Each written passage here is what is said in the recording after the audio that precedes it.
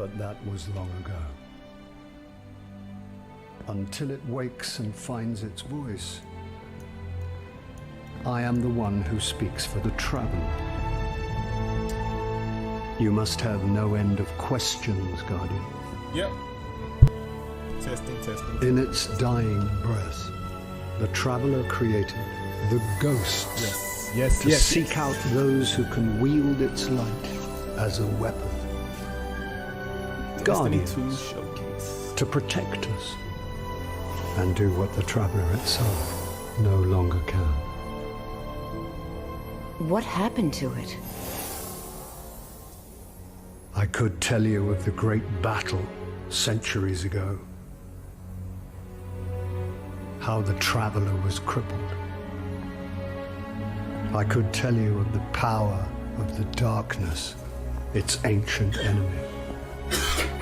There are many tales told throughout the city to frighten children. Lately, those tales have stopped. Now, the children are frightened anyway. The darkness is coming back. We will not survive it this time. Its armies surround us. The Fallen are just the beginning. What can I do? You must push back the darkness. Guardians are fighting on Earth and beyond. Join them. Your ghost will guide you. I only hope he chose wisely.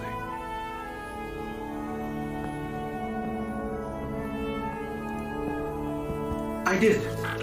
I'm sure of it. We're in this together now.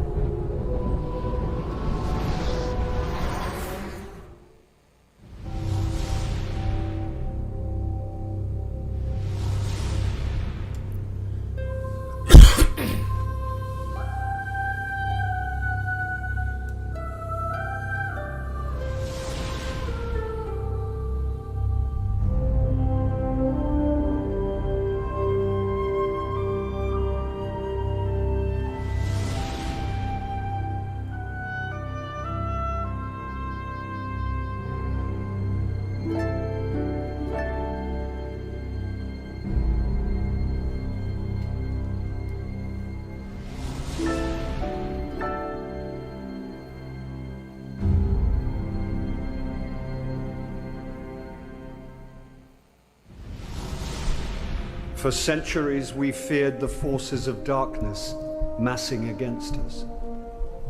We sought to hide and cower beneath a broken god. No more. These guardians show us what we are, what we have always been, and what we will be again. We are what remains of the light, and we will not be stamped out.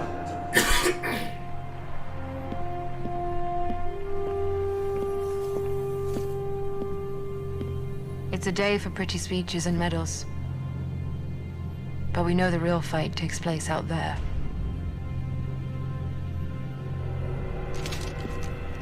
Take this. There's so much more, Guardian. I've seen terrible things born out in the darkness. Every moment brings them closer.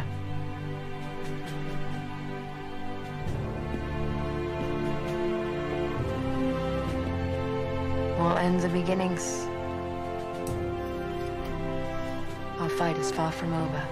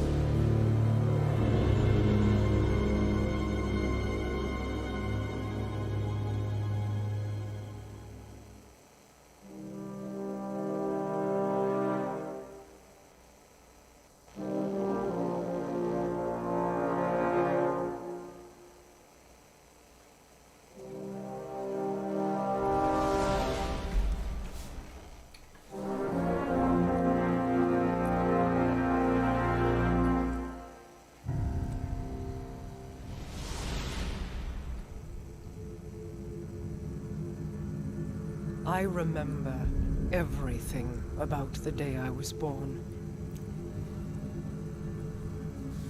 I still bear the scars.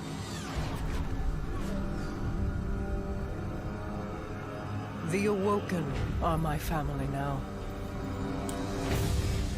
And I am their queen.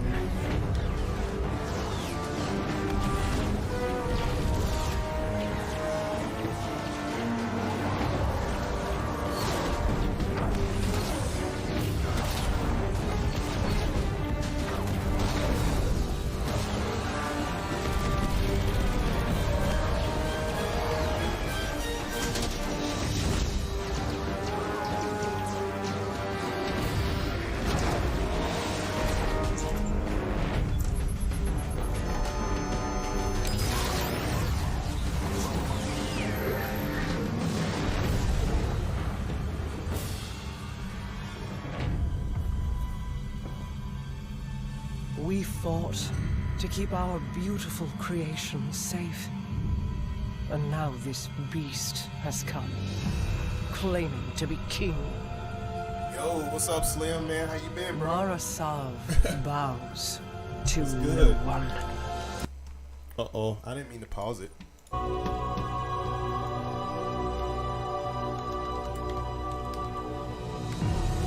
What's good? What's good? What's good?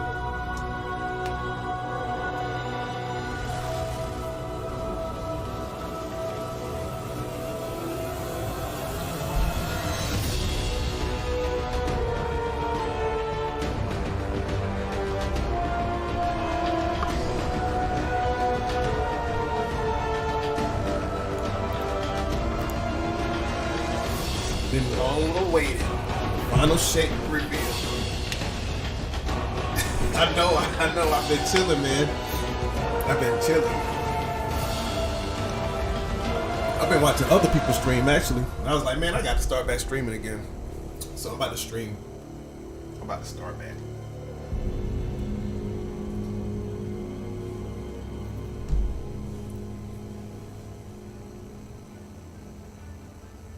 You and I know how this ends. The fate of destiny. We've known since you escaped. And bringing back from Crota that Raid. pit. Worst one to me. I hate Crota and it's boring. Hopefully they make it interesting this year or this time around, this season. They're supposed to be changing the mechanics, so I hope they do.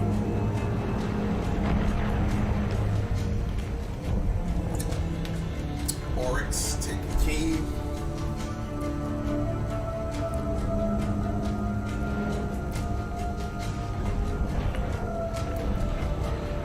Oh yeah, Crota's gonna be the new raid. Yep, they're bringing the Crota Raid back.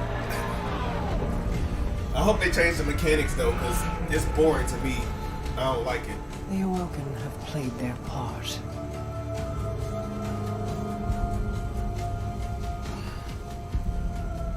This was all part of the plan. Hopefully.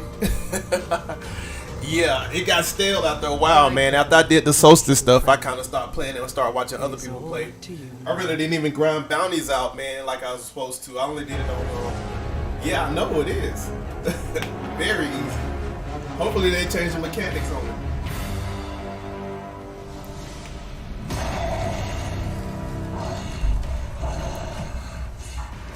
I wish they would have brought back Wrath of the Machines though, because that was my favorite raid.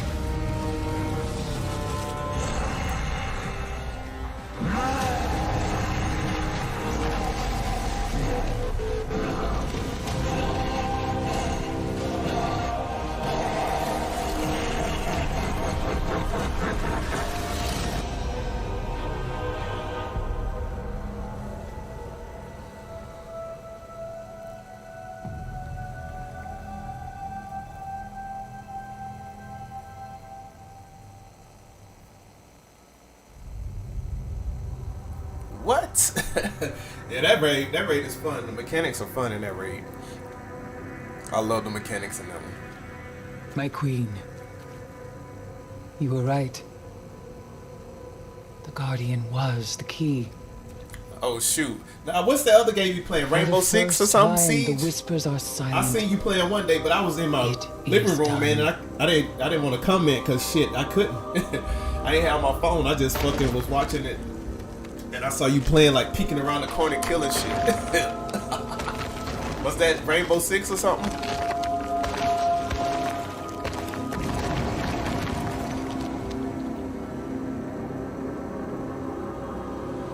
I have accepted my fate.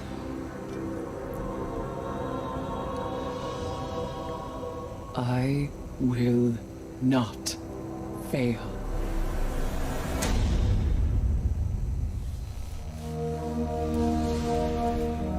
Rise of Iron. This was my favorite fucking expansion thing. Yeah, Rise of Iron.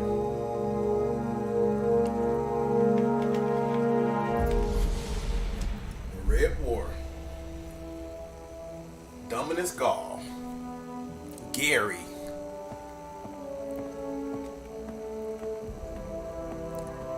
Well, you know, K6 will be back in the final shape, so hopefully it get interesting, cause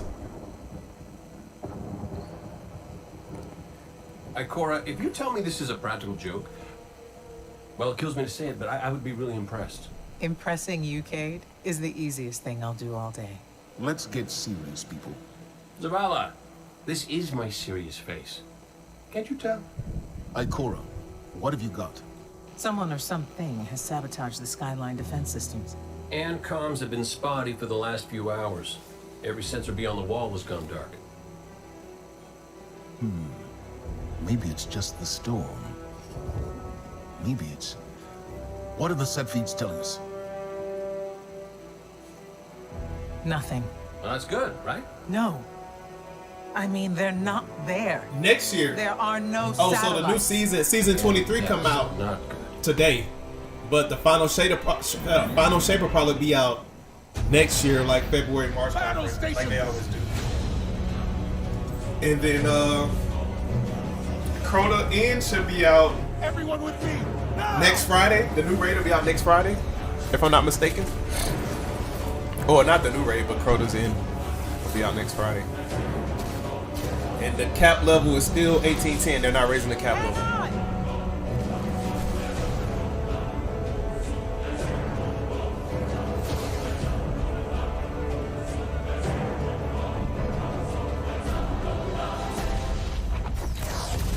Yeah, new season is out. The next season about to come out now. I can't think of the name of it right now, but it's focused on like Hive gear. They got Hive armor and stuff like that, so it's pretty dope. But Final Shape will be out next year. That'll be the last expansion, big expansion.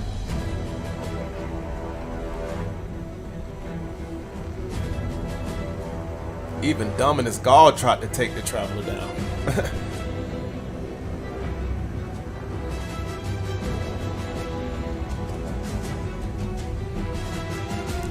I'm coming to find out that I'm kind of figuring out that Traveler might be the fucking bad guy.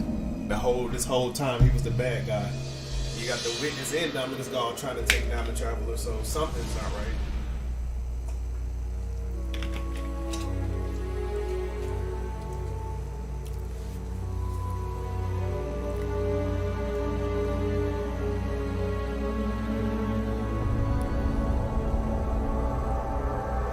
Is this on my screen?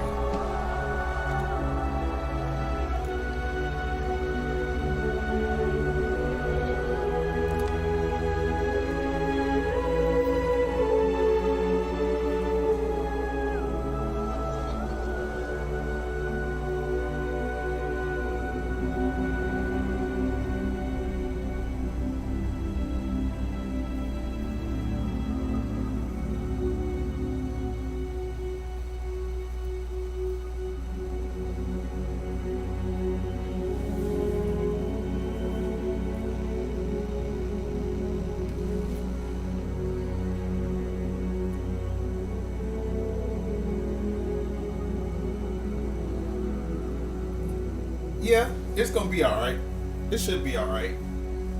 I mean, it's pretty gonna. The season 23 is probably gonna be the same thing, you know, as far as. But they're focusing on PvP a lot this season as well, so Yeah, it's gonna be PvP heavy based. They're gonna start working on a lot of PvP stuff, man. Because that's where they're getting more than most of their audience from.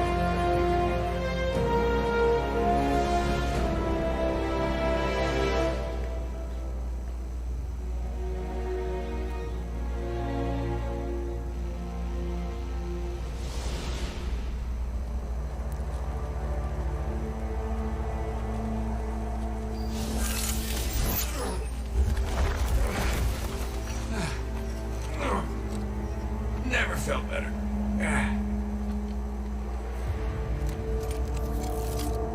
You see that, Pedro? Pedro? Guardian? Must have knocked out the comm relays with that spectacular landing. And cue the ominous music. Okay, everybody. Back in your cages.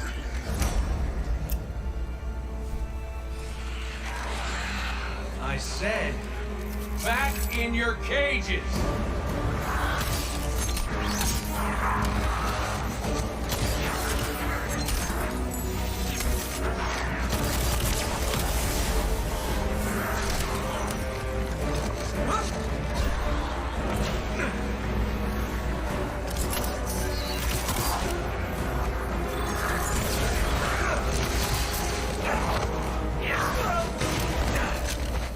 Yeah, that hurt.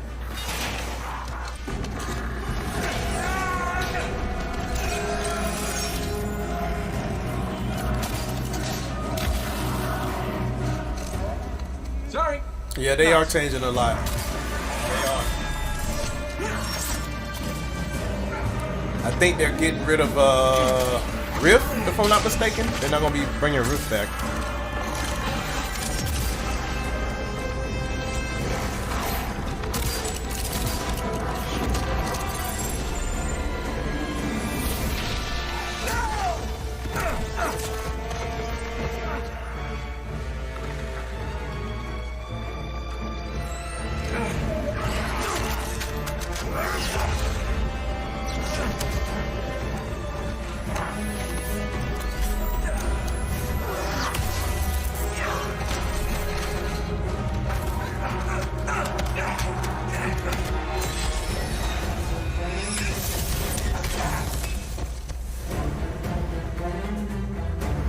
Yeah. It. You do. Now I'm pissed. Alright. Yeah, I'll be on.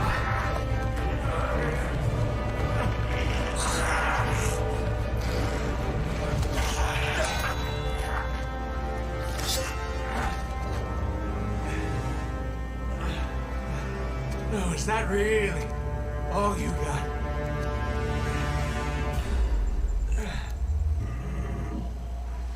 Help me out here, little buddy.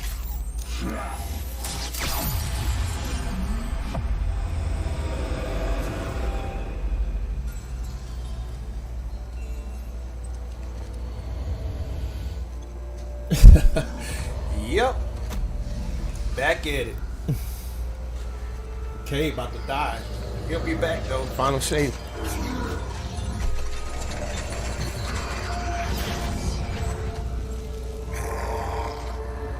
I'm coming home, Ace. That's why I'm kind of happy too, Slim, because fucking Kay will be back. In final shape, he's coming back.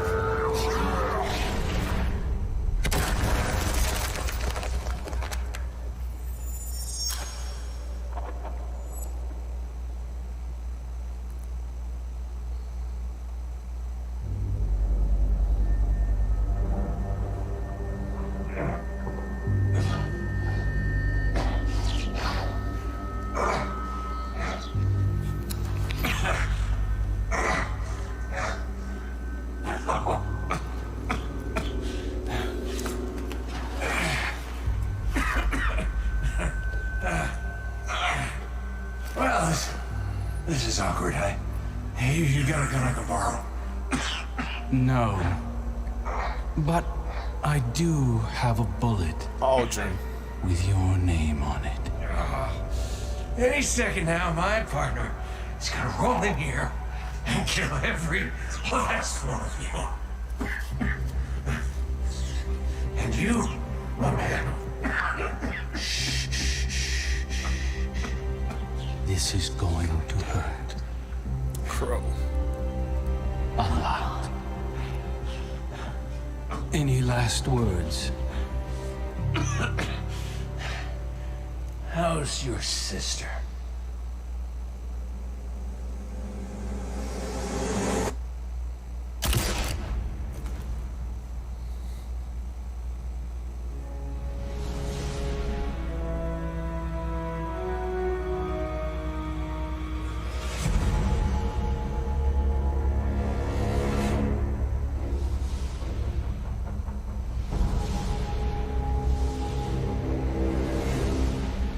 Shadowkeep.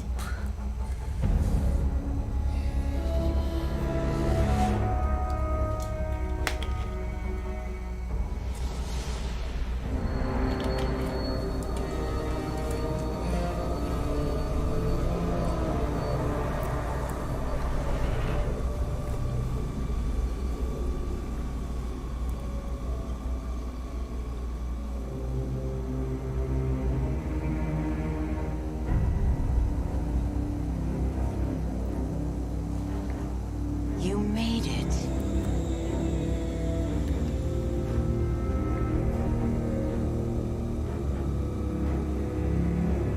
We have heard your cries for help. And soon we will answer. Who are you? Don't you recognize us? We are not your friend. We are not your enemy. We are your salvation.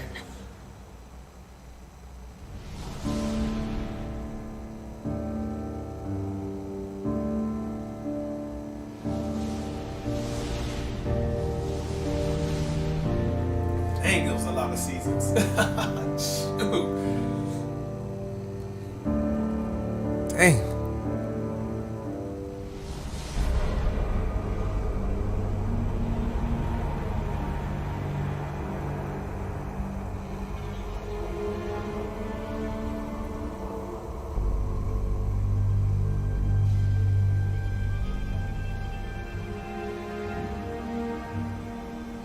Man, my leg's cold. I'll be right back.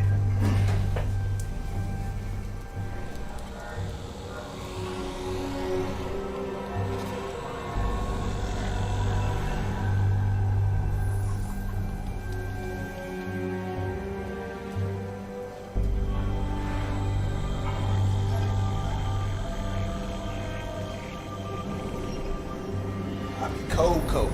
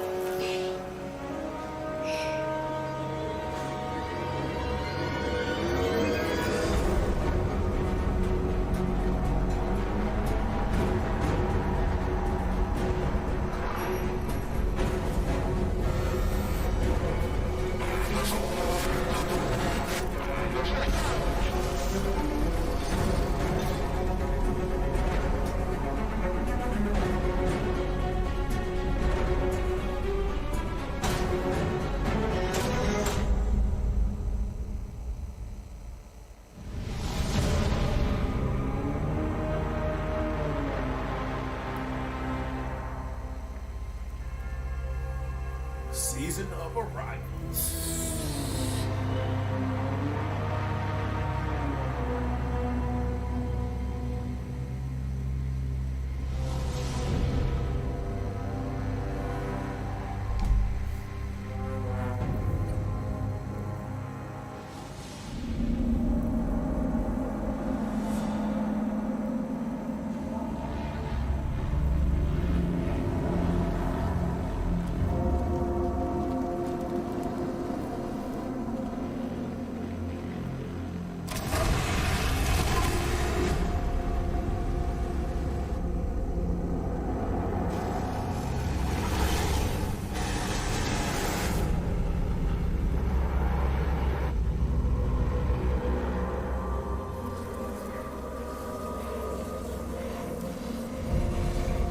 And they're supposed to make stasis easier to get if you haven't gotten all your stasis yet, Slim. Like, you can get it easier now. You don't got to grind for it if you don't have everything. Easily accessible.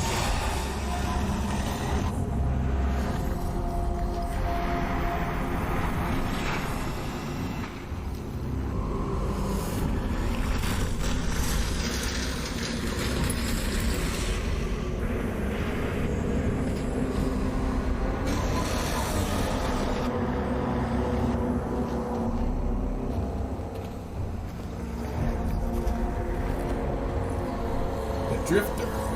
I'll be right back.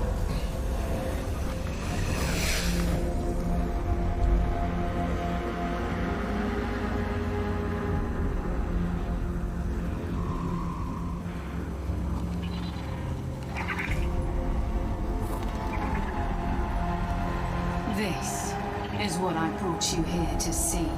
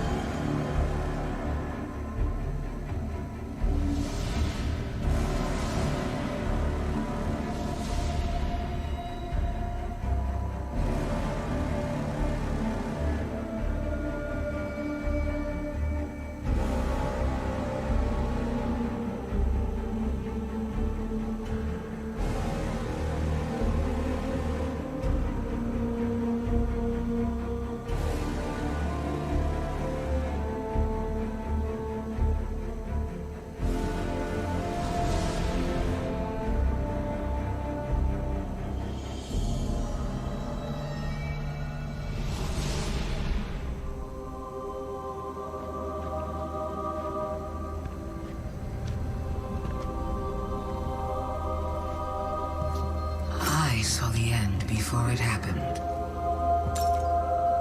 My own death, brought on by the separation from my power. And in these final moments, I looked to the sky. Hello, old friend. I've chased you for a long time. First as an enemy, then as a collector, and finally, now, a supplicant. What is it the Guardians say? Devotion inspires bravery. Bravery inspires sacrifice. And sacrifice...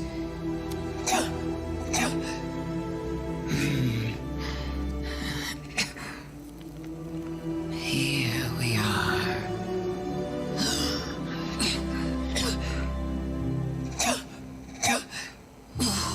Wouldn't it be clever of you if after everything, you simply let me die? What a trick. Elegant.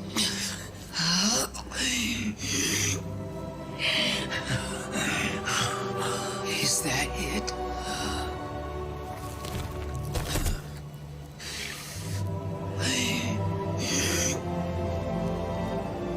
If there is an answer, I don't hear it. Because now the world begins to fade.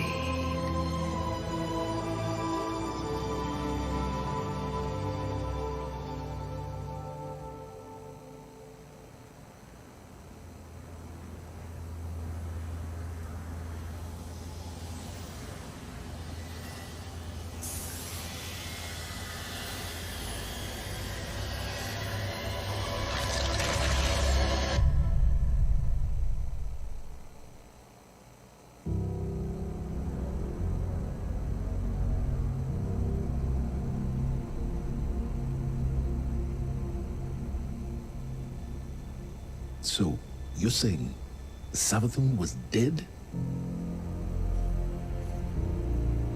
Our most devious adversary, the one who nearly decimated the last city from within, was dead. And the Traveler resurrected her? I wouldn't have believed it either, but... But why would she need us to recover her memories if she never lost them in the first place? This has to be another trick. A lie to fool us into surrendering the Traveler without a fight.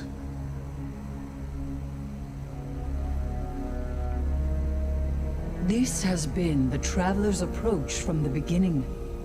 The Books of Sorrow detail many civilizations it blessed with the light, then abandoned.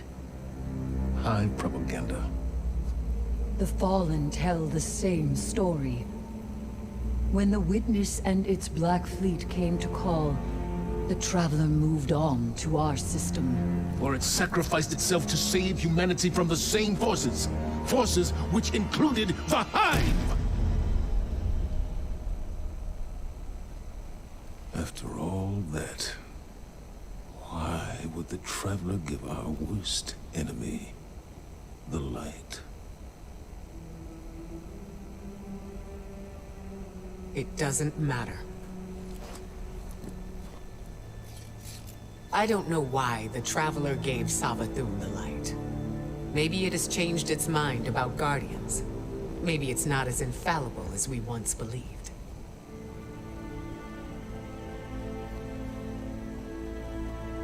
I don't know, and it doesn't matter. Because I'm here to protect humanity. And if Savathun takes the Traveler, we lose our light, along with any hope for surviving the Witness's return. So, whatever it takes to stop this heist, we will do. All right. How do we stop this? I'm not sure yet, but I know where to find out.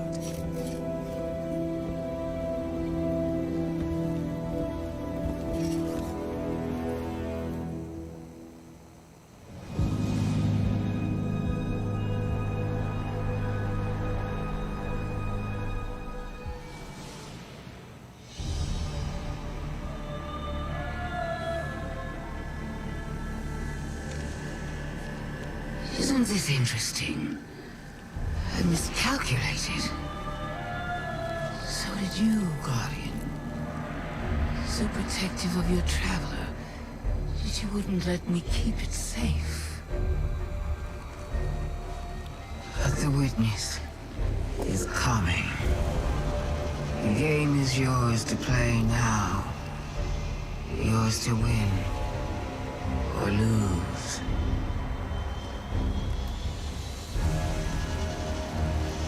Just don't say I didn't warn you.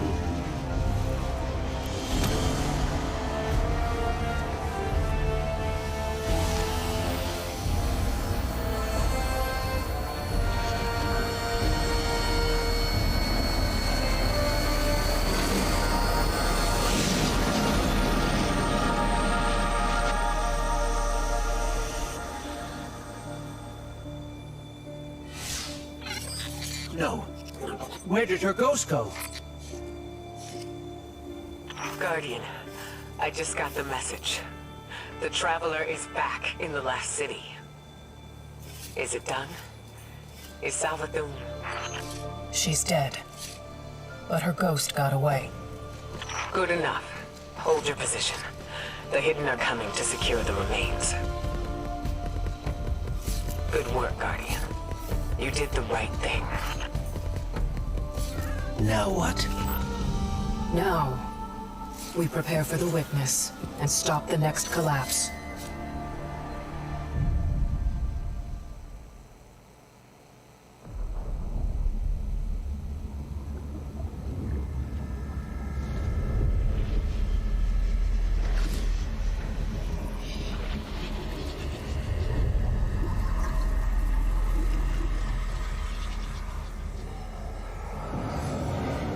We have seen enough. The children of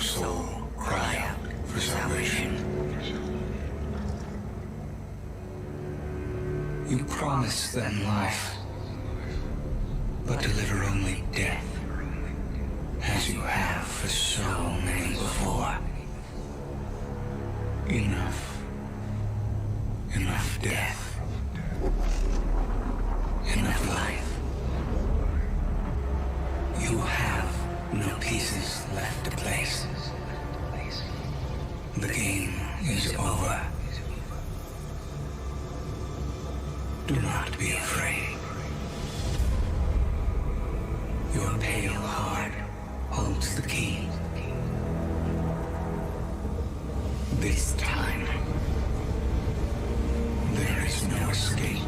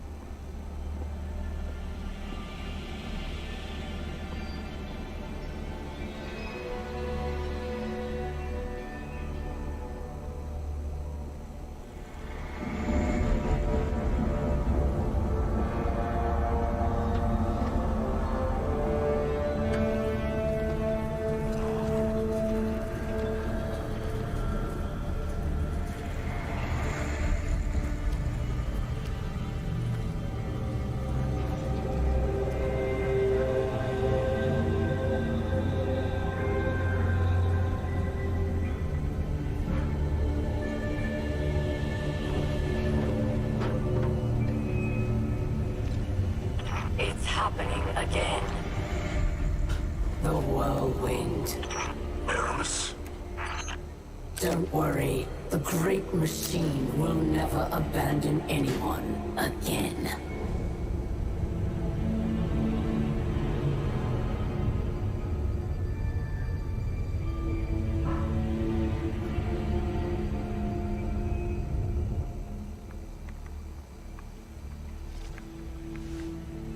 It's leaving. The Traveler is leaving.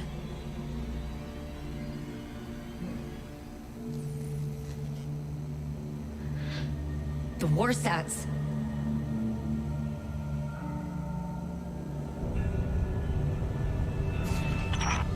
Aramis, please do not do this. If you care at all for our people, if there is anything left in your heart,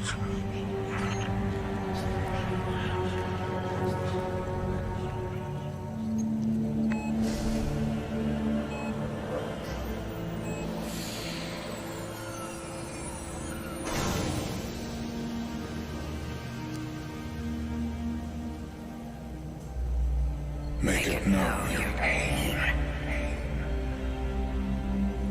I know. It's time. For Reese. Goodbye, Red.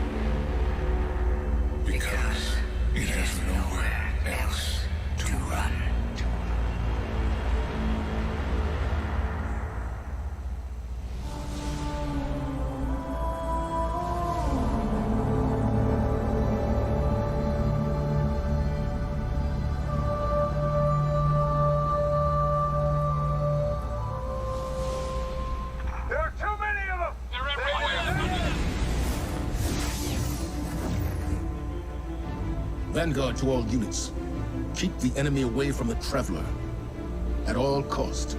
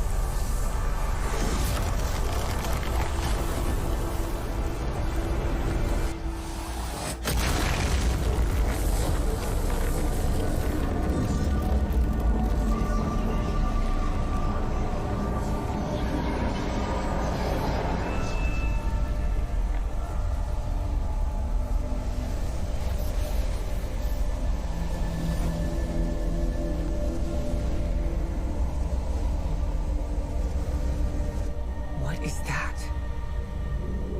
The Witness. Whatever that thing is, we gotta take it down.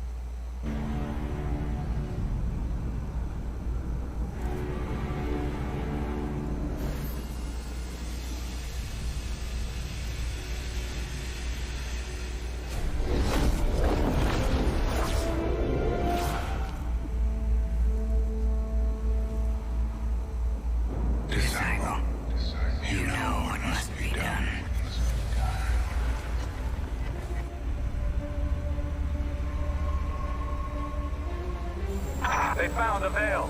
We're in no position to engage the enemy. We don't have a choice. We're out of time. Osiris.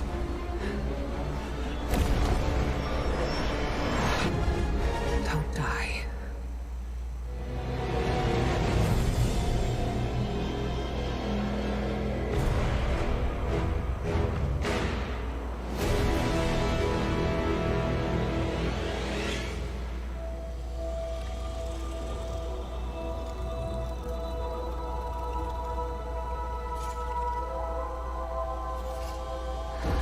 No more running away. Rest now.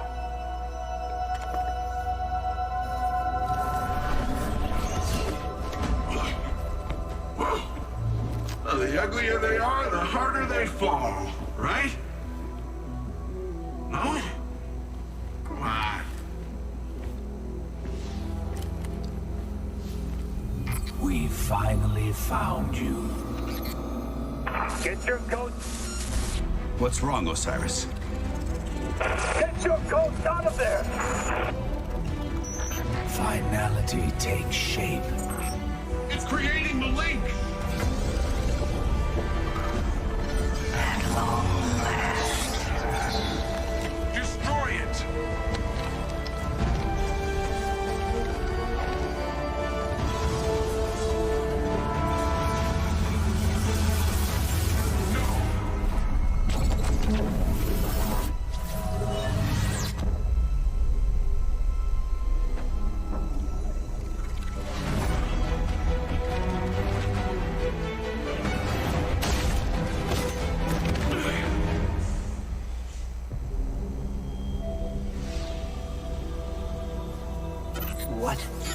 What just happened?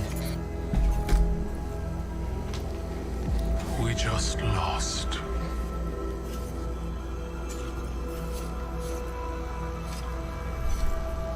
Zavala, come in.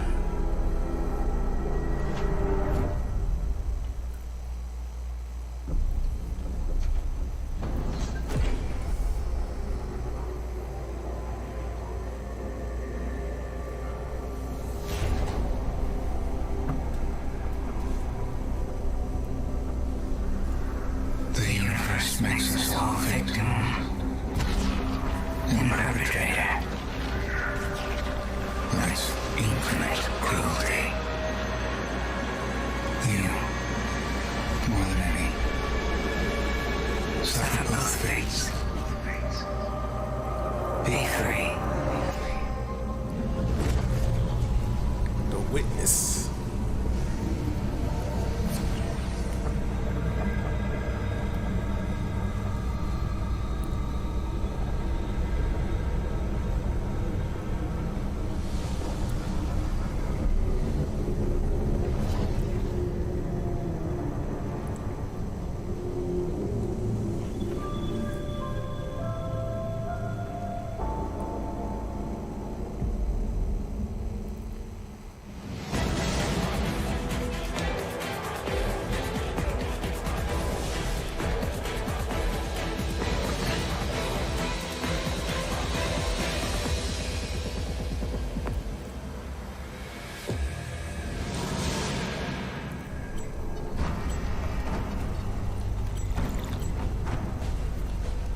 The Witness has moved beyond our reach.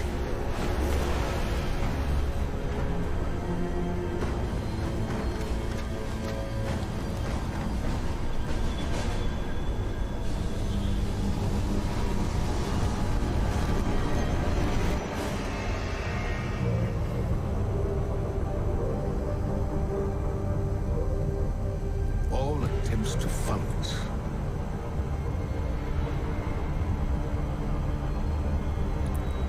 have failed.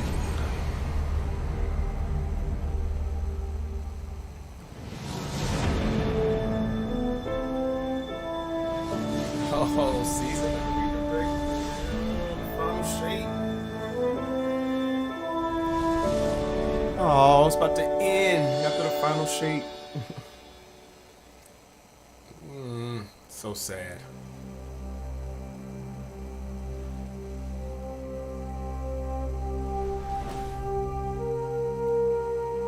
Rest in peace, Lance Reddick.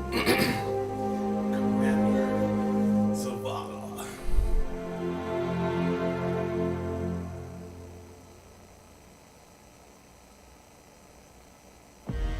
I've seen terrible things born out in the darkness. Every moment brings them closer. Oh my gosh, where are we? Music. Ready? Dad, are you ready? Oh, look, All ends and beginnings. Battle stations! Alright, game over, credits. Good God.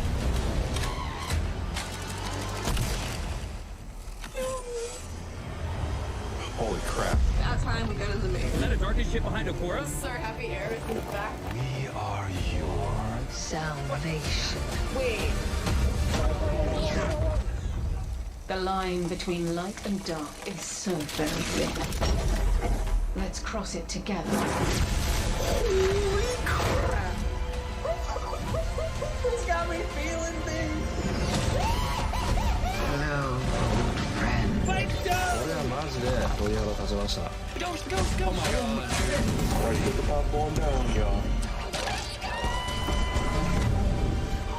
I'm afraid.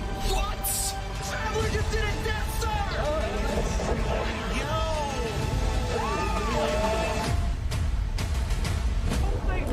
What is he doing? No way! Oh my god, was?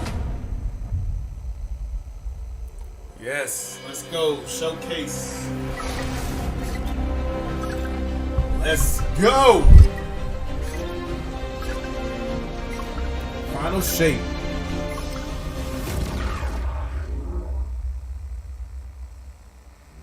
Thanks for tuning in, y'all. Like many of you, I've been playing games as long as I can remember. They're a core part of what makes me who I am. I believe there's this deeply rooted, got the PG PlayStation often on. unstated mission I see in you. games I see to you. keep adventure alive. I got those too. In 2014, Bungie set out to start a new adventure. Heroes awakened on a desolate planet. A silent god set in our sky. And it wouldn't be long before an ancient enemy, shrouded in darkness, showed up at humanity's door to destroy us. Over the years, our heroes would shape a story far greater than anything we could have imagined. Players would explore deep into the depths of Venus, hunting a machine god that controlled time itself. They'd invent ways to combine their mythic weaponry and their paracausal abilities to stand alone against monsters that took others an entire elite squad.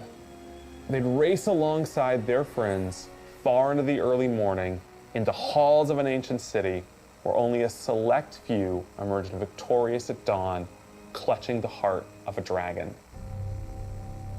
But most importantly, they'd bring their friends and their family into this world, and together meet new faces on this adventure who would become lifelong companions. Now, together, we approach the final shape.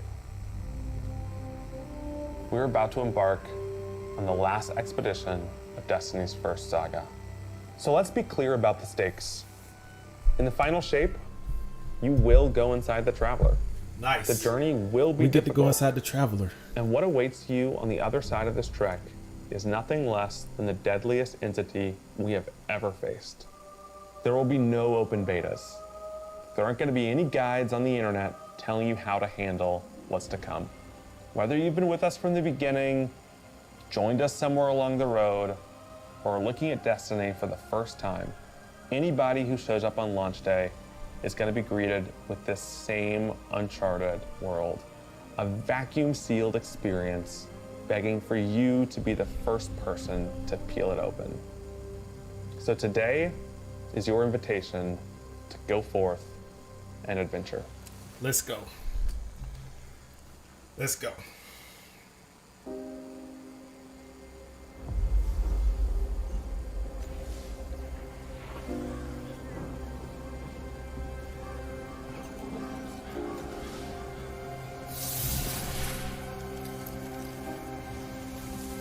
After Doors all undergoing these maintenance. years, People trying to probably pre-order. we never talked about it. Why I brought you back. Nice. Why you were chosen. I like the armor already. It's dope.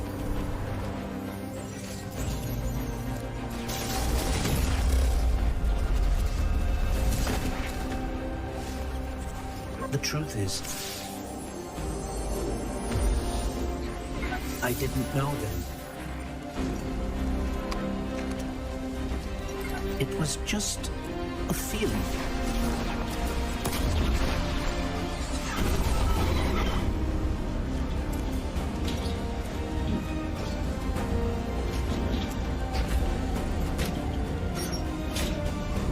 But I know now. After all we've seen, Cade. all we've lost, this fight might be our last. Oh, this shit gonna be fire already. So I'm asking you one last Look at the time enemies. to rise. Oh, hell yeah.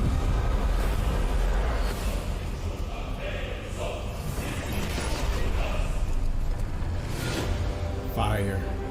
That's fire. Fire. Yeah. Dope.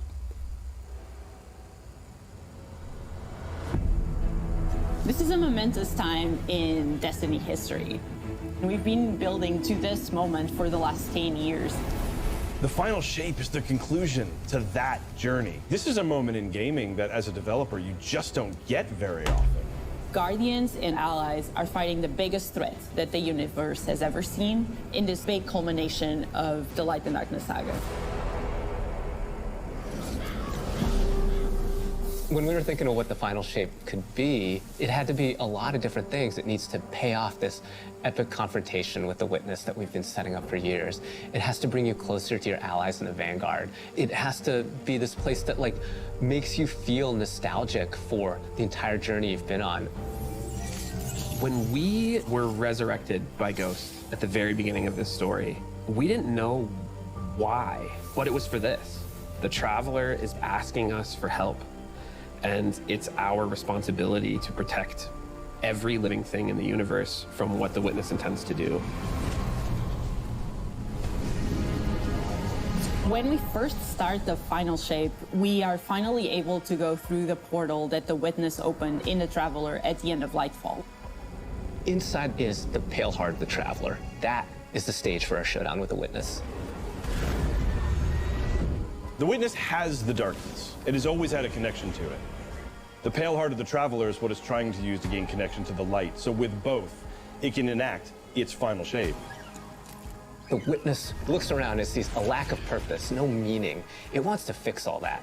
So it's trying to put the universe into this frozen perfection where everything's just exactly how it thinks it's supposed to be. That is the final shape.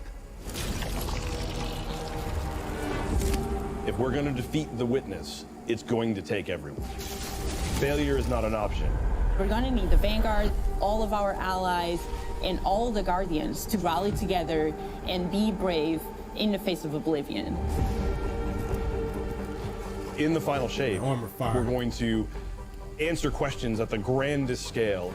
But what I find really interesting is that it's also a very personal journey where we deepen our relationships with these characters that we've known for so long. Zavala, Ikora, our Ghost, get to reconnect with Cayde 6. So, like, while there's this great conflict and everything going on around us and stakes of just unimaginable heights, it's still at the end a story told around campfires by a bunch of companions who have been fighting together for hundreds of years.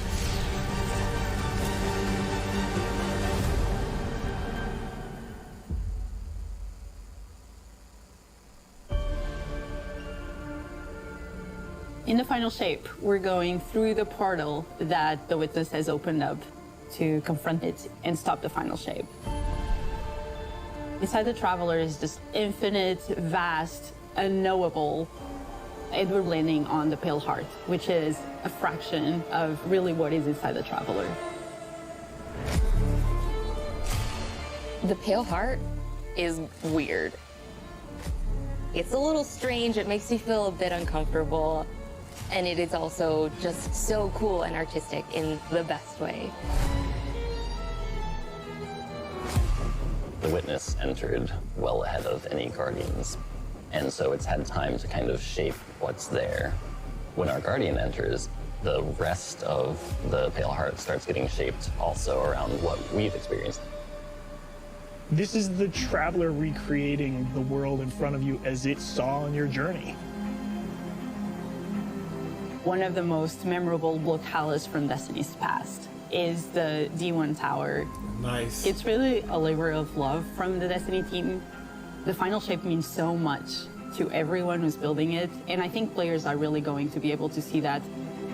That's dope. They're bringing the tower The back. Pale Heart is our very first linear destination that we've ever done. I would love it if players felt that they began their journey in a place of safety and feel it escalate in danger, in surrealness, because there is this beautiful evolution of the space. They see things that are more and more wrong as they begin to go towards the Witness's monolith. It's kind of this omnipresent, foreboding thing off in the distance. The weirdest things happen as you get closer to the monolith in the form of reshaping. Kind of like deconstructing things and putting them back together just wrong. The sense of scale you get out there, like as you're exploring these spaces and you're jumping on these reshaped cuboids of Earth, you feel tiny as a Guardian. You feel alone. You feel like you are not the force to be reckoned with that you have been. You're not the God Slayer right now. You're just this little person jumping from these massive pieces to massive pieces. One of the things that we really try to also capture is that the Witness keeps throwing everything it has at you. And so you're going to fight these new enemies, the Subjugators. Subjugators are the new unit you're going to be facing in the final shape. Like they got strand. They have an enhanced power set. They're performing stasis powers and strand powers to face the Guardian, while in support of all the other enemies you're fighting too.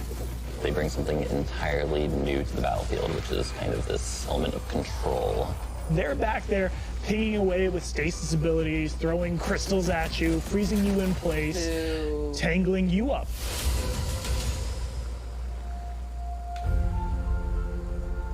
We're focusing you on the campaign and only the campaign.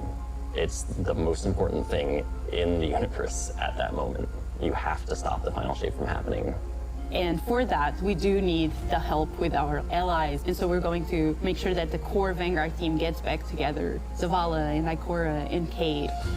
The campaign is just the start of the Pale Heart. After you've reached the monolith and finished the campaign, we open up the entire destination. And so the entire Pale Heart is going to react to you and what you are doing.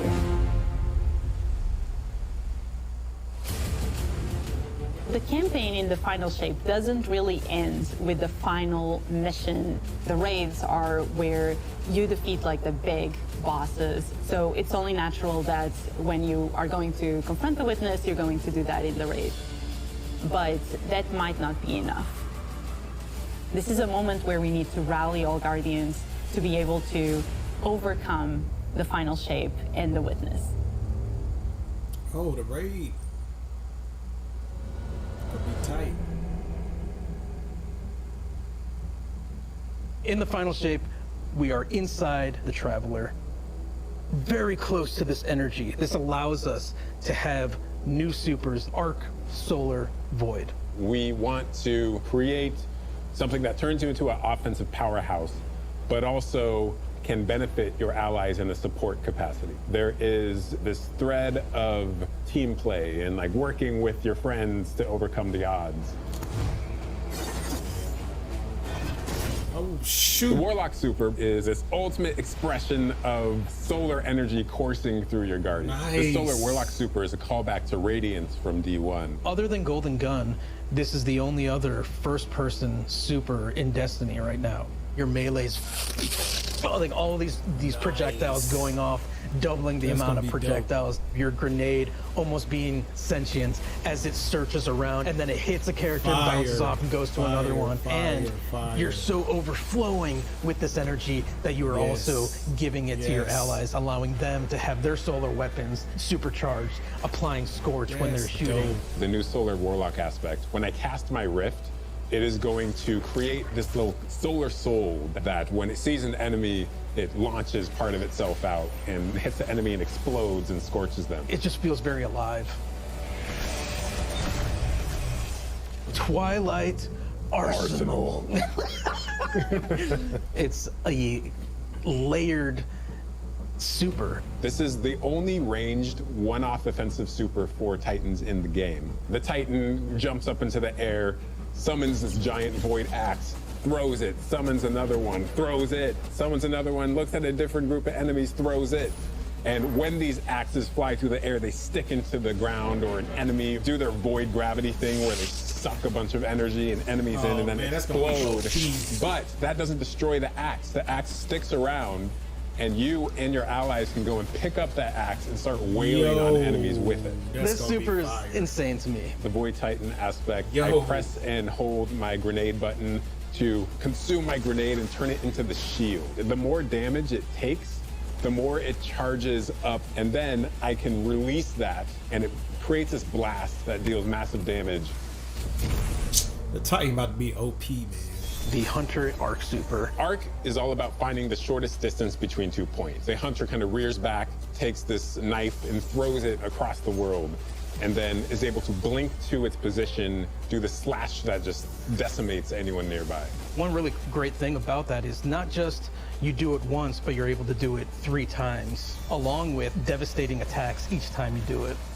The hunter has an aspect. We take our staff, we twirl it in the air, which propels us upward. It creates this burst, which amplifies you and any allies near you. It almost makes it feel like you're playing a fighting game, right? Like these combos that you're chaining together to do these different moves. It like takes that sandbox to the next level. The more aspects we have, the more capable we are to do that. It feels like you're like riding the lightning, you know? Like that instantaneous, like...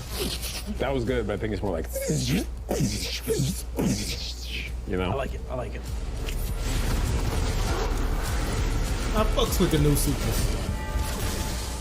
Weapons team has been working on all sorts of goodness. We've got exotics, we've got legendaries, we've got perks. We're always cooking up stuff. We're always playing with stuff that we think is like really interesting or taking inspiration. We have Tessellation, which is this exotic pyramid fusion rifle. It has the really intriguing property of adapting your Guardian's current damage type. This will be the first time that you can run a weapon that can adapt to be strand or stasis in the energy slot, so you'll be able to run an entirely strand or entirely stasis loadout.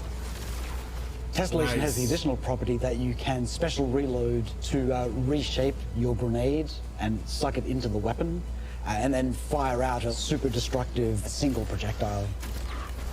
It's a really special weapon. What's the one specific exotic that I can make that's like really zany? Bring back that you would Icebreaker, like right now? please. What if Golden Gun was a sniper rifle? What if you could harness the might of the Traveler? You know, we had a moment where we saw that Traveler beam cutscene. I know people on Weapons went, I kind of want that. You're like, that is incredibly dope.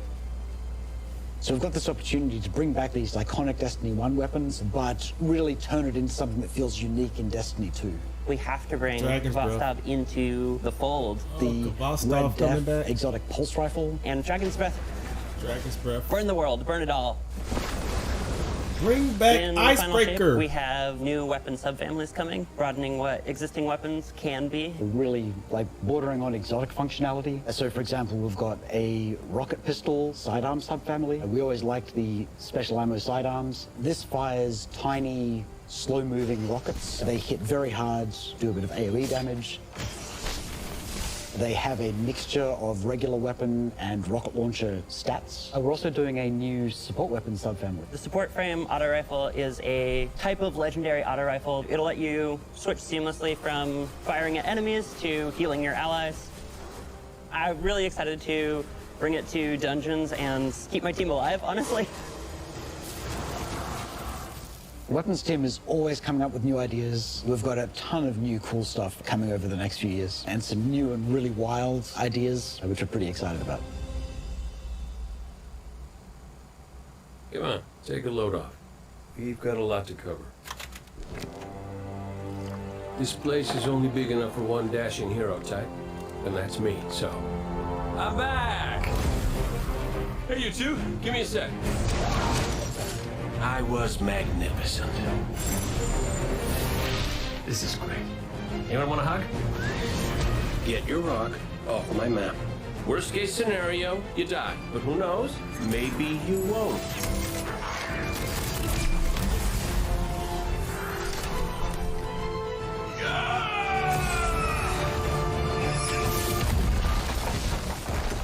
Well, better get back to it.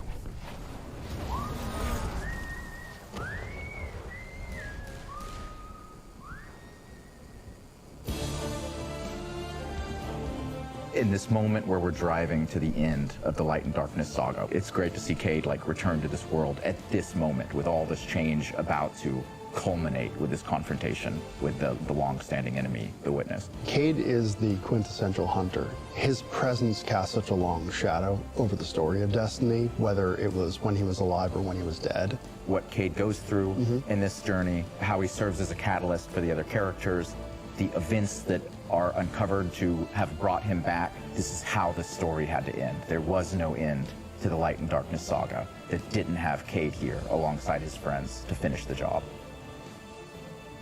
Once we started digging into the nature of the Pale Heart, I think that crystallized Cayde's role as a guide. Cayde is Virgil, and he's our guide through this other place. Cayde is the one who is the most appropriate person to be the guide, because that's his job. That's always been his job. It just feels so natural for Nathan to be back in the booth. It felt amazing to just see him slip back into the role, like, without missing a beat. Right, instantly. In the flesh, or metal, as it were. Cade's the glue that's always held Zavala and Ikora together. Captain Having Cade's him back back, man. puts I like them in a Cade. position of questioning where they've been and what they've done without him. You think about the journey that Zavala's been on and how he's been taken down this dark path, and you think about the weight that's been on Ikora, having to hold the Vanguard together, having Cade's voice of levity and brightness that he brings to that group, that I think is going to be great for them. Well, at least we have each other. We want people to take away that sense of reunion and that idea of like the gang being back together for this moment. I'm here now. Wherever the hell here is. Cade's back, baby.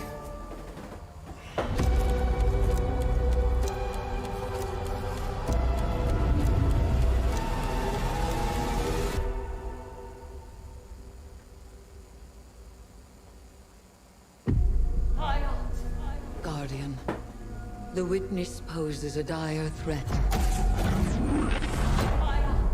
And the Witch Queen holds the answers we seek. But only if we contend with her sister, Xivu Arath. It rests with me. Will you come back from this? Do not be afraid.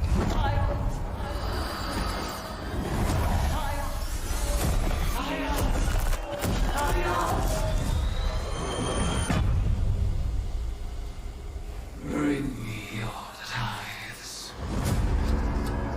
Holy shit. You now wield Hive magic. New season. And have entwined it with your light. Assault the Spire, Guardian. And open the way to our tithes. Nice. Nice. Let them know fear. The deck of whispers, and they do whisper. Fight in my name, Guardian. Every opponent you defeat strengthens me.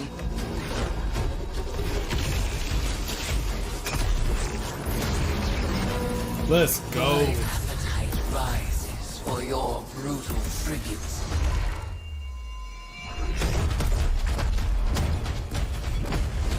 Let us show her what it is to be Hive.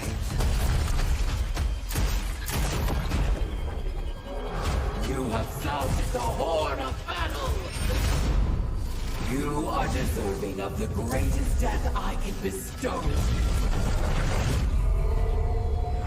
Season of the Witch. It's today. Let's go. The Season of the Witch is our opportunity as players. We've been annihilating and breaking Hive spells, and now we finally get to cast them.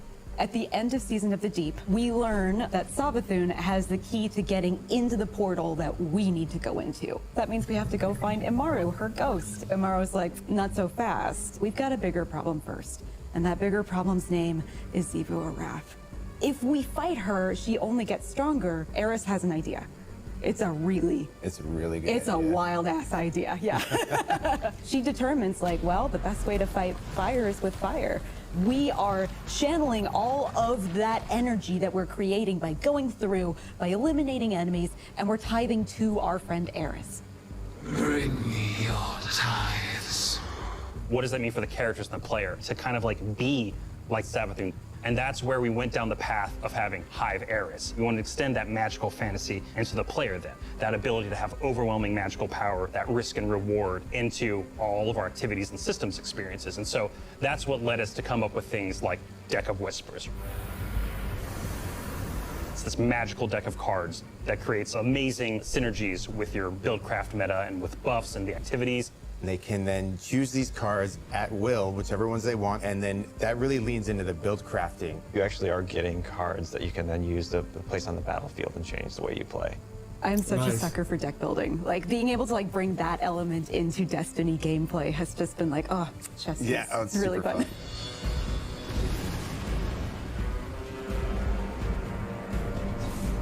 So we've got 2 brand new seasonal activities coming with Season of the Witch. We've got Altars of Summoning and Savathun's Spire. Savathun's Spire is our new 3-player offensive. You're doing a lot more with the Lucent Hive magic, but it's got a high amount of combatant density. It's got additional random encounters that you can come across. The Witch's Spire itself, Savathun's Spire, was like her reliquary for all these different magical experiments as she was learning the light. You're there in order to learn as much as you can in order to become a master spellcaster, right? To become like Savathun. The Altar of Summoning's activity is really exciting because you can spend like 20 minutes in it or you can spend 2 hours in it. It's a 3-player experience that you can hop in and hop out of. As you're going through this activity, you're filling the tithing bucket. As that tithing bucket is filled up, you'll get progressively more rewards. And then finally at the end, it'll cash out and you'll get a whole mess of rewards. Nice. We really wanted to make sure that there was a home for any exotic mission content coming in seasons after the year has passed. And so we developed what we're calling the Exotic Mission Rotator. Right away, we're getting Presage, Vox Obscura, and Operation Seraph Shield. This is some of the most fun content the team has making. It's some of the content the fans and players of Destiny love the most. The most exciting thing, outside of just the missions themselves, is that every time we put a mission inside of that rotator, the exotic that comes alongside of it will become craftable. Nice. With Season of the Witch, we have a brand new Vex lo-fi PvP map coming. It's really exciting. It's got a bunch of really tight gameplay experiences. We wanted to make sure that we focused the combat a little bit more. With the new Vex network map, we really wanted to make sure we hit is like, hey, you're shoulder to shoulder more often. There's not as much deep sight lines that you're interacting with. And a lot of the flow of the map is actually built around this like kind of central pillar of the Vex network that you're orienting around. And there's also some modes coming too, right? We've got a new PvP game mode coming that's all about relics. It's about multiple relics, so it's not just one like the Scorch game mode from the past. So we've got the shield coming from Vault of Glass, we've got the spear back from Season of the Risen. And we've got the scythe from Season of the Haunted. Yeah, so you're gonna be reaping Guardians with that thing. It's a lot more tactical gameplay. It's all about running around the map, claiming these relic dispensers, and then grabbing them in order to push for victory. I will take what I need. The words in my throat are the weapon in my fist. We were feeling pretty Hivey this season, obviously. There's something in the air. And so when thinking about, like, what's a good raid reprisal that would really suit this very Hivey season? Crota. There's only one answer. Crota's in. We already know.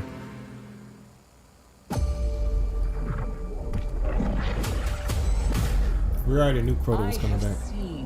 What I've called a god.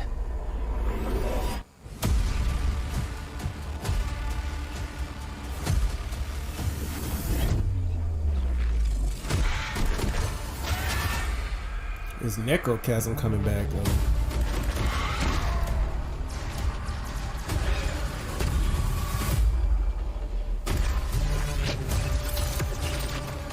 Only a true weapon of the light. Yes, Necrochasm is coming back.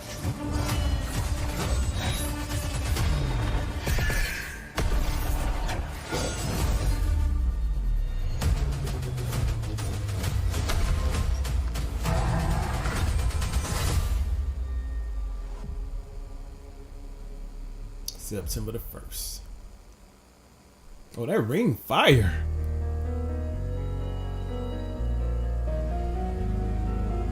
Heading into the final shape, we really want to rally all Guardians at the end of the Light and Darkness saga.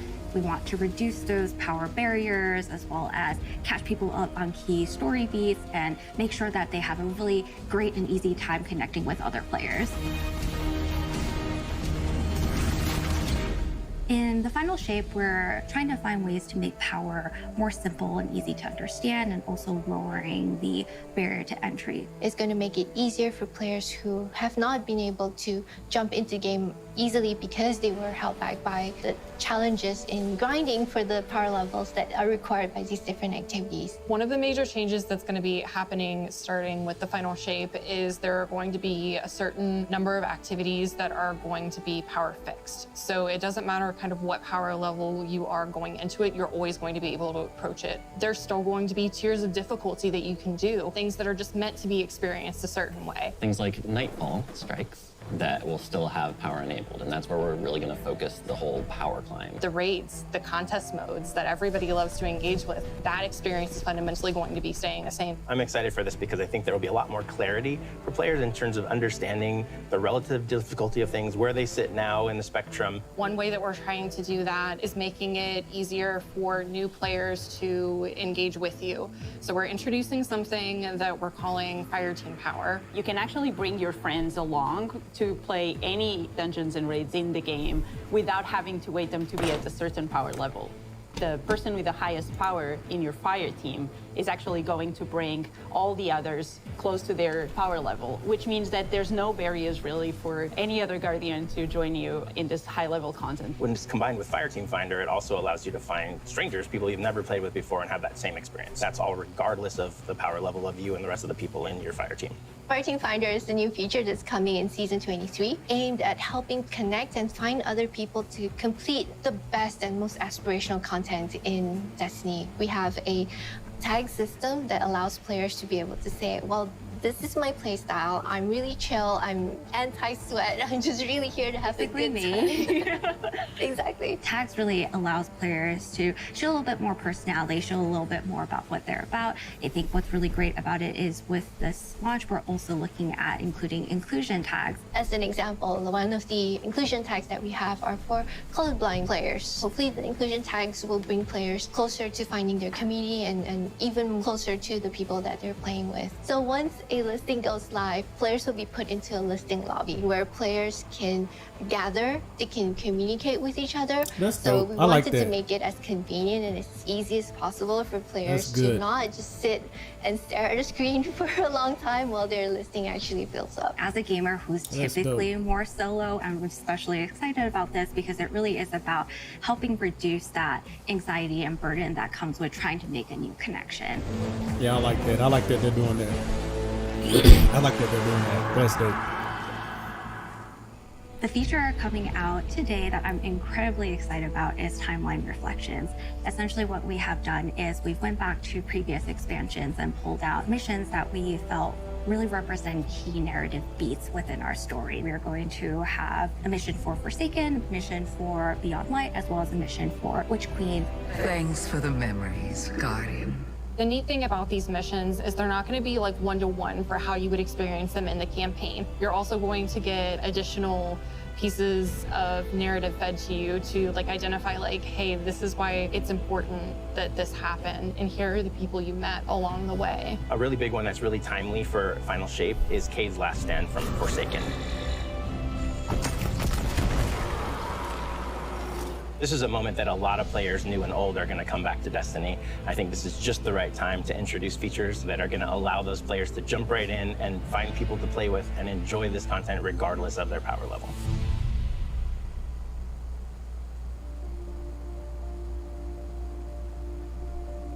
We're reaching the end of this 10-year journey. What comes next? The episodes. And the new way we're going to tell stories moving forward. What's really important about episodes is that it's a really big shakeup to what we've been doing. Instead of providing 4 seasons a year, you are going to get 3 larger episodes. And so the first 3 episodes in this coming year are called Echoes, Revenant, and Heresy. It's coming right after the Final Shape. And the theme for the year is going to be all about the consequences and aftermath of the Final Shape. I think what's really the cornerstone of the episode model that we're building is the 3-act structure.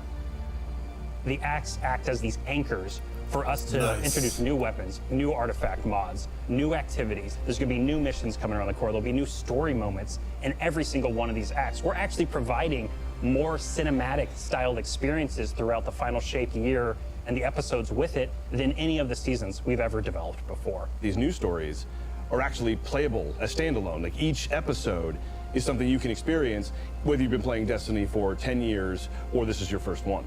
You're going to be able to basically enjoy them in any order you want to. I think the opportunity with this big epic moment is that we get to innovate the game. We get to move the game forward. It's all about change frequently. It's all about deeper story moments. It's all about more weapons, more loot, more often. And it really provides the team with a platform to go much deeper into the themes and fantasies and story of any individual episode as compared to the seasons you know of today.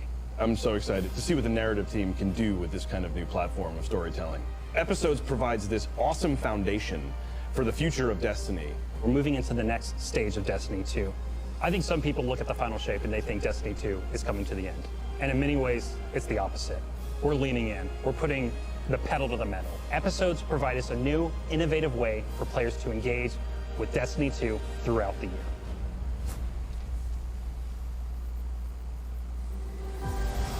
What makes a guardian a guardian?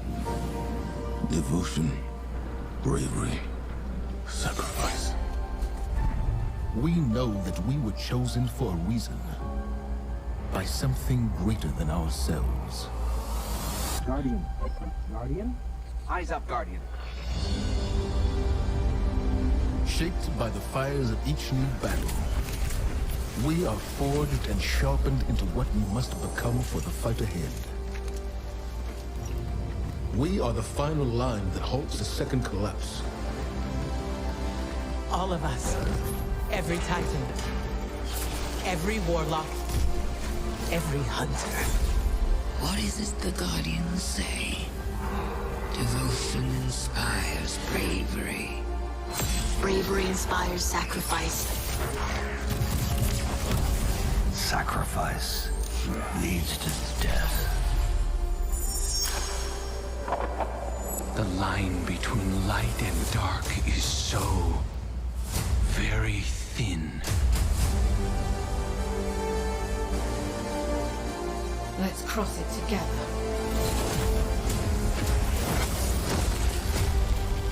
There are things out in the dark that only the dark can overcome. Trust me. You've heard the stories of the Traveler's sacrifice, of darkness descending upon humanity.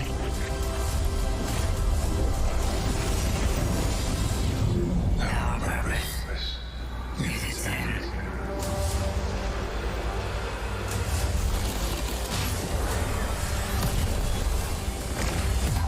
This time, there is no escape.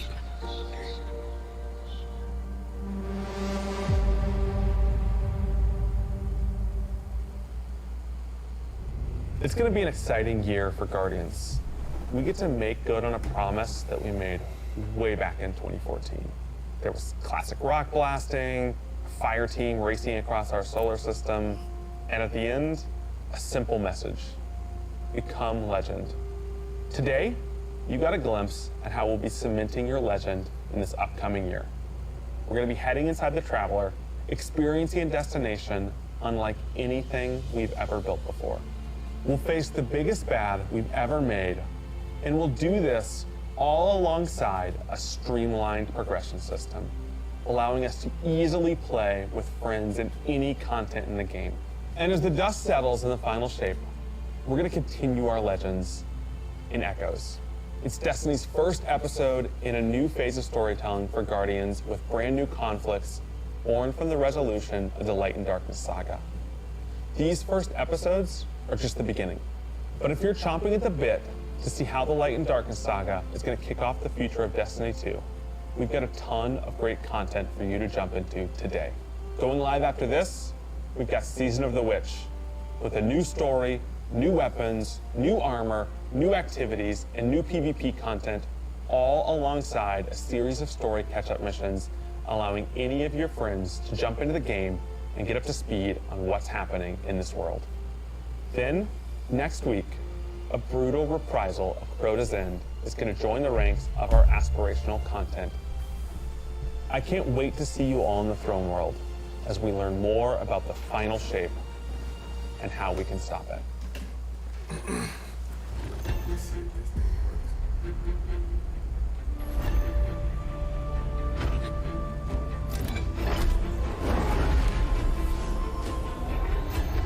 Surface still down. Do not be afraid. Bring me your tithes.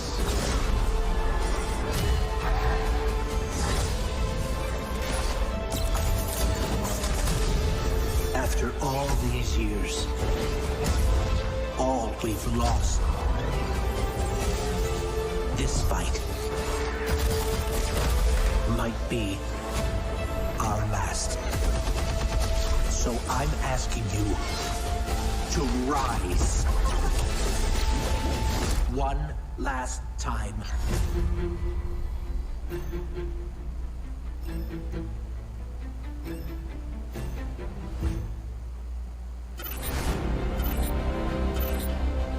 Collector's edition.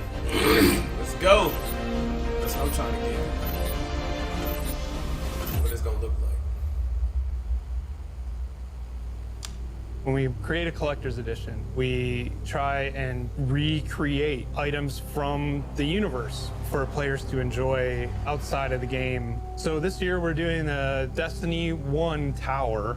We really try to work hard at thinking about 10 years of Destiny and how best to encapsulate that experience. Even as the game dev who've worked on it since day one, like I think having it be the tower is super exciting for us because it's going to kind of catalog your journey of a player from when you first started playing Destiny all the way to now. The tower, it's kind of like the beacon in which you're a place you can call home.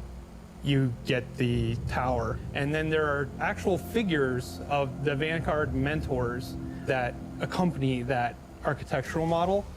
And there's a lot of like hidden messages and hidden things. There's gonna be some fun surprises. We're always trying to push the envelope. And so we've been playing a lot with magnetic locks and sound effects, and lights, just sort of make this experience as a whole really special. It's sort of the perfect symbol of Destiny. I'm so excited for it. Me too. 10 minutes.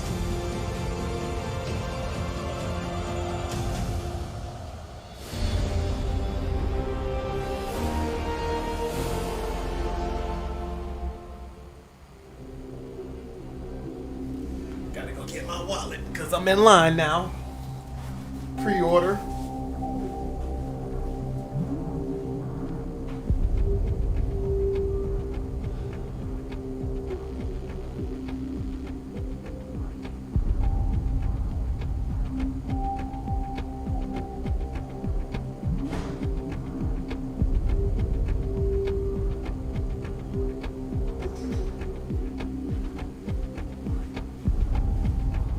And ladies and gentlemen, that was it. That was dope.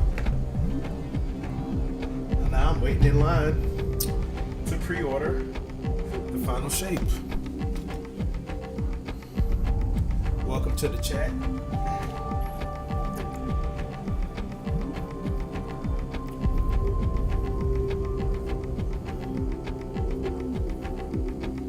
The servers are still down, but I will go ahead and pre-order this final shape.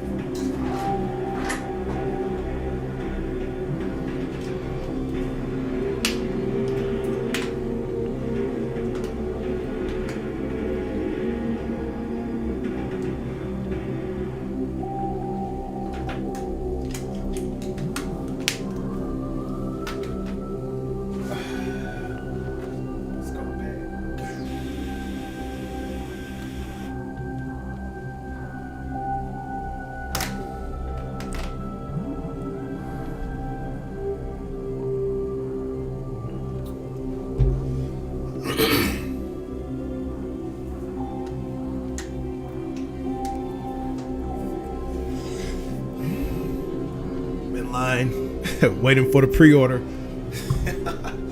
Yes, I'm almost there. Going to pre-order the collector's edition, like always. I have a little shrine up here already with some of my collector's edition stuff. And then the rest of it is in that closet back there. I've been doing this since the first Destiny came out, actually.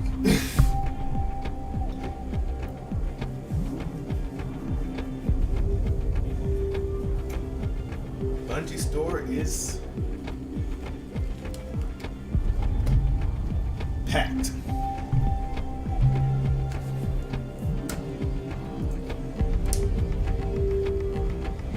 Yes, sir. Pre-order now.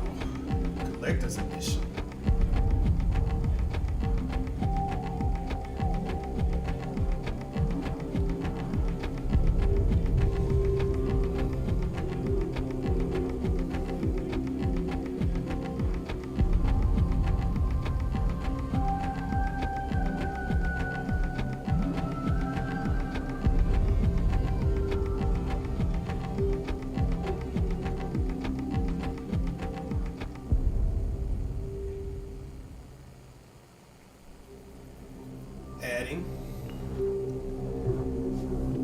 Bungie's really busting our heads this year. 275.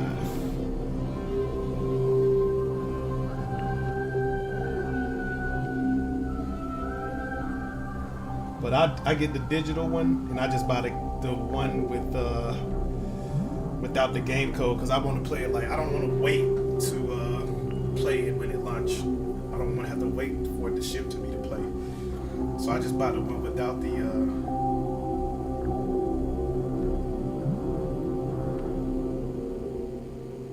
why is it not letting me?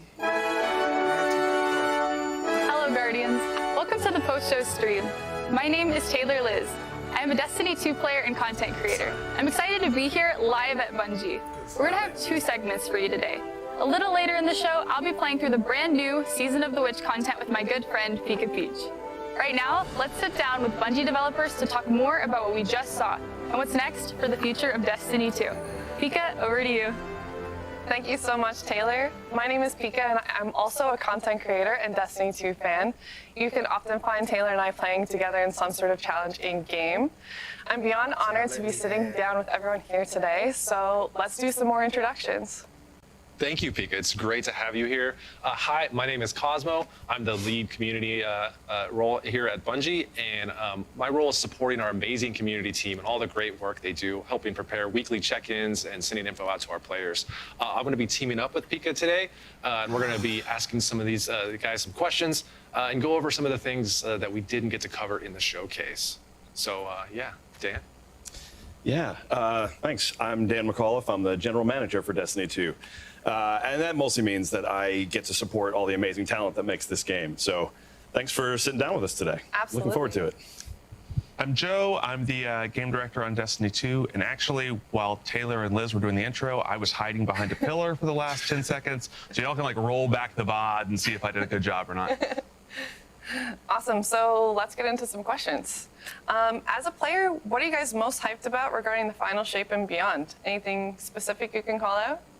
For me, I'm really excited about the story. I mean, this is going to be like the epic conclusion to the Light and Darkness saga. Like, players are finally going to get to go into the Traveler, confront the Witness. Like, the stakes have never been higher. I'm just really excited to get to watch everybody play it out as soon as they can. Can we make it live right now? I don't think so. I tried. Anyway, what about you, Dan? For me, I mean, it's a lot about the supers, right? Like, I just think we have this ability with these supers coming out to shift the meta in a really exciting way. And like, I just haven't played through them and got some hands on them. Sorry, like no spoilers, but like, I think they're going to play in all parts of the game. So I think you're going to see these in the campaign, obviously, but you're going to see these in PvP, and they really feel like that sort of pinnacle achievement of our Guardians journey in a lot of ways. So just really excited to see the final product. Yeah, for me, I guess it's maybe surprising. It's the weapons. And I know, like... Shock. Yeah. We make a lot of weapons on Destiny 2, right? And so why are we excited about the weapons this time? I think the team sort of really looked and said, what's core to Destiny, right? Like what's really important. We said, hey, like Destiny's at its best when you're getting a bunch of new weapons, and those weapons are so exciting that they are making it onto your character right away. They're like changing the way you play. So this is not just exotics, right? It's not just like, I think it was alluded to, like, what if Golden Gun was a sniper rifle? Pretty cool sniper rifle. I think it's also, we talked about these new, weapon subtypes. And so what's a support auto rifle? We've made guns that heal before. We've made exotics to do it. Well, if we do it in a legendary, what needs to be different about it so we can make this thing that feels as useful to a fire team as someone bringing Galahorn, that feels as useful as someone, bringing Divinity, right? And we know that's the bar that we have to hit. So we're looking at a bunch of different things and saying, okay, we're gonna make these guns and we're gonna make them matter, right? We're gonna go out and you're gonna get awesome stuff on, the Pale Heart. I think we showed a little bit of it. There's like these sweet, they look like a deck of cards. If you go back and watch the footage, and there's a bunch of awesome stuff coming in the weapons. And so I think we're really just trying to hit that core, like, hey, we're a loot game, right? Like, the loot should be awesome. Absolutely. Yeah, well, me too. So speaking of the Pale Heart, the reveal, it was said in the reveal that the Pale Heart destination is the first linear destination ever done. So can you talk us through why it was decided to make it more linear destination? All right, linear. I know what it means. Yeah. So the math lesson now. Yeah, I'm not sure how many folks have been in algebra recently, but if you're like me and need a little refresher, linear. Please. Line, right? Walk like me that's through what it. we're saying here. So a classic Destiny destination, we think about it as a loop, right? There are these big public areas. They're all connected in a circle, and then from those areas, there's little offshoots. There are little alleyways that you can go to, and that just didn't make sense for going inside the Traveler. One, because the Traveler is huge. When we talk about the Pale Heart, we're saying, like, hey, what if you were an alien, you landed on Earth, and the only part of Earth you saw was like a parking lot in Montana, and you were like, oh, this place is huge, right? Like, and so we're like, okay, so we're going to show you a really small slice of what is inside the Traveler. And then we said, it needs to feel like you're going somewhere important. It's a vast, unknowable place. Okay, well, on one end, we've got the portal. And on the other end, we've got the Witness that's built this giant monolith. And so every single area that we've built is built in a consecutive line from one to the other. So you travel through these things and you can look back at once you went for. And if you need to go to the next part, you're not going into these offshoots that dead end. You are going to where you need to be going. It's really focused on, hey, you've got a job to do here. So it's like tracking your journey. Yeah, it definitely is. Okay, cool. Well, that sounds insane. So, super different. That's what we go for. During the showcase, it was also mentioned that completing the campaign would unlock the full destination, and that it almost like reacts as we progress. Is that kind of what you're hinting at, or can you explain that a little bit more? Yeah, so I think two things we want people really to come away with thinking when they think about. One, this is a bit different in the way that you experience the Pale Heart right away. So normally, you might land on the throne world and you do a mission, and then you're out with your Sparrow exploring the throne world, doing the missions if you want to. Day one of the final shape, you got a job to do, right? And so it is mission, right? And you just go through and you say, hey, we've got to stay focused on this thing. When you get to the end of that day one experience, everyone can sort of like collectively take a breath, collect themselves, and then you just this realization like, oh, we're like inside the Traveler, right? Like we should probably go see what that's about. And so the whole destination unlocks for you. And there's a lot of things that are different about the Pale Heart than our other destinations. I think we're gonna save some of those juicy tidbits for what's different about this destination and how it sort of compares to what we've done in the past. But yeah, it's a pretty different experience than even what you might expect in somewhere like the Dreaming City. And for real, like we do want to save some of these juicy tidbits, not just because it's fun, but because like, I mean, the Traveler's just been this inscrutable godlike sphere that people have wanted to know more about for so long. And like, this is their opportunity to experience some of that mystery. And I'm excited to see how that plays out. Well, it's alive, right? So what can we really expect? Yeah, I think, we talked about this, we showed a little bit. The section that you're in, it's shaped off of who's there, right? And so who's been there? So cool. The witness, right? The witness messing stuff up. Yeah, chilling right there. We're trying to knock on the door. We don't know how to get inside, and and we're gonna make it eventually. And so, it's got this both really unique aspect to it, and a bunch of the geo looks like stuff you've never seen before. A bunch of these places feel like, this heaven on one side, hell maybe in the middle, crazy Destiny surrealness at the end, and then there are these accents of like, I'm at like a crazy heavenly beach, and then you see this giant ghost carved into a mountain, or you see the D1 tower erecting out of this. And so, we're really excited to sort of give people this like distilled Destiny experience that still feels really new when you're in there. It's amazing. So Dan, we've got feedback from players who wanted to learn more about the origins of the Witness and the Veil during the Lightfall campaign, rather than wait until like later on in the seasons. So players have big narrative expectations for the final shape. How are we taking this feedback and making this the epic conclusion that this first saga deserves? Oh yeah, no, I mean this is the sort of fun of the challenge for this, right? buy. Because the Light and Darkness saga has been such a focal through line for really most of Destiny's existence, right? Like it is this epic story. Joe was just talking about, some of that sort of culmination of experience inside the Pale Heart, and so this is a spot where we have to really land that culmination in a satisfying way, right? Like there is a confrontation that's been happening. There's a story that's been being told.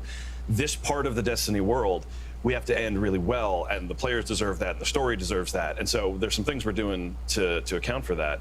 But in addition, we have to set up the next set of stories. We're going to talk probably more about episodes in a bit, but like starting after the final shape with the new episodes framework that we're rolling out, we're going to tell all different stories, and we'll learn more about the world of Destiny moving forward. So that's the unique challenge that we are taking very seriously. And to accommodate that, we've done more, I think, on the narrative side of the fence than we've even done in the past.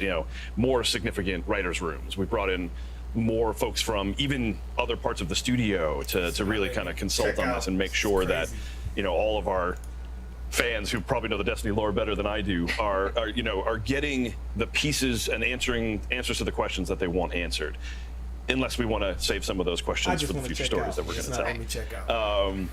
There's more to it that you and the team have been doing as well, if you want to talk to that. Yeah, probably to steal a little bit from Cosmo's and Pika's questions and give them the note card shuffle here in a minute. I think one of the things that we knew that was going to be challenging about this is, hey, we're telling the climax of the story. We know that, hey, when you get in the final shape, in those first moments, we want you to feel like, okay, Bungie delivered on this promise, of becoming legend, delivered on really putting a bow on the Traveler and Pyramid story. The thing that was also important for us is like, okay, well, you're gonna confront the Witness, the biggest bad in Destiny. Okay, we think you have to confront the Witness in the raid, right? Like a version of Destiny's chronological history where it's the Witness was tough. Not quite as tough as Valkaor, right? It's probably not a thing that our players are gonna be super happy about. Not a thing I'm gonna be happy about. And so what we really think is this day one experience is sort of like the penultimate episode, or the right before the season finale of your favorite TV show, and it really sets the stage for, hey, this is exactly what's going on in the world of Destiny. The stakes have never been higher. You go through a pretty epic journey, and then we say, okay, now we have to have this raid beat, and so it's sort of a reverse. Taken King, if some of our people remember that moment. In the Taken King, we delivered a thing where, hey, day one, for 80% of our players, they're like, I dealt with Oryx. And then for 20%, there was this other thing that they could go do, have another experience with Oryx. Right. And so for this one, we say, hey, we want everyone to go really set up what's happening in the final shape. And then for everyone, right, and we're not going to get into that, right, you should all wait for the raid, right? And we're going to help make sure everyone is brought along for the end of this journey. I think it takes a lot of our learnings from both really classic experiences like Crota and Oryx and sort of infuses them with what we've been doing with things like Savathûn and Calus, and taking all that lessons and saying, okay, we think we can do this the right way. Yeah, and also just for something like this, when you complete the circle of this story that we've been telling, we want to make sure that we're paying homage to the things of the past, and we're talking through just so many of the things that have made this story what it is, but also telling it in a way where if you're coming into the Final Shape as your first experience, you can enjoy the mission, you can enjoy the campaign, you can understand what is happening. Right. But there's just a lot more if you have almost a decade's worth of Destiny play knowledge that you can look at. So it kind of sounds like that means I have to play the raid to get the full story? No. Now, while we're really excited about something like Fireteam Finder coming in and making it easier for anyone to get into the raid and experience those beats, yeah, I think the different part from our strategy startup in the past was we said, hey, there's something more for those who raid. There is a piece of the story, right, that is told in the raid. There's a piece that's essential. But it is definitely not going to be a moment where only raiders get to see the end of Light and Darkness Saga. Right. Okay. Well, that's good. So we carefully skirt around 1,000 plot points here. So, we showed a glimpse of the new enemy, the Subjugators. Are they going to be as terrifying as the Tormentors? Like, what sets them apart from previous enemies? Yeah, we were running through some questions yesterday, just like this. Spoiler alert: we do practice a little bit. Like we do think about this. And I got in trouble because I said several obscenities last time I did this. So I'm not going to do that today on stream. Who scolded you? It could have been anyone. Cosmo, it could have been anyone that scolded me. Okay. And so I've been playing a lot of Final Shape recently, probably surprising to no one. Subjugators are very different than Tormentors. Tormentors are sort of like this Kool-Aid man that busts through the wall and is like saying, hey, all right, look at me, right? Oh, okay. And Subjugators for us, they come out in these moments where you feel like you have a battlefield full of enemies, and then you hear the pyramid screech sound. There's a sound. And a Subjugator beams in, and it's like they're the ultimate sort of backfield tactician, right? And they're doing things like giving everyone around it little pyramid buddies. Like you've been shot in PvP with an Arc Soul. Like imagine 10 taken Scions and suddenly a Subjugator's like, what if you all had little pyramid buddies? And you're like, oh, thanks, Subjugator, right? And so there's still these moments where you're like, you might want to just hold on to your super. You might want to hold on to some heavy ammo when you're playing through the campaign, just in case this busts through. I think one other thing that we've really learned from both Tormentors and Light Hive is so started building annoying. these sort of like captain-y units, right? These things that feel scary. And we're very careful in both Witch Queen and in Lightfall to make sure, hey, we don't want to overuse these. We don't want this to become a thing where you get a bounty and it's like, kill 20 Light Hive. Oh, wow, they're just everywhere. And I think we're striking an even better balance now that we have a palette of these captains where it feels like, hey, I'm getting these like really meaty sandbox experiences. And we know how to sort of engage them in both the destination and the strike and the missions. So I'm really happy with a bunch of the learning the team has been taking as we continue to make these things. Oh, totally. Yeah, my super basic take from having played it is that like, and I didn't know how this was going to play out until I experienced it. Joe described it really well, but it's, what I want from these units as a player is I want that moment of ha and insert obscenity here so Cosmo doesn't yell at me. Right. But like, and the Subjugator absolutely delivers that in the same way that I felt from the Tormentor, and the same way I definitely felt the first time I saw the Light Hive. But it's just, to Joe's point, it's a very different way, right? Like it is, when it comes out, like I'm just as terrified and worried for myself and my fire team, but for different reasons, right? And with different tactics, and you have to approach them a very different way. So I think it's it feels very good to me, at least as a player. Why am I already nervous? Because whatever he just described, what you were picturing, is probably lighter than what's actually going to happen. Oh, like great. pyramid buddies are Arc Souls, and Yeah. to say. I'm picturing some, okay. Yeah. I'm a little nervous. Okay, so Dan, this is for you. Your favorite, or everyone's, not yours, everyone's favorite hunter, Cayde 6, is seemingly back from the dead. Can we get a little bit of the story on that? I mean, I'll happily take this one because I love talking about Cayde 6. I mean, here's the reality. We've been talking about this all coming full circle, and, Joe was talking about the campaign as mission. You have a mission. There's a thing that has to happen. And, like, both as players and developers, it was just hard to picture finishing this fight without Cayde 6, right? And so we brought Cayde 6 back, and you're going to get less details than you want, but Cayde 6 is back for this fight, and it was super important to us as you go through to have Cayde 6, Zavala, Ikora on comms talking through, and I think the most critical part of that is it's Cayde 6 with Nathan Fillion, and I don't know about everybody else, but like Joe and I were talking about this yesterday, and I think Joe said it really well, which is like when you're playing through the builds as you're going through, and the moment Nathan's lines started actually coming through recorded, man, it just hits different, right? Like it just changes the dynamic for me as far as like what I feel about what's going through, the sort of complexities of the story. But the part that's important, I think, to know is that like this is Cayde. Like Cayde is back. Cayde is with you on this journey. He is your guide through the Pale Heart. Yeah. And there's other stuff that we're not going to talk about just yet because I want players to experience it. But yeah, anything more you want to add there? It's exciting. No, we'll probably say this a few times. We were like, what's the final shape? How are we going to do this? What's really important? We really wanted to make sure that this experience felt like the most distilled version of Destiny. Yeah. Like it's Destiny dialed up to 11. It is the like Destiny extract that if you were baking with, you only need a few drops. Like this is very potent. For us, we knew, hey, we've been planning this narrative roadmap out for a long time. We were like, okay, we know we need to make the best of this moment that we have with Cayde here.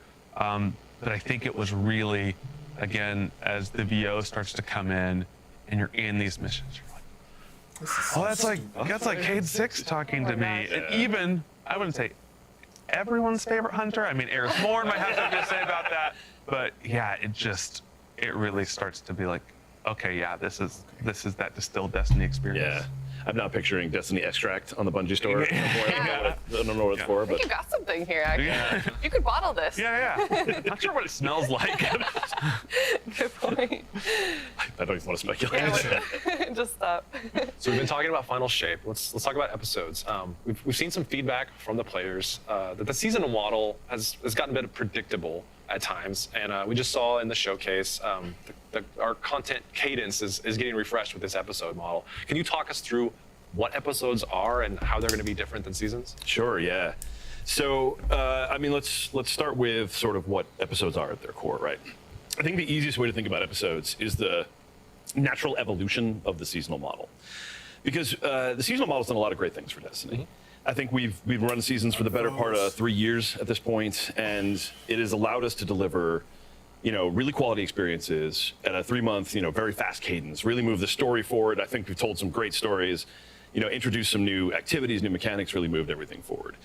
The problem is, and if we're being honest with ourselves, and I'm going to be honest with ourselves, we really biased towards consistency to do that, right? Like we wanted to deliver it quality, we wanted to deliver it on time, all the time to the player, but that made the experience somewhat repetitive. Like almost sort of by design in a certain way, which is now I think stretched out to the end of its utility. So episodes change up the framework and change up the delivery cadence. So there are 3 episodes a year. The first one will start alongside the Final Shape, and parts of it will start a little bit after. We can touch on that in a sec. But these 3 episodes are split into 3 acts each. And this means 2 things, really. One, that now what you're really looking at is 9 beats a year that are 6 weeks apart.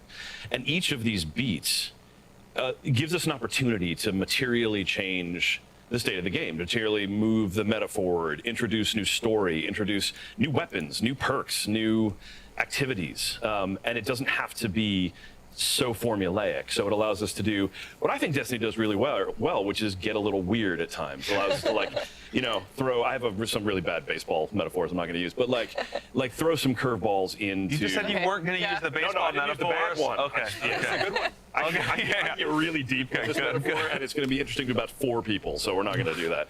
But it allows us to react more to what else is going on in the game. It allows us to change up the way we look at content delivery in a way that I think is just strictly better for all of us who are players, right? Like these 6 weeks, the 6 weeks in between major beats, I think is a really good way for players to, play Destiny in within their own lifestyle, how it fits into the white space in their life. I think it allows us to to introduce different things, to try some different things, like I said, make it weird, and really start to experiment in a couple of places because of not everything has to be there all at once, right at the top. Right. So I think what episodes allows us to do is to not only continue telling stories in I think a new and pretty interesting way, but it also allows us to just really amp up the variety of the types of things that we can bring and when we can bring them into the game, which I think is just going to be a great experience. Absolutely. What does that mean for the reward track? Yeah, so one of the most interesting things that we're doing with episodes is probably how they start. Okay. So for us, again, we've talked a lot. It's like pretty important that when the final shape is happening, everyone in the universe is saying, you know what's important? This whole thing that's going on in the Traveler right now. We've got to stay really focused. So we wanted the episodes to be a reaction to what happens when the final shape resolves, right? And so this means both. We don't want to tell a competing story at the same time. Okay. And we want, hey, once the first episode kicks off, for it to be in the context of what happens in the final shape. So the majority of the narrative content, the activity content, really when the episode begins, happens that reset after the raid. However, right away, we know there's some systems that just need to be online. So the reward track, you're gonna be able to get Red Death, log into the game, claim it from the past. I've been using it a lot in playtests. It's a solar weapon. Can I say that? So like a little bit of like, yeah. Someone from the weapons. Finally, I got you. Set it with a solar weapon. I think we're excited for that. And there's even a few stuff that you're going to be able to get weapon-wise from the episodes themselves. We have another sub-archetype that's going to be out there. We haven't talked about what sub-archetype that is, but we might see it in some I think it's the kind of thing that people are going to be like, oh, I might bring this to the Raids World First Race. And so we're excited for both having some of this content available right away, but keeping the meat of that narrative, keeping what's important for the story and the world of Destiny to say, no. We're going to say everyone's on the same page when this kicks off. If you are in episode 1, you're hearing those lines of dialogue, you're getting those story beats, everyone is saying, okay, we all just saw what happened, right? Like we were all there for that. And like, yeah, we were. And nuts and bolts wise, so episodes, we're still going to run season passes alongside episodes. And so before, where it was a season pass specific to a season, now it's actually going to reset at every act. So you'll have 100 ranks for the first act of each episode, and then 50 additional will be added for each subsequent act. So 200 ranks throughout the course of an entire episode. And that length actually allows us to add some more stuff to it, right? Yeah, I think we want to make sure that those additional ranks in Act 2 and Act 3 are really rewarding, and so we've both learned from our players, like, hey, we really value this. Can we get more of this? And so, like, great, we got that. And then we're also just going back to some old experiments. One of the things I'm really excited about is, in the 30th anniversary, we tried this experiment where, like, we're going to give everybody a tiger helmet, right? And it's like silver and it glows, and I'm like, yeah. And Hunters, Titans, Warlocks, they can all wear it. I'm like, maybe we should do that again. Maybe that should be what's on the very end of the pass, where not only is there, a unique armor set, but at the end you can be like, hey, and I was there. I did the whole thing right now. I got like this awesome helmet, and everyone wears the same thing. So we're excited to be taking a lot of learnings and pushing this and saying, okay, I think we've made a thing that players are going to be able to sink their teeth into and feel rewarded from and be excited about. Yeah. I like the idea of having like a unique reward to an episode. That's really cool. Yeah. Well, you answered the question about 2 separate narratives, so we don't need that card anymore. Good. What about the artifacts, like the perks? Like, are players going to have a different experience there, or are they going to get the same kind of like day 1, or? Yeah. So day 1, you're going to see something that looks exactly what you expect the artifact to look like, right? It's got the same amount of rows and columns. We've really been honing in on how to make each artifact feel different. What's going to happen though is when Act 2 rolls around, some magic space appears at the top of the artifact and a whole nother row appears. Nice. And so this is not meaning you're going to get less in Act 1. You're going to get the same amount you're used to. But Act 2 brings another row. Whole new ways to modify the game. In Act 3, another on top of that. So we really want these acts to feel like, hey, it's not just that we're bringing new activity content in, it's not just that we're bringing new narrative content in, we are shaking up the meta. There's new rewards, there's new ways to play, there's new nightfalls in the rotation, right? All of this is sort of what we're hitting at. It's like, yeah, we love this idea of, you know, players finishing the final shape, an episode kicking off, and then just being a few weeks away from like, wait, Act 2 is like weeks away? And you're like, yeah, it's right around the corner. And then they're in Act 2, and like, oh, Act 3 is weeks away? Yeah. Like, how can we make sure that Destiny always feels like it's changing and evolving? Yep. Yeah, it sounds like it'll be like really refreshing more often. But can you tell us what happens after the first 3 episodes? What's next with Destiny 2? So the episodes are our new storytelling framework. You're gonna get less information than you want, but they allow us to really move the story forward in different ways. And so one of the things that we want to experiment with is, can we make some of these episodes more standalone stories? Do they have to all interconnect? Can you play them in specific orders, things like that? And so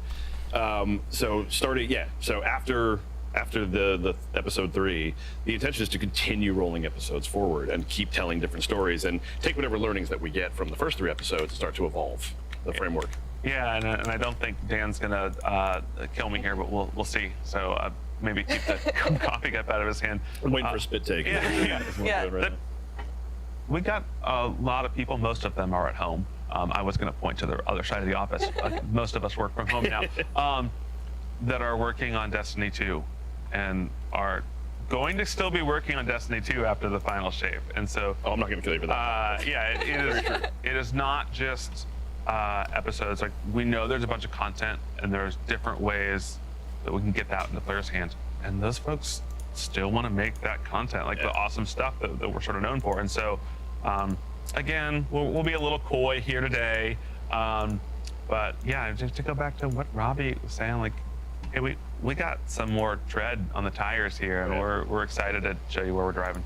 Yeah, and again, to what we were saying before, we think the episode model with the 3-act structure allows more like flexibility for us to make some of that cool content and make some different content. And I think the team is pretty excited about that too. So episode 4. Maybe, who knows? You know, you gotta find out what happens in the first 3 episodes. All right, so.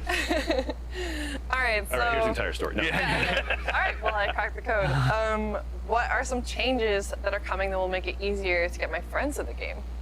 There's a ton. I mean, there's a ton. So we'll go through some specifics, but like finding ways to make it easier for people to group up and play together and improve that experience was a pretty big focus for the last 1.5 years and moving forward. I'm taking with Joe on time because, you know, time's hard, especially in quarantine. But so we got Fireteam Finder coming in season 20. Absolutely, yeah. But even before we get into the specifics, like Destiny's just better when you're playing with friends. It's better in groups. It's better with a fire team.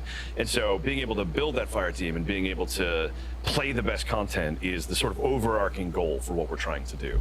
And yeah, so we got Fireteam Finder, we got Fireteam Power, we've got Timeline, Reflections. That's I don't know. We've probably got another scoop or two. I'm making sure that Kelly isn't opening that door to run over and tackle me before I give another thing here. Season 22. Oh, we can say Season of the Witch now. Season of the Witch. Yep. That's right. Today is coming out with a thing that we sort of call like the main quest update. This is an update to your quest page, where we're like taking over that front page and saying, hey, this is the big quest, and here's another quest that's important. And so we think super important for our new players that get inundated with a ton of content to go see. And look, wow, what are my friends focused on? Can I make sure that's out? This is great for them.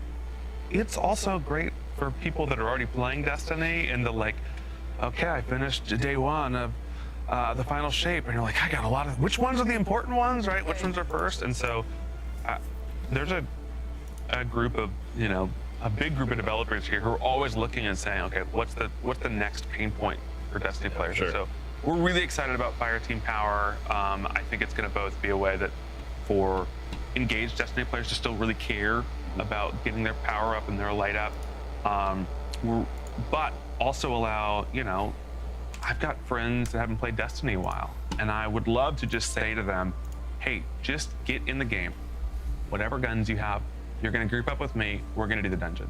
Yep. We're gonna go play PvP. We're gonna go do this thing, and you're gonna be able to enjoy yourself. And there's still this incentive for them, like, okay, well, I'd rather be not 5 under Joe's power and seeing him beat me on the damage tables, right? Like, let's clear that gap.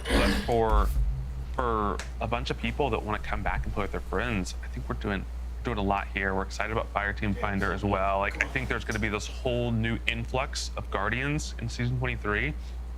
They're going to be like, Last Wish. So what's that all about, right? Like, I've heard some things. There's a dragon there. Let's just go check that out. And I think it's a big precursor to what we want Destiny to be. We want to stop hiding our best content by a bunch of walls behind people and say, no, come in here, experience this. There's a lot to chase, even after you access the content. So let's make it easier to access the content. Yeah, that's the biggest thing for me. Is just that, like, I want an experience for Guardians between Fireteam Finder and Fireteam Power, and where you can come into the game and be like, I heard that's the best.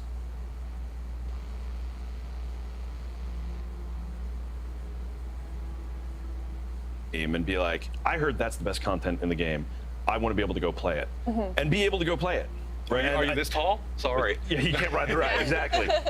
Like, I feel called out. But in all seriousness, like, that's the goal behind all these systems. And I think Joe painted a really good picture of why it's still important for the really, top end players to really want to go and keep themselves as high end and have all the weapons and all that stuff, even for that content. But give those other players the ability to try it, because I think that's where Destiny's at its best, some of those. And we didn't talk a bunch about this, but we know that Guardian Ranks has done a bunch for our new players this year in helping them get through and onboard the systems. But Guardian Ranks wasn't able to solve, like, okay, I understand what a mod is, but who are these people? Who are the Hive? Who is Cayde 6? Everyone keeps talking about Cayde 6. And so Timeline Reflections, we're not going to put Bife out of business anytime soon, but getting that experience in game to be able to go, look, hey, I want to go to the timeline. I want to read a thing. I can watch a thing.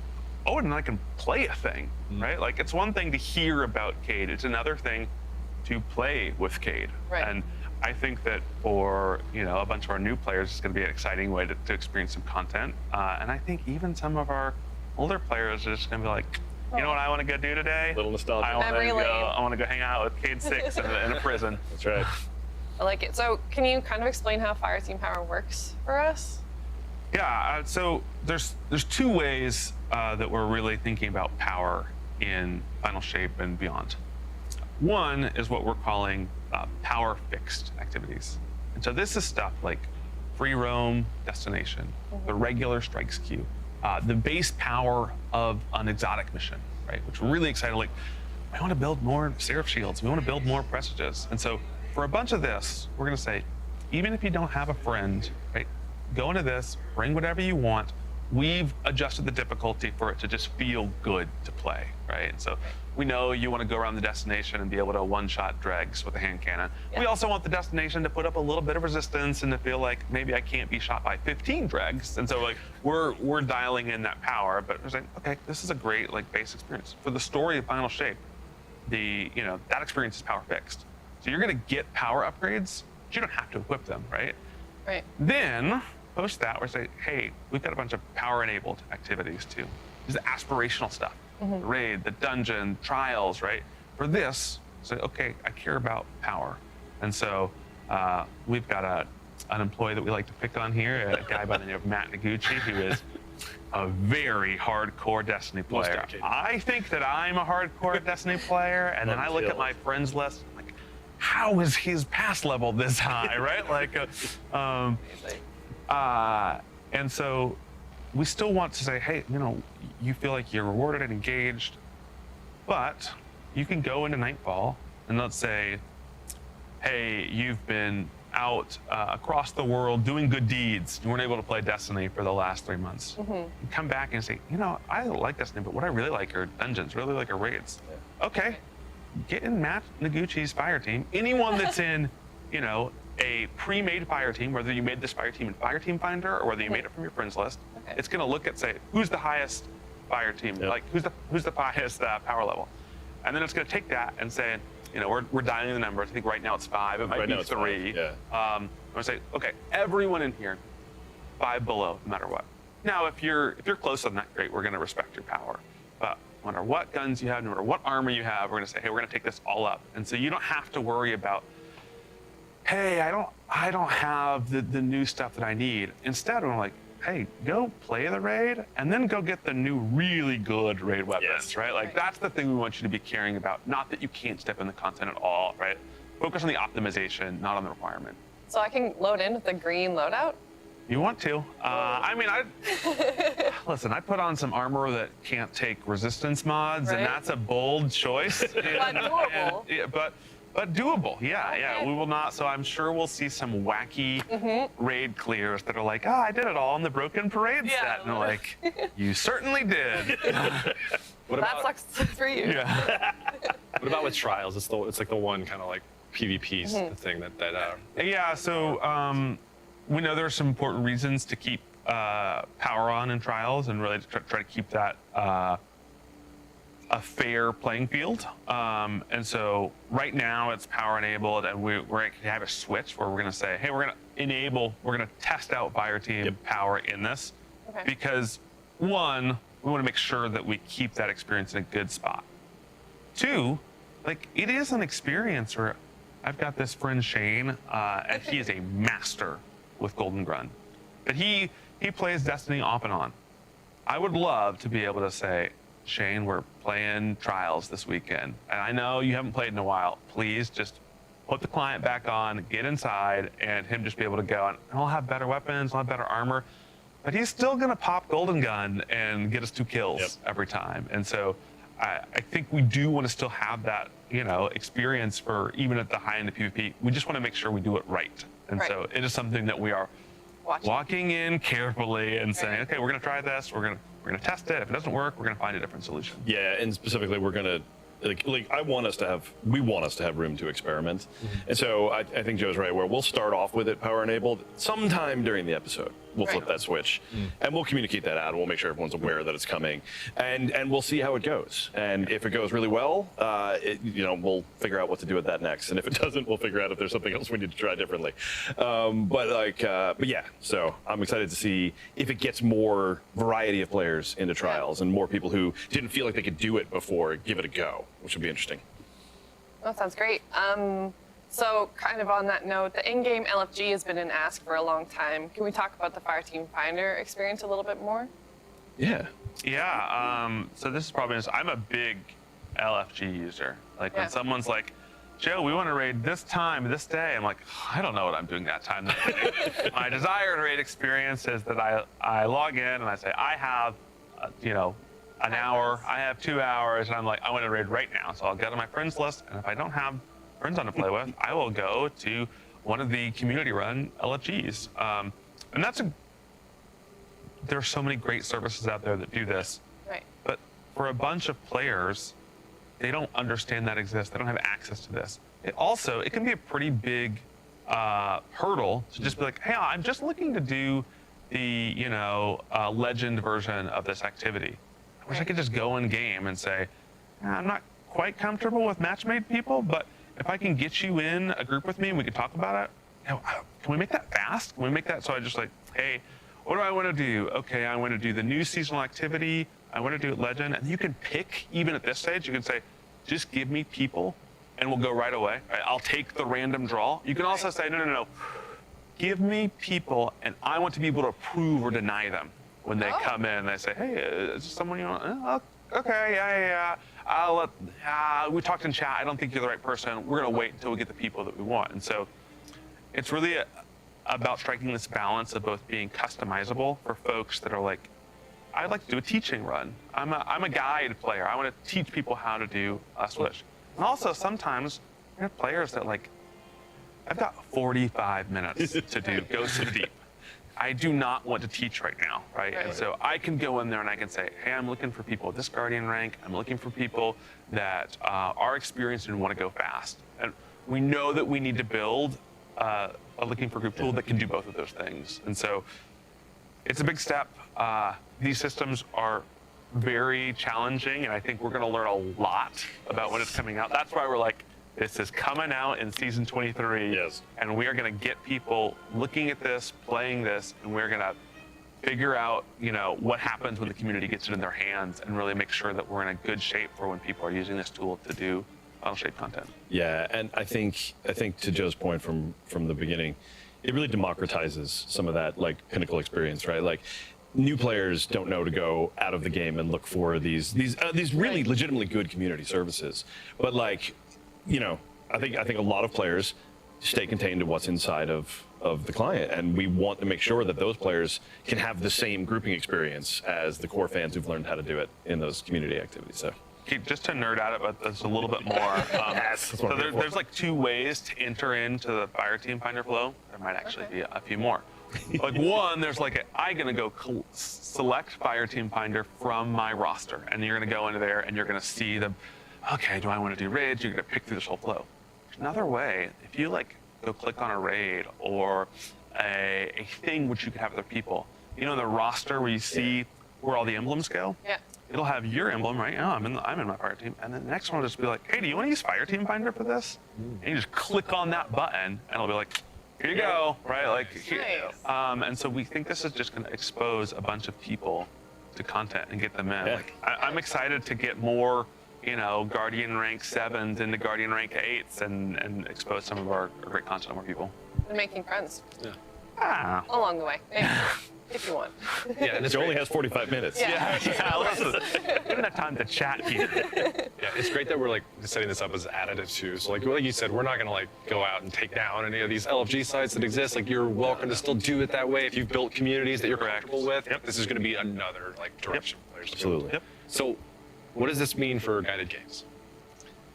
Is it time? I think the guided games beta, might eventually be coming to an end, and so I think we want to make sure we do this in the right way. I know there's some emblems and things that are connected to that, but we really see Fireteam Finder as just the fully fledged version of how to find a group, and so.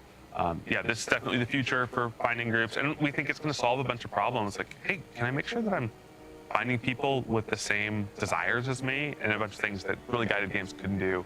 And so, definitely in the future, we don't want people being like, oh, how should I get into a group? Should I go on guided games? Like, no, go to Fireteam Finder. Go get those rewards while they last. Yeah. Yeah, exactly.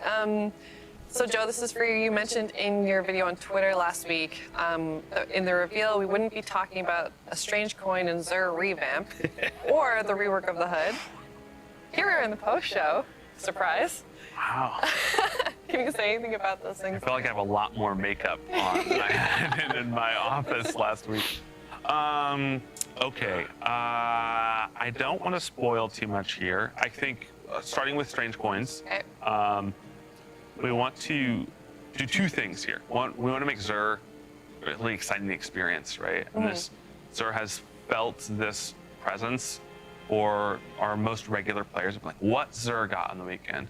I think we still have that for newer players. They're like, oh, I gotta go to Xur. Like, we've lost it with our people that play Destiny every week. And so I think one, it's putting Xur back into this. Like, you're gonna be excited about what Xur is selling this week.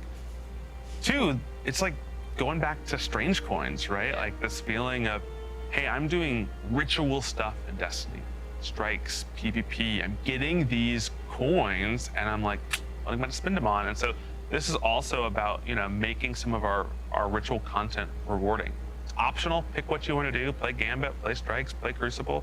But you're going to do that, and you're going to get something, and you're like, hey, how's my Strange Coin purse looking, right? Like, and then when's Xur coming?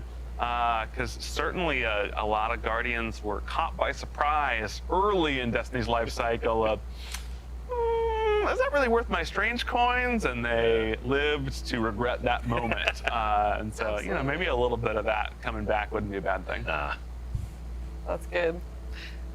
Oh, HUD? Was that the other one? Yeah. I think, just to talk, sort of zoom out and talk about HUD. For our players that get really into build crafting and go into some really tricky activities, there's gonna be this moment where you look on the left-hand side of your screen, like, oh, there's a lot of text there. And it's important and it's hard to parse. And this is the thing that we're like, hey, we've just got to make this more clear.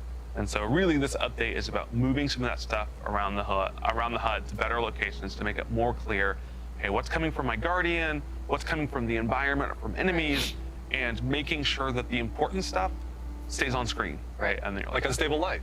like, yeah, like Is Unstable that- Light. yes, Yeah. it is. Yeah. I mean, I'm constantly like, how many armor charges do I have, right? Like, oh, how much time do I have left before I die, Yeah. right? And like, let's sort of start getting that information in the right places. Seems important. Yeah. So there's been some fans wondering, like, as we expand out, start working on new projects, become a true multi-IP studio. There's worry that those teams may take away resources that were meant for Destiny. Like, what are we doing as a studio to like take on this challenge? Yeah, no. that streaming stuff. I appreciate this question. So, like, there's a couple things we need to understand, right? Like, Joe and I've been talking for a while now about just how much stuff is coming after the final shape, and all the work going to episodes, and potentially more beats later next year. And like, we still have a great, talented team working on all of those things. When we start up new projects, we're deliberate about who moves over and who stays behind, things like that.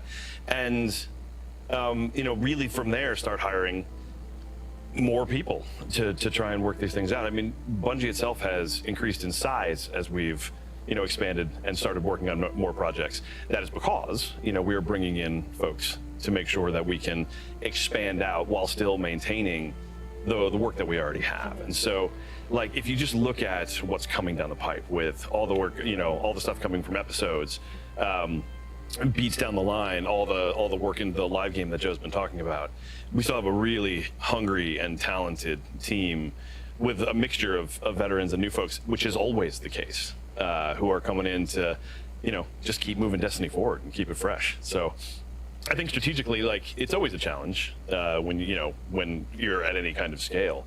But I'm very impressed, and have been for the years I've been here, with the way that we bring in talent and the type of talent that comes and wants to work on Destiny. And I think there's even some areas where we've seen that fresh talent has brought some of the new exciting stuff you've been talking about. Yeah, I mean, here's some personal stuff. I didn't start on Destiny until right after the Dark Below shipped. Yeah. I had not made a first-person shooter before. I had came from like the MMO sphere of game design. There are people that are working on Destiny to this day that taught me how to place a monster and it feel good for a first-person shooter. And like, there's a Jason Jones video that you watch when you start, right? There's like, hey, a senior activity designer pulls you into a room. We still have so much of this like really legacy talent on the Destiny 2 team. But I think the thing that always surprises me is time flies. You'll be like, oh, this is this person that's new to the studio. And they're actually I've been here for 3 years and I'm like a god in the tools now. And you're like, oh, whoa, you are, right? And then suddenly they're the person that's pulling someone into a room and be like, let me teach you how to make a first-person shooter. It's really awesome to see that talent grow at Bungie. And I think what's really important is we still in the studio, on the team, have all these people that carry this legacy knowledge, and we are spreading it and propagating it. Sometimes not just to Bungie, sometimes to the rest of the games industry. And that's a really great culture to be a part of. It is. And like, I mean, just recently I was in a playtest where, this is no joke, like it's, we had a smattering of folks who were in their first week. Like, part of their first week was to be in this Final Shape playtest.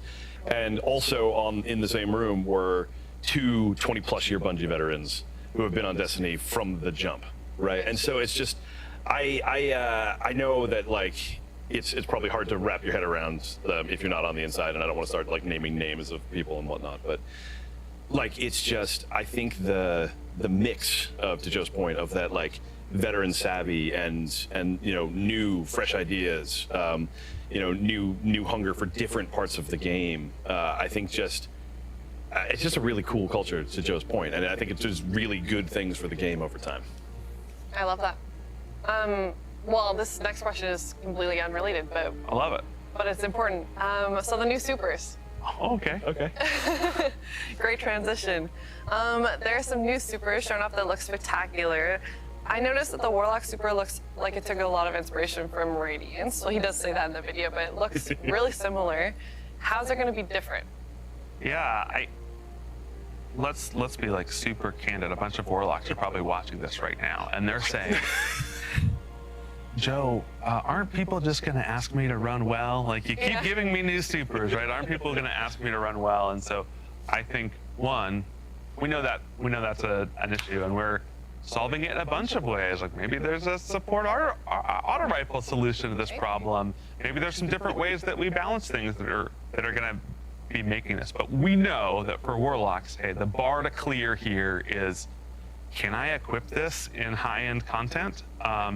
And so a bunch has even happened since we've been recording. Here are the two things I think are really surprising about the Warlock Super. Okay, I'm gonna add a third. Okay. One, let's rip the Band-Aid off right away. We did not want to bring forward self-res, right? Yes.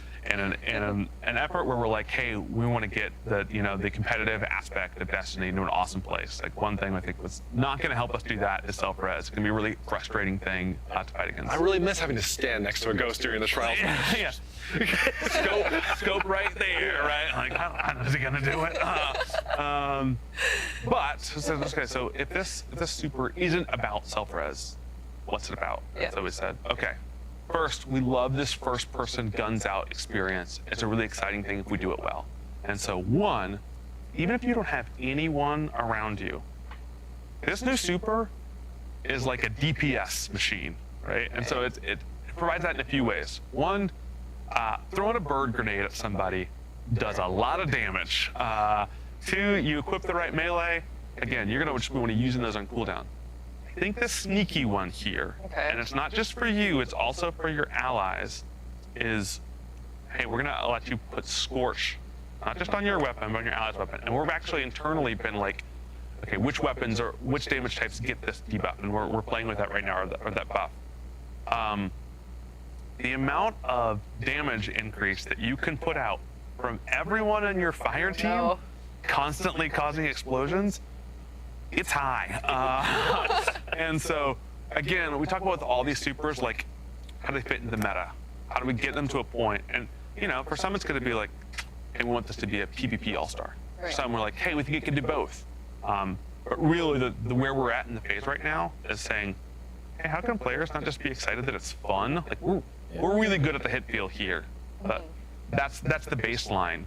The real goal has to be like, I want to use this thing. And so, yeah, Warlocks getting spices added to it right now. We're dialing in, but yeah, we're really excited. Is Bird Grenade the shipping name? Yeah. You can probably see that on the website somewhere right now. They're probably like, then Bird Grenade. Bird Grenade, I like it. Similar beat than the Hunter super looks a lot like Blade Dancer.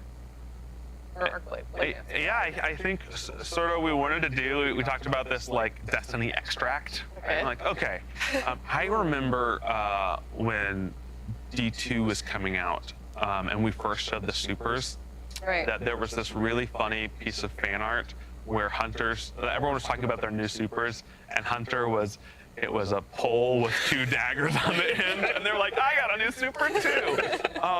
And so we weren't like, okay, we know Blade Dancer's iconic, but like Arcstrider and Blade Dancer, pretty similar. And so it came, I was like, okay, we still like missing this beat.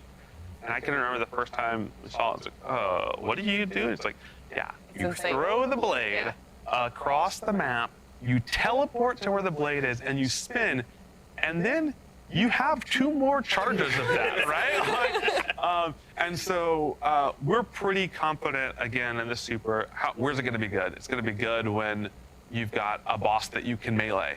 I think where it's really the thing that we're looking at is like Crucible, right? Like Shaxx is like staring at Hunters using this right now, and I think what we're really like, hey, how can we make it hit the meta, hit that thing, and also not be the most oppressive thing that we've ever shipped. And so confident in that one spicy, right? Like, and so really now it's like, how many peppers spicy should the super be?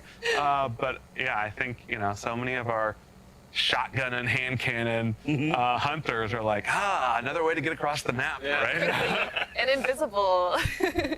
This is cheating. Oh. Because we said it was a super question. Aspects too. I'm not sure if I'm. I'll allow it. Oh, you can't do that. Yeah. The hunter aspect. We showed this, and it's like this cyclone in Yes. the air. Yeah. The two things that are exciting. One, it's like cool to give everyone amplified and cool to create a lightning strike below you. It's also just another jump. Like, and if you know about build crafting, you're like, is there anything that would give me another charge of this? And then suddenly you're looking at a hunter and they're like, how many jumps are they doing in a row? And I think if there's one class that wants to be degenerate with jumping around, Couldn't be hunter. we picked the right one. Solid call. So if you struggle with the jumping puzzles, you can put this aspect on and just have That's that me. extra. Yeah. That's my clan. It's like, oh, Pika, you need that. On a different beat, the Titan one looks completely different than what we've seen. So you throw a bunch of axes, your fire team can pick them up. How long do these last? Like, this could be a problem too.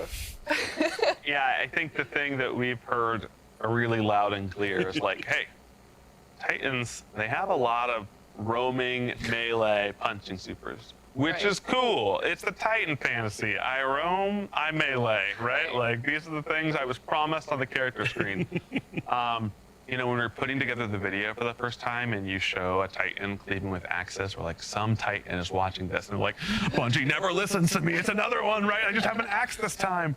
And so I think the team did a really great job of both saying, okay, we want to make something different. Range, one-off. That's where it starts, right? Like throwing axes.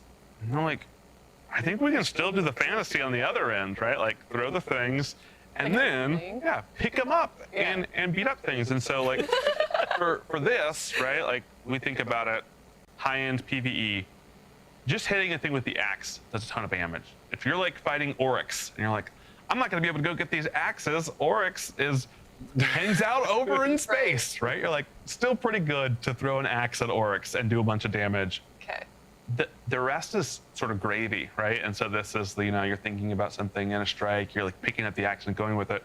Pika, we were talking about PvP with this, and so I think kind of combo play of I threw it, I picked it up, I killed 4 more people. It was crazy. Yeah, because I think you can pick how you want to deploy a super like this. You can say, hey, everyone's playing way back. I'm just gonna toss axes. They have this gravitational pull. Yeah. But you got toss that on a zone? Yeah. Throw people on it?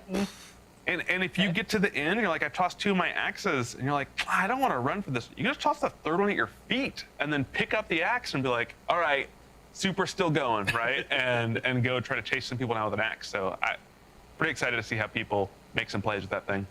You asked at the top what we're most excited about, and I think Joe just gave a better explanation than me as to why supers are like they're gonna be in all aspects of the game. Like that's one of the things that I'm really into with this group of supers is like you're not just gonna see them in PvE or high-end PvE. They're gonna be in PvP. They're gonna, and I think for all 3 classes, I think all 3 of them bring pieces to the table that will get some pretty broad play, and I think that's pretty cool. Yeah, that's the it's a focused offering here, but we're doing that with intention. We're saying like, hey, we're gonna make a really sharp knife here, and how we're doing that, we're like it's super shaped, right? Like, so I'm pretty excited about what the team's doing. Yeah.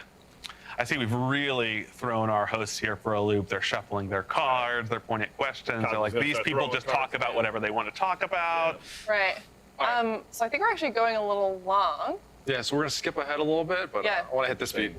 Fair. Just talking a little too much. I have gotten that feedback before. So I think we're still supposed to talk about Crota, or just go to closing. Yeah, I just want to verify that in that asset that was the spiky armor that Oh that yeah, we're getting. that was for Cosmo. Cosmo wants to just be sure. I just want to be sure. That the armor for Crota that we saw. And I know we're going long. You get 2 Crota things. One, you get spiky, glowy armor. I think that again, the community has been very loud and clear on what Crota armor do we want? The spiky green one. 2, I think that we didn't talk about is we're using contest mode of Crota's End to do some experiments with, hey, how hard should a Raids World First be?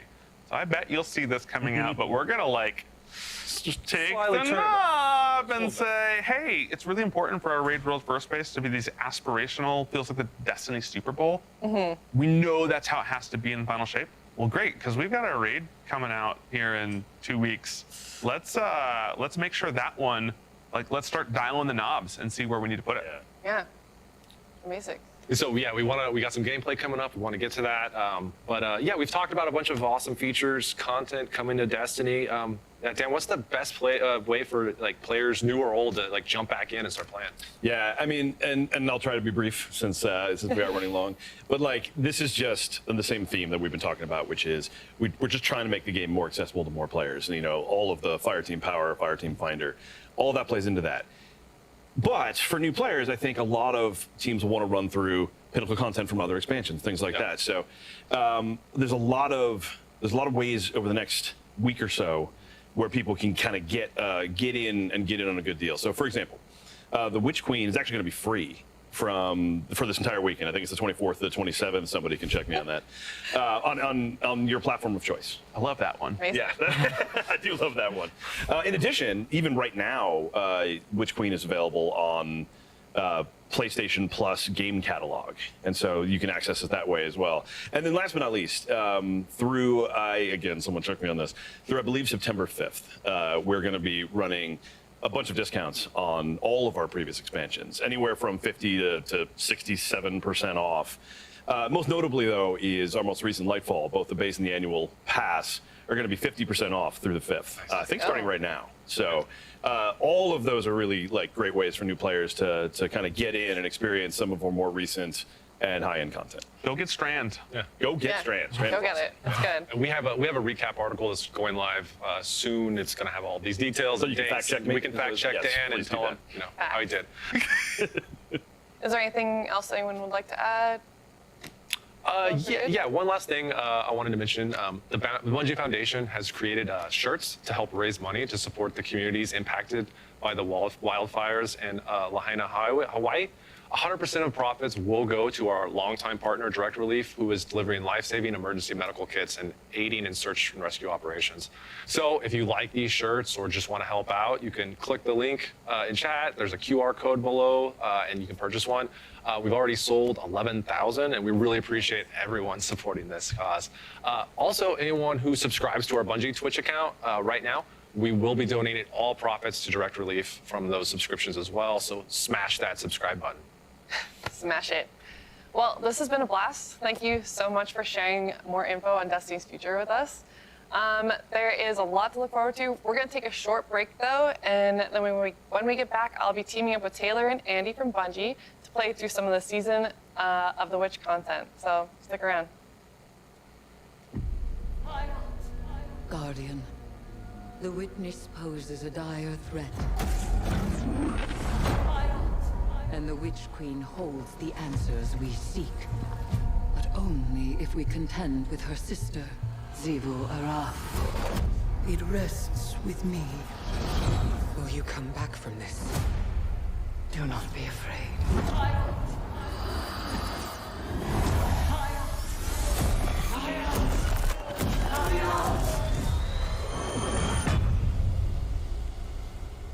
Bring me your tithes.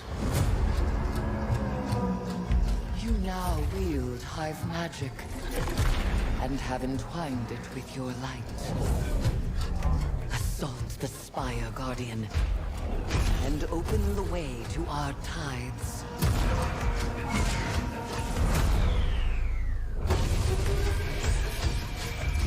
Let them know fear. The deck of whispers, and they do whisper. Fight in my name, Guardian. Every opponent you defeat strengthens me.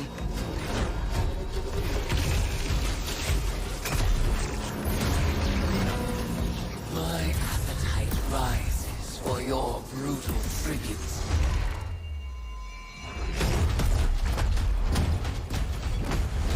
Let us show her what it is to be Hive. You have sounded the horn of battle. You are deserving of the greatest death I can bestow.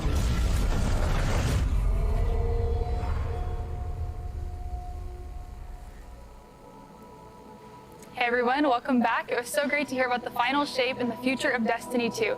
But now, let's dive into the new Season of the Witch content. Joining my fire team is Pika and Andy from Bungie. Let's jump in. Awesome. Taylor, welcome to the fire team. Good to see you. At all. No, we just hang out and play video games today. It's not the worst. This is the best part. But yeah, time to get some Season of the Witch on, which also, too, for anyone watching at home, you can play right now from the comfort of your own home. We're playing from the comfort of Bungie, but obviously to each their own, wherever you have snacks available. That's true. What are you guys running today? Hunter, best class. Well, you don't have to lead with that. Way to just shut us down. Yeah, sorry. I mean, I'm Warlocks who are also respectable, obviously. yep. And I'm a new Titan main, so here I am. Sorry, there's just plenty of bad guys to punch here in this one, so you're in the right place, without a doubt. I guess so. Do you guys have the new exotic on? Actually, not the arms, but I do have the exotic weapon. Oh yeah, I have both. I have the Tessellation Fusion, and then I got the Moth Weavers, I believe. The Hunter one, yeah. Hunter exotic. Yeah, where you throw the little cage of moths. Throw the moths. Yeah, absolutely. Can heal or hurt. Yeah. Or overshield. Yeah. Pika, how about you? I do have the new Titan arms on. They're for the Burning Ball Super. They're the Pyrogale gauntlets. It creates a flame cyclones, which are wild, but it does take away, like, you just get one go with it, so it's a little bit different. It changes the super. Yeah. The smidge. The real tip of the spear at that point, though, obviously. Yeah. Exactly. Yep. I don't know. Once I saw that there was the Exterus or the Hive Boomer, obviously, on the season pass, I kind of knew that was going to become my personality for the entire season. Yes. Honestly, so. Gotta boom the boomer. Exactly. Yeah. After all this time, I can finally exact revenge on Exactly. It's not vindictive remotely. No, absolutely not. It's peacekeeping. Yeah. Okay. Like all Vanguard operations, it's strictly about keeping the peace. It's just about the outfit. You're Hive, so you gotta get the gun. So it's fine. It definitely doesn't hurt. So where are we? Yeah, so we are actually in the very starting mission of the Season of the Witch. We're back in Savathun's throne world, which has many mysteries for us yet to uncover, including this one that we're going to go ahead and dive in and check out right now. So I might have been running the wrong way. No, you're right. It takes a little second. Once we get up here, it'll be good. Search for the Spire. Tab Spire. And also, too, as a heads up, everyone, we're running a dev build, so if we have any artifacts or anything like that show up that you haven't seen in your build, that's because we have these special internal servers running our particular instance of the game right now. Mm-hmm. Very special. You're way ahead. I'm joining allies. I'm sorry. I just ran up the stairs. No, it's okay. I got excited. You started going the wrong way at first, I think. I also got excited, I think, honestly. Oh. All right. What weapons are we running? I also have the boomer gun on. I got the hand cannon as well. Which actually, I forgot to check what part. The strand hand cannon? Oops. I'm using that too. And the new strand rocket. Oh yeah, that's right. I've got the new arc machine gun, obviously in the theme of arc. But with the addition of the Hive Boomer, I don't know, I just had to go back to the classic ways of Season of the Slicer. I've got the Chroma Rush on as well. Yeah. Chroma Rush, that's actually such a good gun. I love that gun. Yeah, I think it's an absolute classic, honestly. It has a bit of a fan club. Anytime I have Chroma Rush on, like, I'll have people be like, yo, Chroma Rush is a good gun. Yeah, you've never had that? No. It's actually Hey, Pika, you wanna stand in front of that ogre so I can test out the Oh yeah, I do. The moth? Okay, don't let me die though. Okay, Andy might die. That was the test. That was so. Okay, that was be the side by side. I was a little late. That was my fault. It's for what it's worth, I'm completely comfortable blaming you for that. Okay, yeah, no, I was late. At least I didn't die first. Platforming This is time. exactly what we wanted to avoid. My favorite thing. The hunter swaps over to Stompies. Yeah. You know how it is. Yeah. I'm shamefully almost never take my Stompies off. I usually swap them back on, but I'm gonna try to be skillful today. Ooh, we got a Hive Guardian with a barricade. Yeah, I'm suppressed. Ooh, well, anti-barrier auto rifles here. I'm throwing hammers. I'm just. Oh my god. Oh, whoa. Did I do that? Oh, ghost. Oh, got it. We've got to make sure that we celebrate the passing of that particular Hive Guardian. Oh, trigger. Hey, we gotta get the crystal. Oh, yeah. So you grabbing the rocket launcher? I was like, Taylor, I don't think you want to. Rocket the crystal. There we go. No, I was getting it out with the streaker. Where are we going? Invoke Hive Magic. All Ooh. I have a little staff. Look at all the runes. Oh, here we go. right. Another totally OSHA-approved elevator here, obviously. Yeah. No safety hazards. Oh, I'm like... is where the Witch Queen fell, and you fled for your life. This is feeling kind of familiar in a way. Like, we've been here before, haven't we? Yeah, I mean, I think too is like there's a lot of this stuff where it's like it's reminiscent or in the same area where like a lot of the Witch Queen took place, and so getting to go back where we definitely like faced off against Savathûn for the first time is not the worst way to spend a day. Here I go back down. I missed my landing. Here we go. I'll get the banner. Rally? Thank you so much. Thank you for the super. You're welcome. As the mysterious benefactor of this particular fire team, I'm happy to help out. Wow.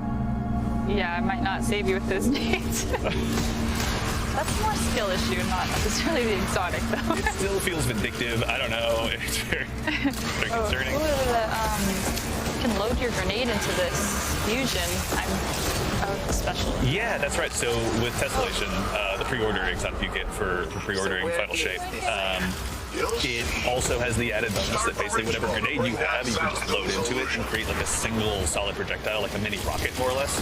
However, the really cool part is that it actually also adheres to your exact subclass at that time as well. So, you know, strand, stasis, solar, there's no other S subclasses. I'm being alliterative right now, so I'll stop there. Yeah. But it's a ton of fun. Yeah. Oh, I found this solar crystal. I feel like I'm gonna mess up my burning moth. I'm on fire. I'm gonna try it in a second. All right, let's see it. Goes out there for the good of all Guardian kind. Where we got some ants? Let's go right here. Yeah. We got a super. Feels so cathartic to go versus Boomer. Like, was that your super, the fire cycle? Yeah.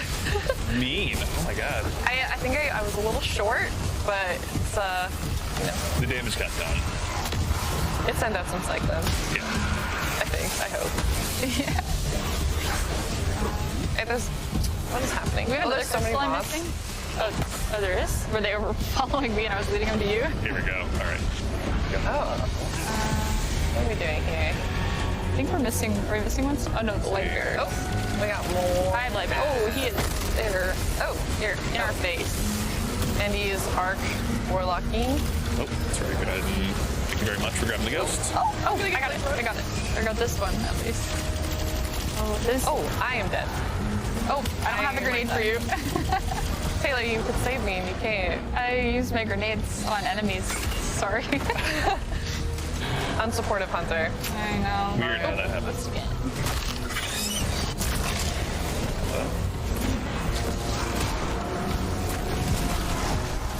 I think there's a moth. I feel like it's around me. You're just careful. Oh. Trying to get. Oh. Oh, we gotta punch this crystal. Oh wait, we're empowered by punching it. We got some wizards. We have to punch these ones to. Oh, okay. Actually, maybe we should. Nah, punching. You're punching. I am. Well, you're the Titan. You can do that. You're really embodying the Titan. I am punching. Effectively right now. The moths can really. The moths help me. Or no? They hurt. They're not on. They're help died down you. No, my moths. Oh. My moth. Taylor's like, I get all the moths. Now they're all mine. I actually did help you. Sorry. Where were they when I needed them? Taylor. This one needs to be punched. My timing was off. Where were you when the moths needed to? Oh, moth. double. All right. Ow. Ow. Oh. A lot of ads. Oh, I'm missing my hammer. The substance rampage trauma rush is really earning its keep right now. I really like this hive gun. I'm not gonna lie. Yeah. It's kind I haven't tried it yet. Kind of spicy. Yeah, it feels good, honestly. In a good way? Yeah. Is that a bad thing to say? I think when it's on your side, mean is a perfect adjective to go with, honestly. Oh, Why am I'm dying. you're dying. Here's a grenade. Give it to me. I got you. Wait, I'm over here. Oh no, it's not. Okay, one of them I think chased you. Oh, the purple moth I think actually was mine. Maybe. I don't know. That's probably the one because with the Overshield or something? it gives a void overshield. That exotic. Oh yeah, I'm missing So that must be what it is then. Oh. Did I miss? Where did it go? Oh wait. Oh, we got to finish it. Oh, there's a ghost. There's a ghost. I got it. Oh, was there? Yeah, it was just in the middle. I thought I missed. Oh, rip. Guardian, channel your magic with the witch's staff. The witch's staff. All right, Eris. Do you have a staff? No. Right here. I have You one do now. Oh, look at that. Look at that new armor, too. I forgot. We looked so cool. I should show my armor just really quickly. Oh, wait, what emotes do I have on? Ooh, look that's a at good the tentacle. Here we go. We I can got do the the hot celebratory high tub. five as well. Oh, wait, actually. I think I should have, yep.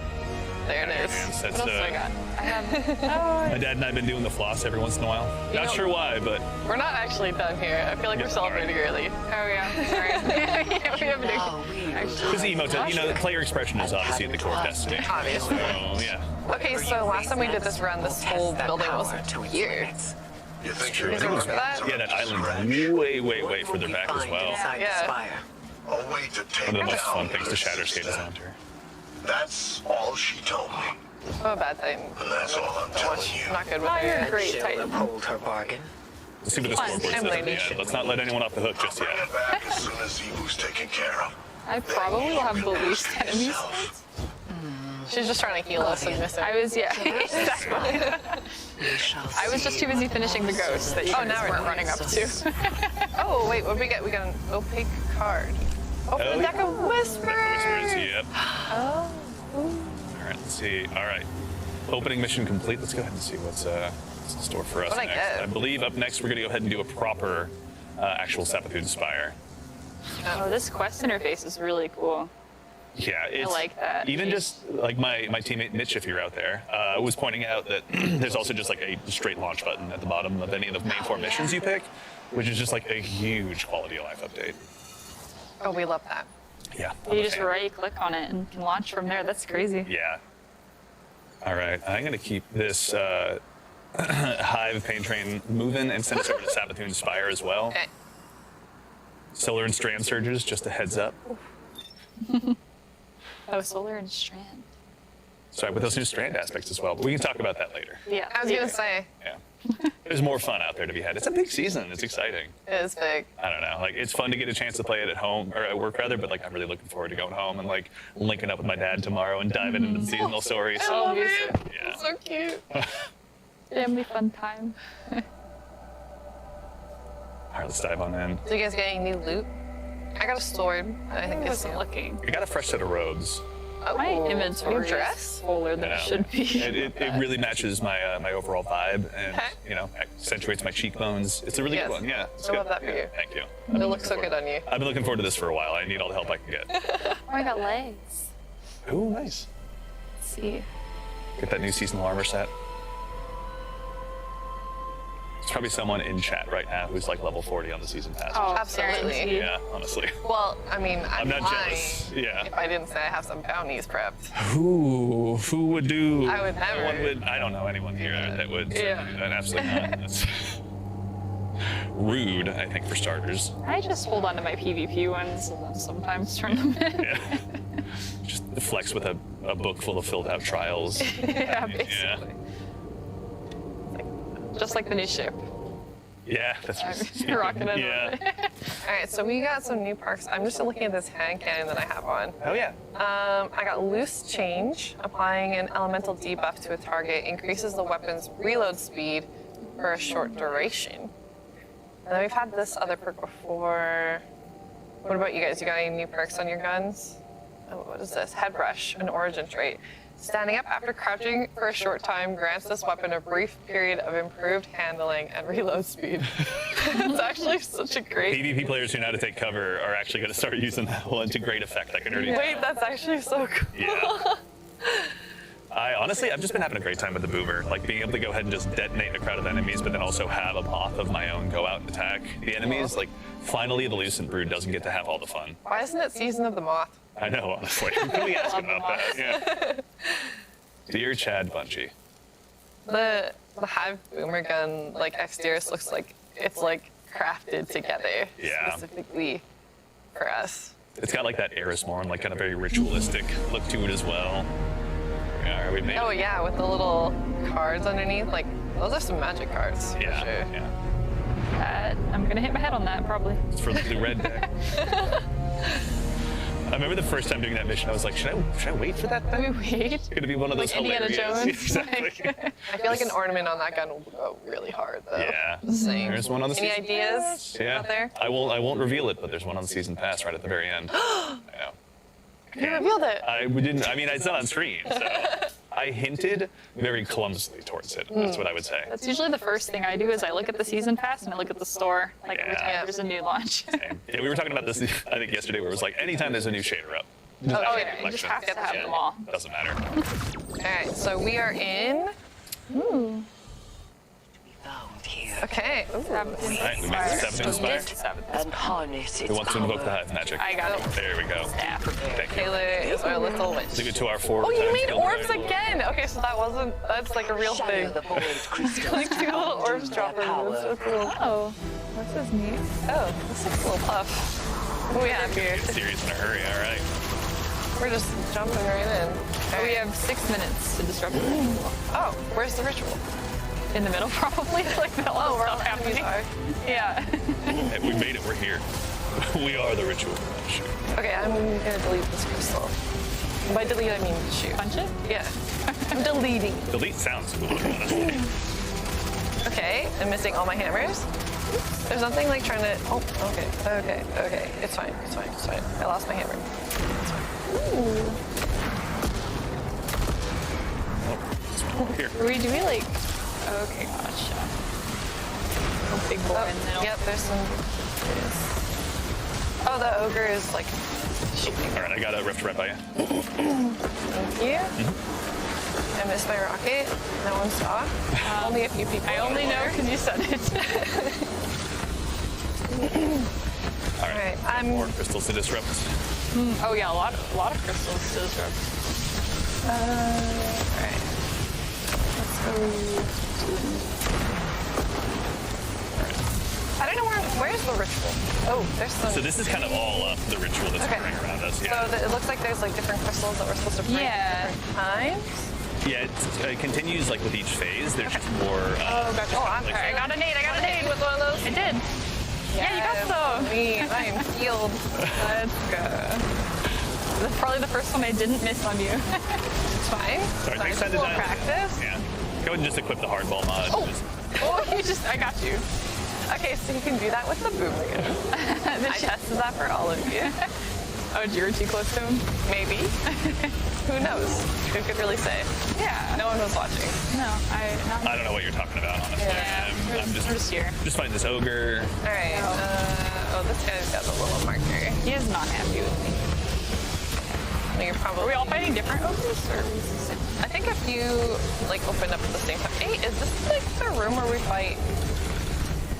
Oh no, it's not. It looks like the darkness, right? Or the. Not Alec Wool, his brother. Oh, it's like the light plate, the dark plate. Yeah. Wait. Yeah. Do you remember how to feed that grenade into that fusion?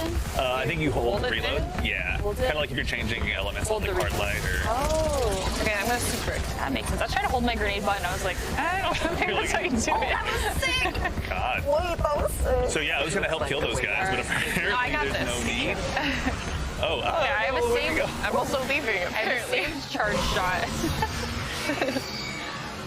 And which subclass are you running again? Arc. Okay, yeah, that thing will work to great effect. You guys here? Yeah. We go up again. Off we go. You see a big guy. Leave him for me. Yes, ma'am. Dire machinations Oh, echo I through these love halls. this. Ooh, okay. I'm suddenly less confident. I'm a lot less confident. Okay, now. I questioned myself for a second. All right, easy. I made it. Yay. It's got to channel That was totally that planned. Titan confidence that Pika's got. It's not. Oh yeah, bad. super confident all the time with jumping. Not at all right. Honestly, though, I love puzzle jumps. Me too. Platforming's really fun. Oh, what? It's like a rune up Like here. agility puzzles, you know, like they're just really a lot of fun, honestly. Yeah. You know, getting a chance to like just flex more of your skill set definitely never hurts. Y'all, there's a symbol up here. Yeah, wait. I think Oh, but there's a. Oh, back here, there's a. this way. Yeah. Oh, more Oh, interesting. obstacles. I wonder if there's a way to get through there. Elevators. More elevators.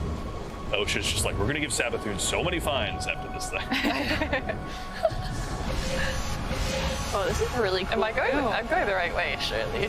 Oh yeah. Yeah, surely. Surely. Oh boy. Oh no, I made a mistake. Don't follow me. Okay, I will not. These kind of remind me of the swaying things in Hit. It's okay. It's all right. Here, we can recover. Quick high five. Yeah, sorry. Oh no. It's gone. It's gone. Okay, It's gone. I'm finding the correct path. Don't worry. Don't follow Pika. Okay, I'm fine. I almost missed. All right, the ledge boss has gotten the best of us once already. I died. I got launched. Okay. That actually Timing looked is awesome. everything. Yeah, that was a little. Oh, jeez. All right. Patience. Nobody saw it. We're here to learn patience. Yeah. Exercises in humility are consistent in this game. I like it.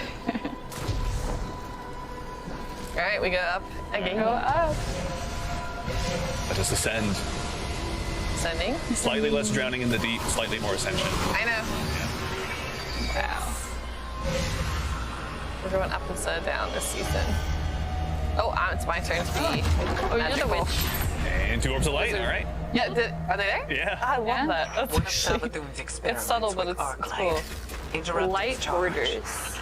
Okay. Oh, these are super interesting. All right, so I wonder if that card Oh. shot is still saved. It should be. I don't think it did actually, but I think normally it does. Okay, so I got some plates. It looks like I remember.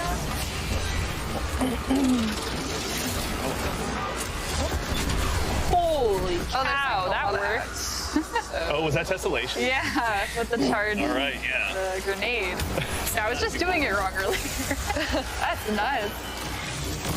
Alright, I cleared this plane. All right, I'm gonna super light border. Okay, I like it. Boy. I like that. Woo! Should I have a ghost? Yes. Crazy. I got it. Crazy. Thank you much. Yeah, when you can connect a dead on shot with a hive boomer like that, it is That's fierce. Yeah. There's nothing like it. Some strong weapons. Okay, so I'm on this plate and we'll. Oh, whoa! I'm together. No, I'm doing it. Here it goes. Oh, it blew me away. How you melted that? Hold on, I got the mic. Oh, whoa. So I landed right. That one shot it. That's crazy. Is there like electricity everywhere, or am I tripping? Yeah, I threw my. Yeah. Okay, it's not the game. The tessellation shot. I like it. Oh, that was sick, guys. That's crazy. Ooh, peach. Hello? What is this? Oh, is it the Synaptic Sphere? Sphere. Nice. All right. I think we're supposed to Also, throw it. most people forget, but you can also blink around with this and do like a melee attack. Like if you melee, you'll slam onto the Oh yeah, grenade button. Yep, and if you grenade, you blink. I feel like most people, whenever I do the Vanguard ops, most people don't end up. Oh, I don't think I knew that. Viewers at I'm home, gonna be honest. go ahead and use your Synaptic Sphere tricks to go ahead and impress all your friends. I'm impressed. Okay, these knights are not taking it down. Let's see. Oh wait, it's like I was just throwing it at it. It wasn't. Oh wait, hold on. There's someone that we're supposed to shoot now. Okay, gotcha. I still have the. Although, wait, no, I was not taking very. Yeah, no, I was throwing it at her a lot. It wasn't. Do we have to stand in the plate, maybe? Maybe. Oh. Okay, it's not the. Do we get a buff in the middle? Well, this knight isn't chasing me. We're missing something. We are. We're missing something. They're all bowing. They're not shooting.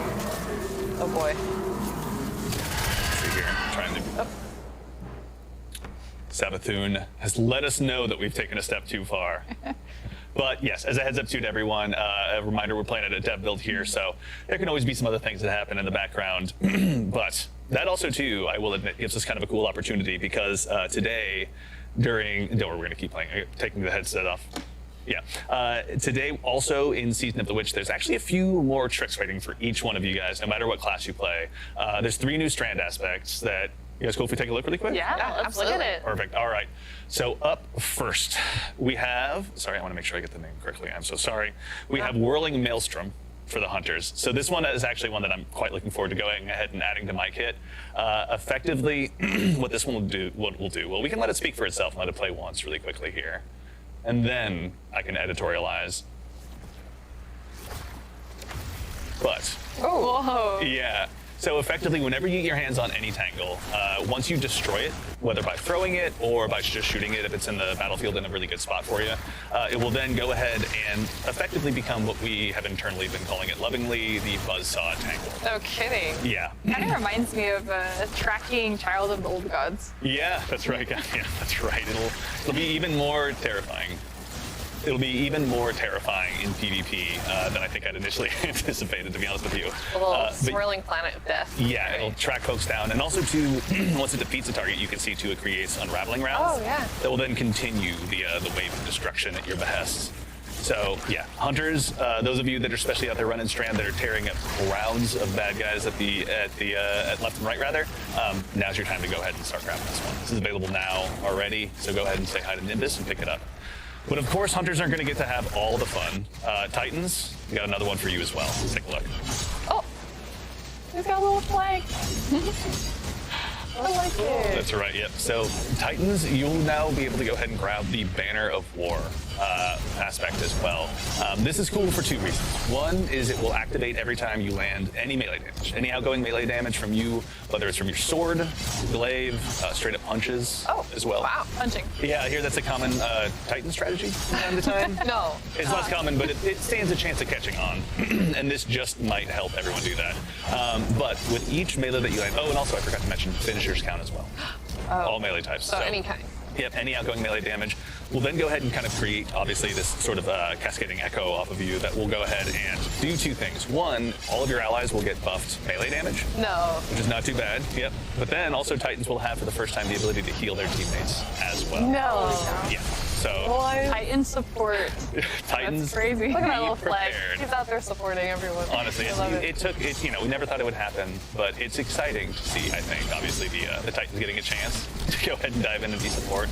So you can also Warlocks push back a little bit. Let them know that they're expected to do a little bit more. But also, to that same end, Warlocks, you're going to get to have a lot of fun as well. What is that? Holy cow. Yes, so this is a new aspect that's out right now as well, where effectively you go ahead and jump up in the air, use a movement ability, and you enter the weave. When you enter the weave, you go invisible as well. Oh, we can't see you? Yep, so all the bad guys right here are still looking for someone to shoot.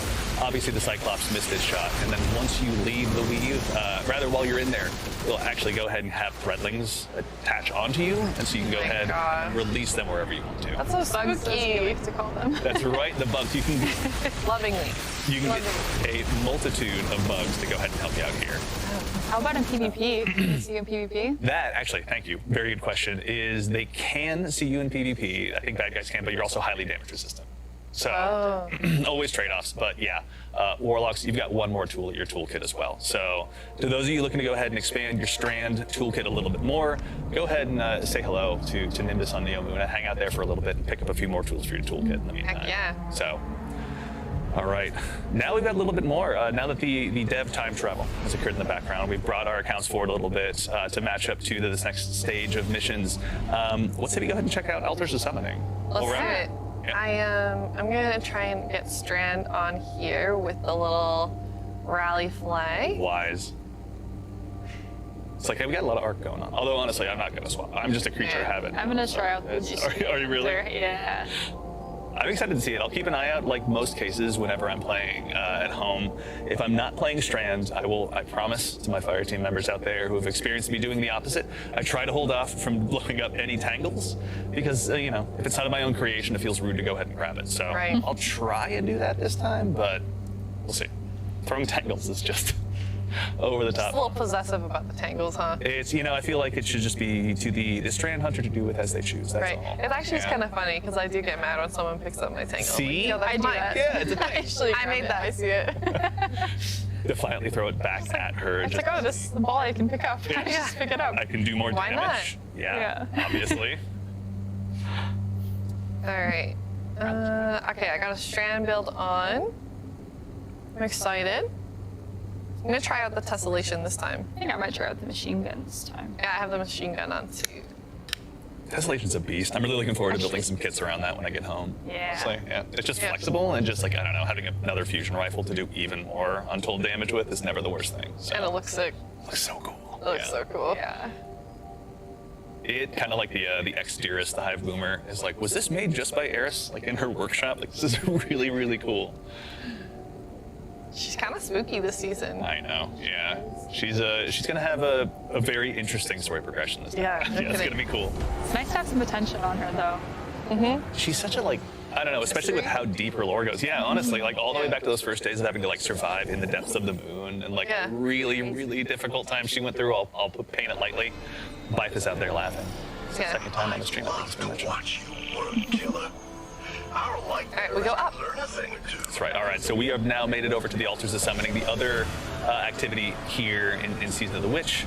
This is kind of meant to follow up, obviously, Sabbath Inspire, but I'll let us play through it. I don't want to spoil anything too quickly out of the game. Oh, spoil it. I wouldn't dare. Whoa, this is cool. Yeah. Oh, whoa. Okay, maroon. Symbols. Oh, Andy down. Oh, Andy down. I just got the first death First out of the way. Yeah, it's as I like to say, I'm getting all the bad gameplay out of my system here early, so I just play like a pro. Okay, so I can stand on a rune and it says begin the ritual of induction. All right. And it says that under each of them, but I don't know which one we're supposed to do. They all have a matching pair except. Oh wait, maybe I don't know. Just do one and see what happens. Yeah. So just give it a try. Yeah, they're all matching except this one. All that matters. Okay, Andy, I see right, you. let's see. All right. Oh, I might have messed it up. Maybe we're all supposed to do it. Whoa. Here we go. All right. Oh, look at the orbs. Oh, that's right. Orbs of Light, everyone. I'm grabbing the super There's ammo. no knowing what Okay, Sabbathu let me go locked this away way. behind her magical barriers. I wonder. There's only one way to find Oh. Make Hi. an offering and hope you can So I don't have a proper nade for this, but we'll try it anyways. Or I might switch to the boomer. Oh. I have the nade that like suspends. Oh yeah. Actually, I mean that's helpful. Oh, I'm definitely gonna leave it, but I just don't think I So can we put can make it some in more the offerings. constellation. I got like 1, 2, 3, or 4. The hardest mode. All right. Oh, I that's like what it. you did. Oh, cool. Oh, did I do something? Yeah. There's 1, 2, and then 3 swords on each of them, which may correlate to difficulties. Oh, I see. Oh, it's totally fine. Loading the strand grenade. I believe Super so. prepared, not using different guns than we're used to. Like, this is gonna be fine. You're wearing rings. Where are the enemies? Okay, here we go. Ooh, big Oh, guy. whoa, that's like a large enemy to start. Big Oh, boy. look at all the heavies. Oh, wow. Wait, did that happen to you guys? Oh, we're like. Oh, I'm Yeah, definitely dead. we were well out of Oh, it. I'm definitely dead. I don't. Yeah. I got this. We're blaming Taylor here. No, I- God, yeah. I wouldn't second guess you on it. Is it because I did the third sword? The fourth sword. The fourth sword. You see. I just saw something to interact Oh, with, and this I is the interacted. Shrieker. All right. It's the Shrieker. Mistake. All right, let's start at the back of the room and start Yeah. working our way Oh, forward. Let's boy. clear I'm the already perimeter for Oh Shrieker. my gosh. There. No.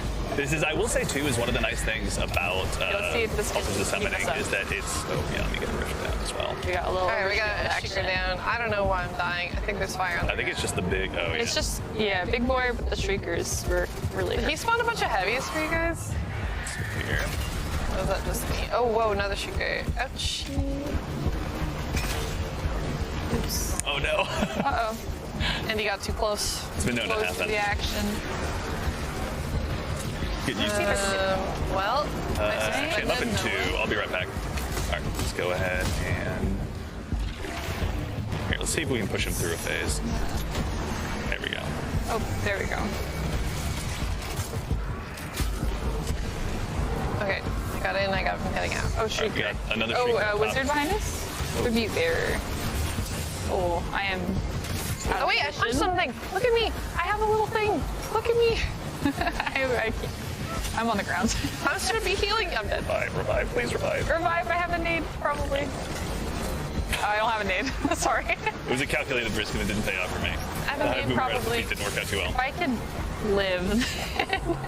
What? Yeah. That said, we're on the right track. We need to harvest and deposit the burdens of tribute as well. So Okay.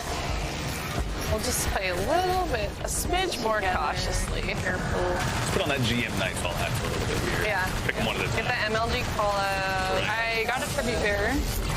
It dropped the thing. I'm gonna grab it. Where am I dying? I think everything in middle. Why don't I plant this tribute? There should be. Oh, in the middle, probably. Where all I think, the. or over here. I think there's. Okay, that we was head over to tough. me.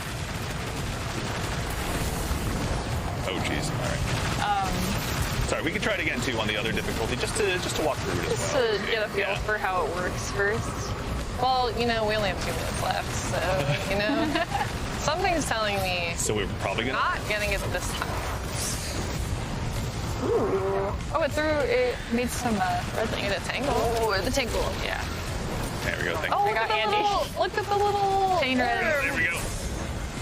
All right, let's go ahead and see if we can go ahead and beat at least one of these tributes. Okay. Yeah. Oh, man, I'm getting just destroyed. Oh, hi.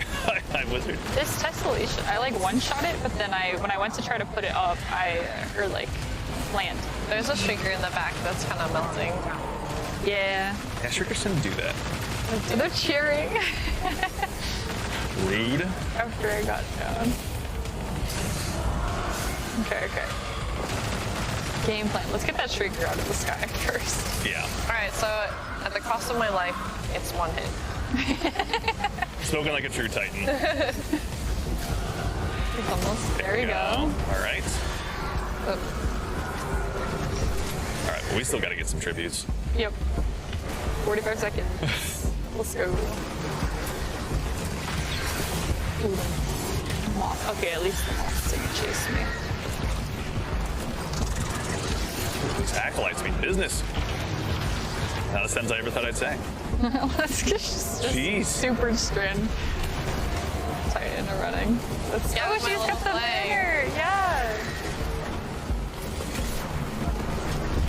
I'm supposedly healing.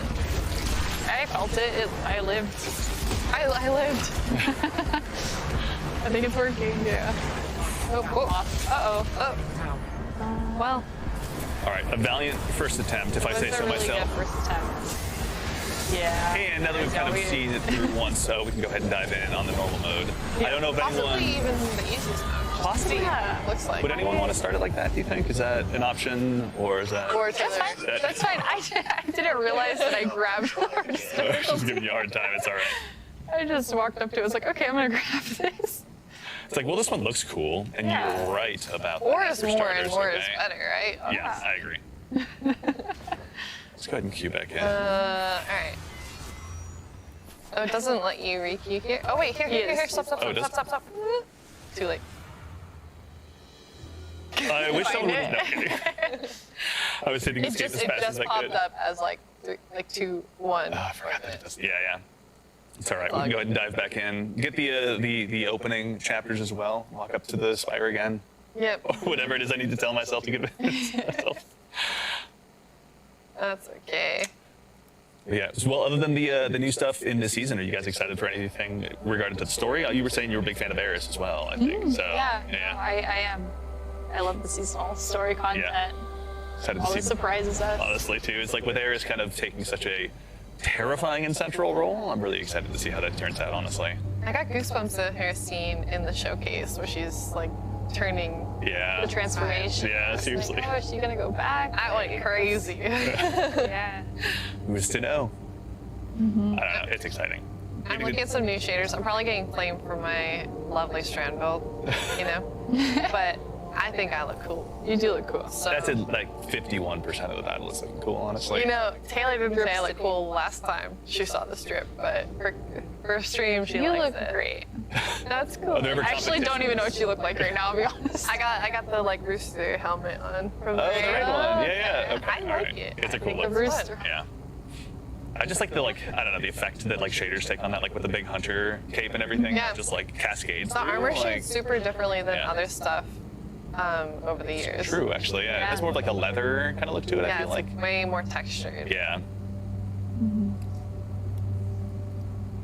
God, Root of Nightmares is so cool. I still remember like when it was like that first trailer hit where it was like, no, we're going into one of the pyramids, and also it's where all that destruction from the Traveler landed. Like of all the cool like pivotal like lore moments, I don't know.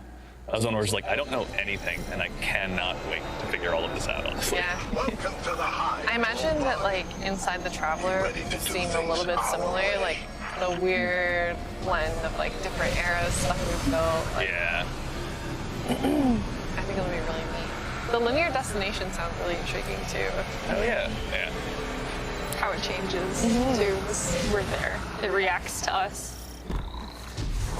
Alright. So should we all do the same symbol this time and see what happens? Yeah, let's oh yeah, okay, sure. You did jellyfish. Jellyfish? This was the jellyfish. There we go.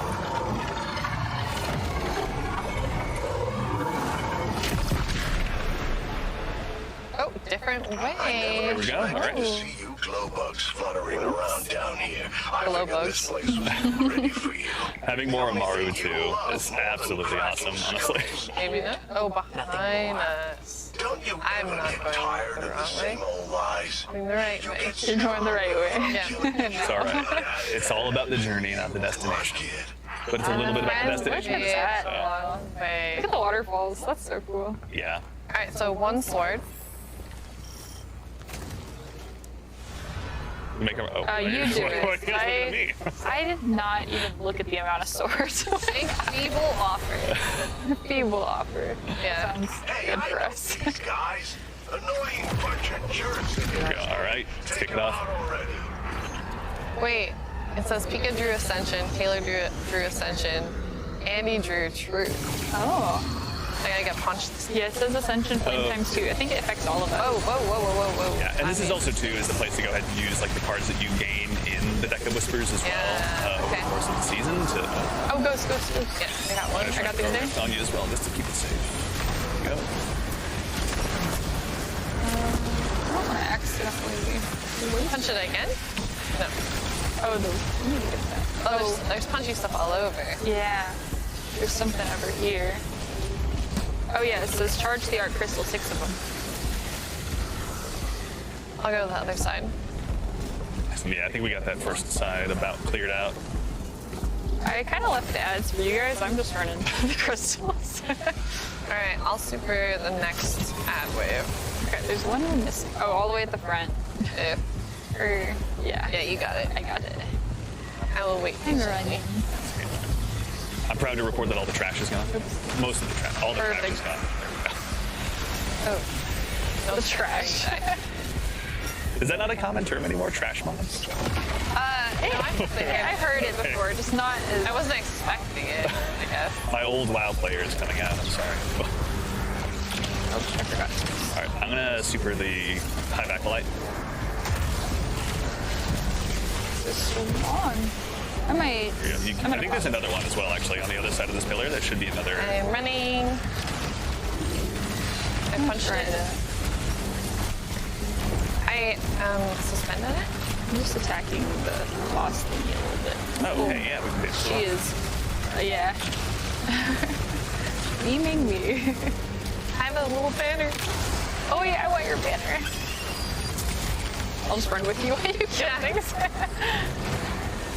I like how big the radius is to that. Yeah, it's actually pretty good. Oh, the boss is almost dead, actually. Yep. Because of this tessellation. Yeah, you melting over there? Honestly, yeah. It pops out threadlings with that. That's so cool. Oh, that's spicy. I like your little banner. Thank you. You still have it? Oh, nice. Yep, Yeah, you still have it. Let's go. Still, that's actually wild. Okay, Yeah. I can see it on the ground. The more kills you get too, it'll actually start like kind of sending out the bursts faster as well. Let me go back to the beginning or here. Make an offering. Oh yeah. Do you want to go level 2? Yeah, let's give it a try. Robust. Gradual advancement rather than jumping straight. Andy, do you want to do Let's magic see. this time? You know what? I've you're been far waiting for this away. moment, honestly. Oh no, you're coming. Okay. As a warlock, I am always gonna go ahead. Do and make sure I your get this magic. in. Here we go. Okay, I got the truth. Taylor got adherent. And you do the wish. The wish. Wish. Between me and the dragon. Oh, whoa. That's Vex. What? And Okay. a Hydra. What is happening? I'm so happy to have anti-barrier right now. Yeah. Yeah, actually, let me see if I have that on. We'll find out.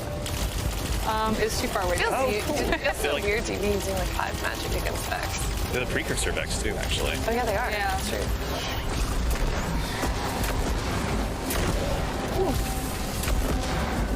Oh, there's a bunch of little harpies. Yeah, I'm trying to get them all boomed up. Alright, I got one. Okay, we have a... Start shooting that Hydra. The Hydra's almost dead. Here we go. Yeah. Nice. Oh, is that the? Did I throw that grenade? I think that's the hunter spirit grenade. I just don't remember. Oh, there's boxes to shoot. Oh, yeah. You guys don't see. Or just one. And I got it. Okay. Well, I was maybe just. two. I don't know. Something exploded. Oh. There was a box to shoot, and it has been successfully destroyed. Yeah. Okay, we have to defeat the 3 Minotaurs. Well, I can't. So. 4 Vex sacrifices. Oh, prevent them. Are we letting them sacrifice? No, we're supposed to stop them. No, I mean, are we letting them? Oh, yeah, there's some spires around, or not necessarily spires, but the like Vex spires around the exterior. Oh, of the yeah. I know what you're talking about. Oh, yeah. Oh, boy. Yeah. Oh, they're all stacking. Uh-oh. My bad. I was not on the right side of the room.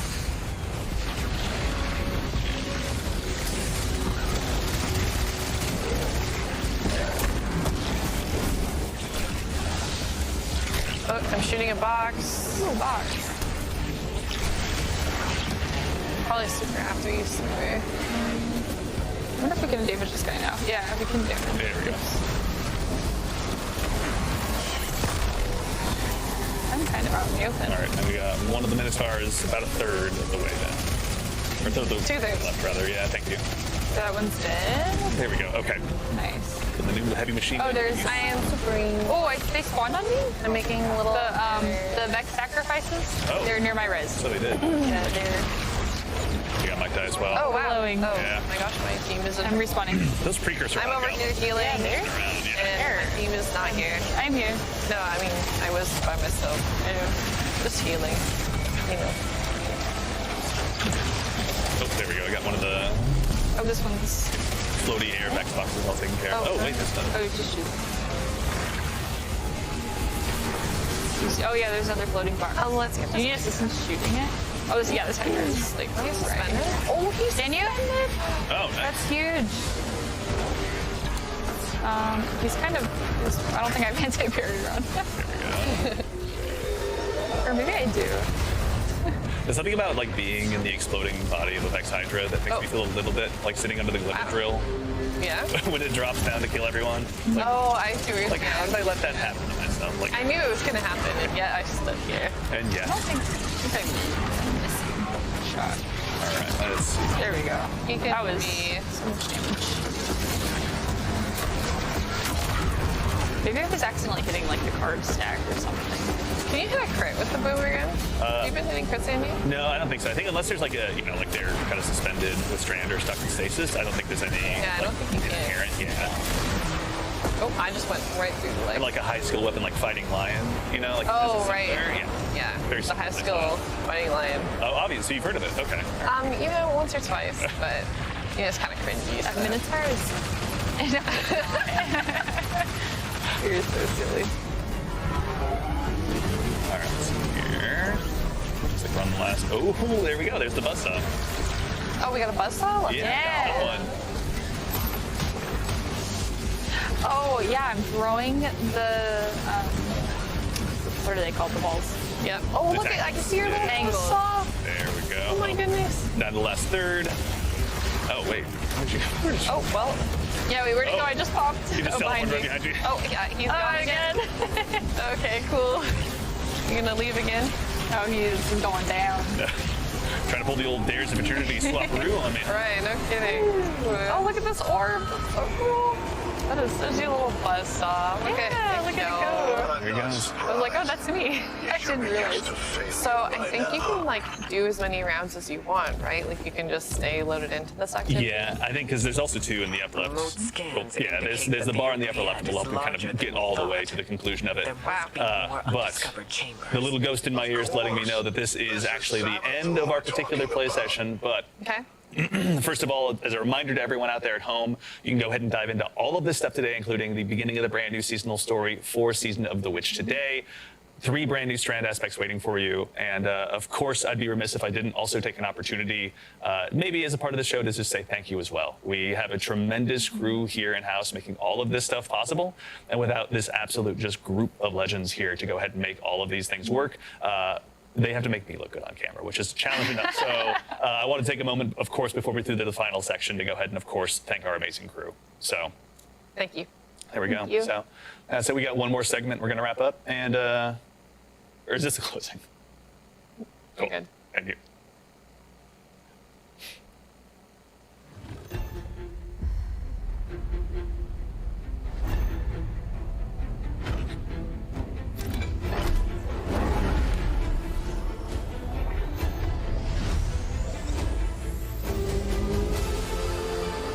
Do not be afraid. Bring me your tithes.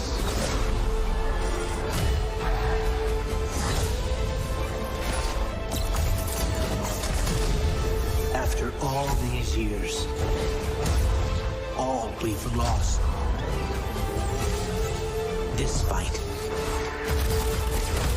might be our last. So I'm asking you to rise. One time.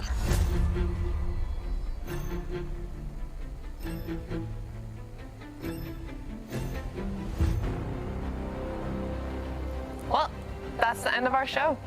We had a ton of fun today going to talk with Bungie about the reveal and getting to play through some Season of the Witch. Yeah, it was a pleasure being a part of your fire team. If you're able to go play, Season of the Witch is live right now, and you can jump right in and start playing in Savathûn Spire and building your deck of Whispers. Or if you're stuck at work or away from your gaming setups and still want to continue watching, we're going to be raiding Travel Danielle right now. So stick with us and say hi, and you can watch as she continues to play through some Season of the Witch content live.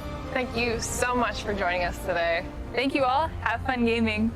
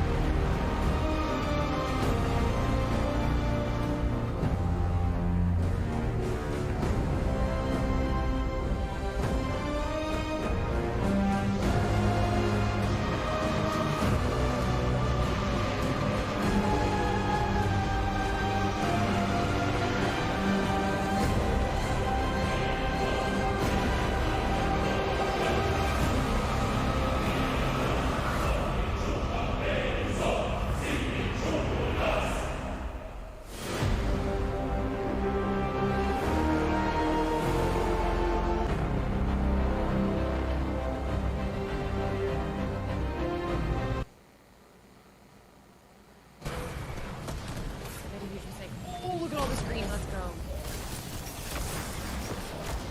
Frick! Hey! Hey! Bungie! You shouldn't have!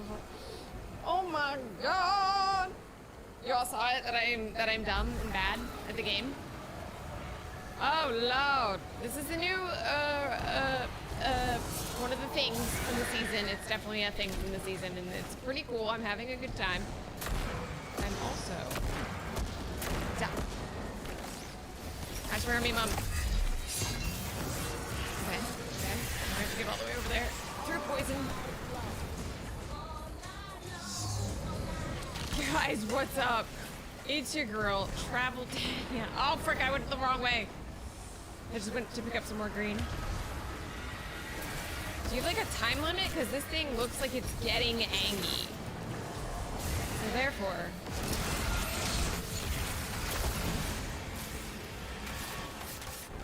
Hey, big fella. Suck strand! That should be my... I might have it.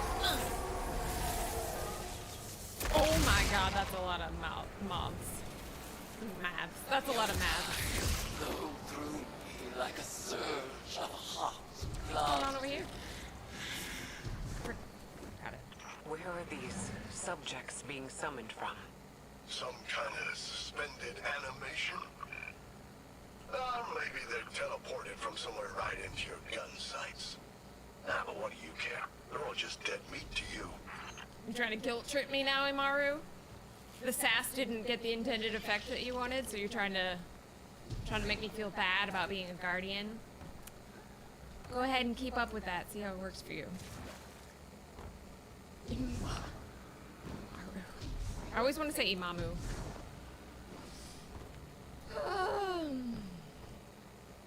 Mr. Turv is currently making a video on the final shape reveal. He will be playing the game later, but I am playing the game now. Cloistered, awaiting brutal deliverance.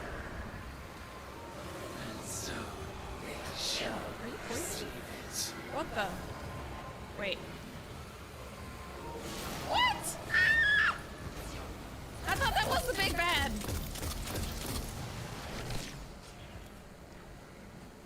Boomer.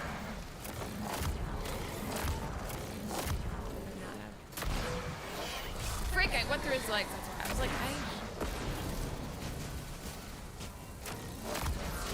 There we go.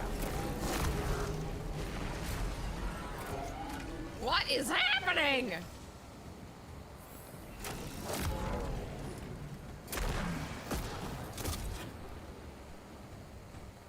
What the hell? Oh my god, there's a lot of you.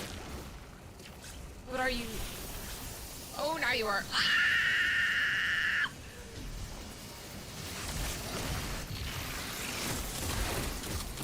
Oh lord.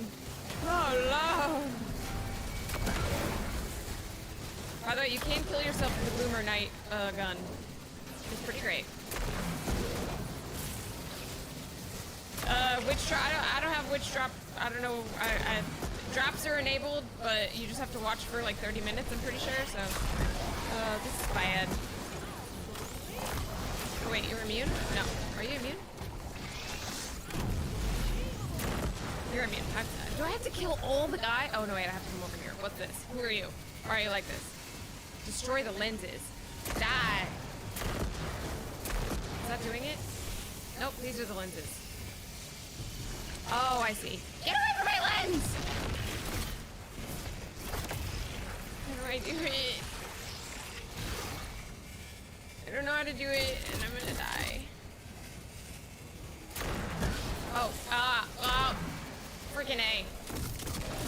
I wanna hide Boomer everything. I see it!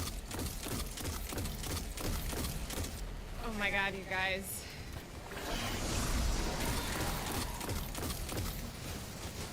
What? Stop sharing witch drop, you guys. It's pricey.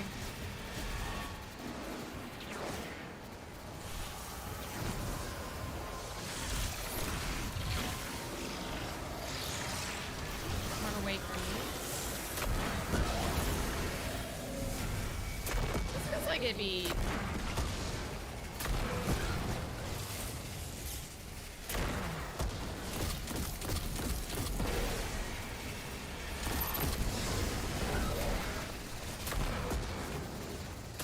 Minotaur. Square Minotaur.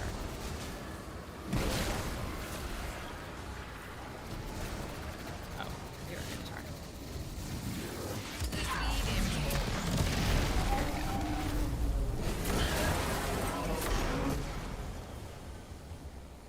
Hey, what's up, Bill Physics? Sorry to everyone who's spamming witch drops. I don't know. I don't know where you got the idea that I am an actual streamer that does that things. Sorry.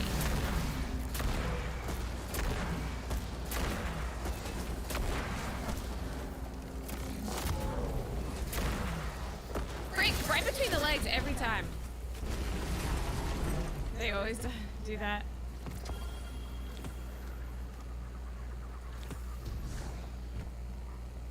You're out of here, I did it.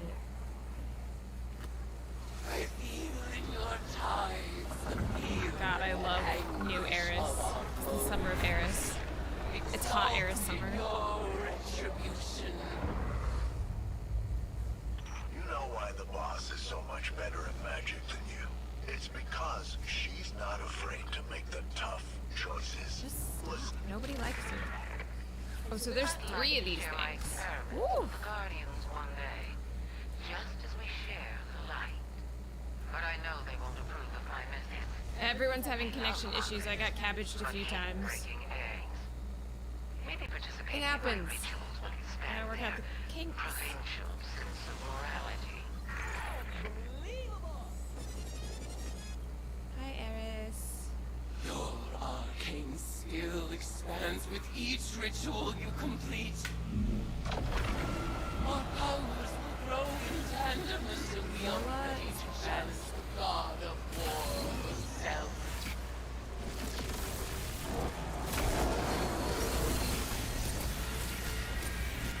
Which is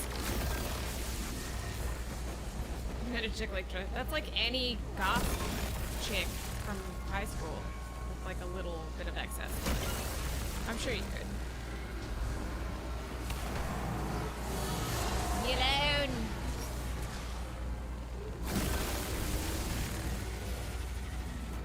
I'm not hurting anyone. I'm just punching these crystals. Look, I'm not even hurting you guys. I didn't even hurt.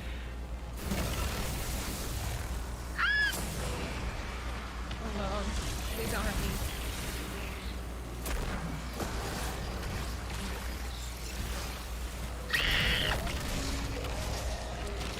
I'm gonna go back.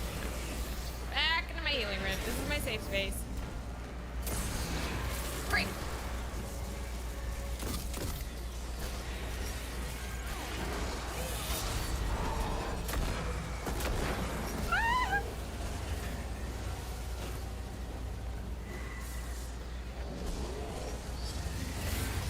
Oh shoot, okay, I just have to get here. Okay.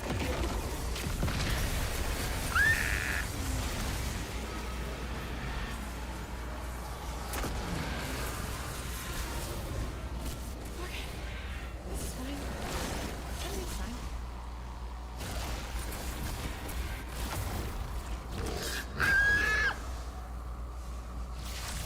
I don't even know you!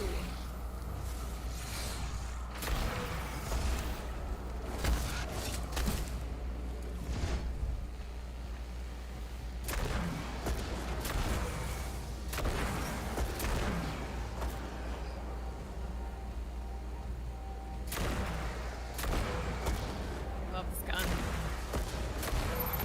The only time I'm like, yes, I'm a boomer. Ah! Hey!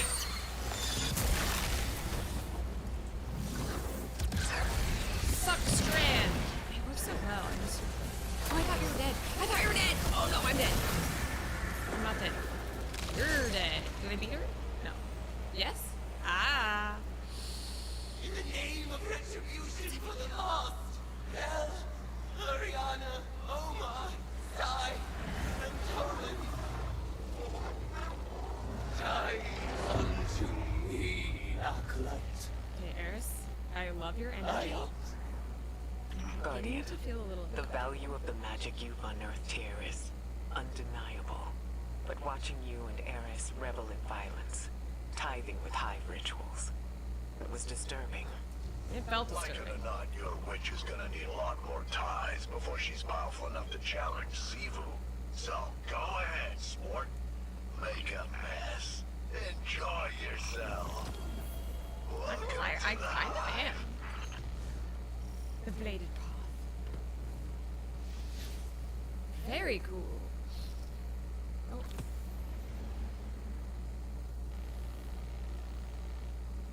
The hollow projector in the helm.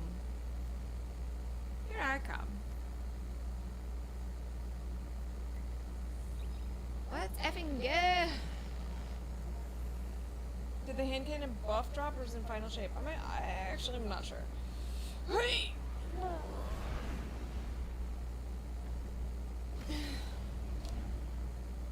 Yeah, Ikora's like, I'm just not comfortable with you shooting and killing everything in your path. I'm like, This is the 10th year of doing this.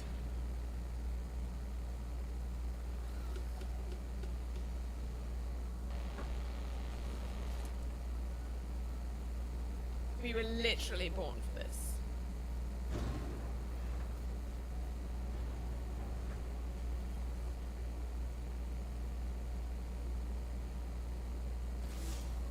It's hard not to feel that this is my responsibility. While we in the tower gathered intel and debated over what action to take next, Eris threw herself into a dangerous ritual of her own devising. She was audacious. And she was right. We had to accept Savathun's bargain. We must pursue the witness at any cost. I didn't imagine. Seems like she's only a hive witch within that circle. She remains herself. I recognize Eris when I look into her eyes. She wears her new form like a suit of armor. But she She's also speaks saying of some whispers creepy shit. calling to her from the deep. And I have no assurance she can resist them forever. You must embrace the hive rituals as she did.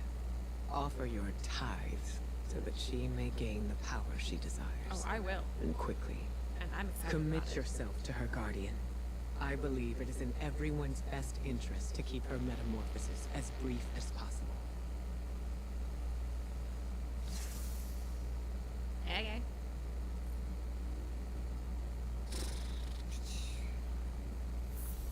Noted. Radio. Hive magic reveals itself. in Morla, precise go shapes. off. They You are follow the same rocking lines it and the this season. same means. And yet our rituals still hold many secrets. Cards have scattered in the wake of your oblations. Our bond made manifest. I call them the deck of whispers. And they do whisper. Each of their ideograms appears to carry the weight. Did anyone else read that as ideograms? Do not fault them. How do you check if you got the drop? They are Have you checked your vitals? Yeah. Bend over? I don't know. I think you go to your drops page on Twitch. conversation. As with all hive magic, they ask us to separate the true from the dead. We will do so. I don't know why it's louder. It's not supposed to be louder. I haven't changed the volume. That's my bad. Okay. Was that basically like, wait until next week? Yes, I love this aesthetic. Sorry everyone, sorry. Now I'm worried that all my drops are like insanely OP. How's stunt training going? The formal stunt school training is over, but I am doing some stunt driving early September. I have a I'm going to a session there, which will be fun, and then I'm doing like a weapons, like handgun safety, responsibility, and basics class. So that time you become a munitions expert. Keanu stunt driver training, some of the coolest shit you've ever seen. Yeah, I'm pretty stoked about it. Did they mention legendary campaign in post QA or any part? Did they mention legendary campaign in the post QA? I assume there's no way to get rid of it, but I just wanted to make sure that they said something.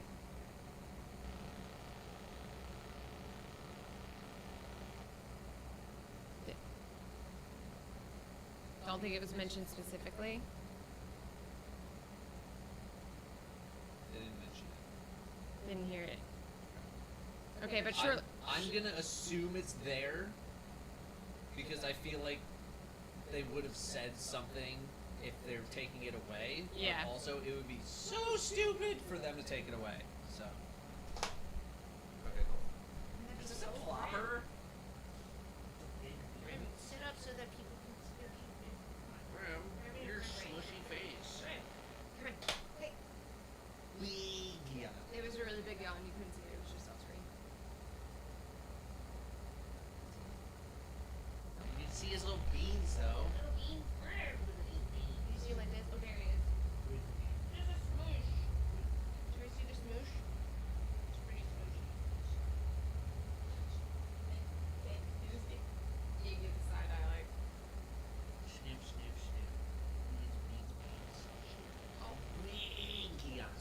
that one?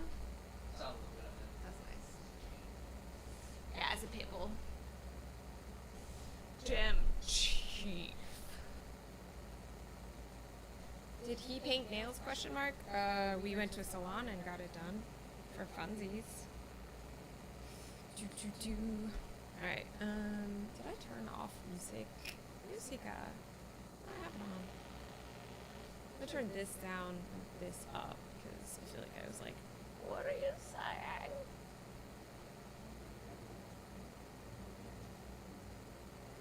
There is music behind there, okay. I was like, it's so quiet. Now what? She'll contact me. Okay. Okay. Nice. Yeah, so now what? We just go play stuff and do the thing until we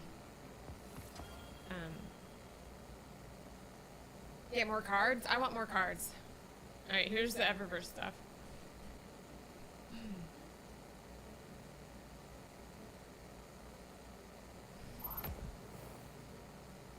No, they did not.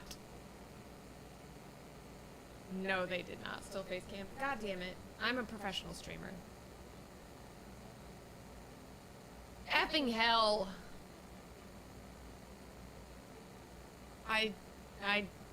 I don't agree with this, and I'm upset.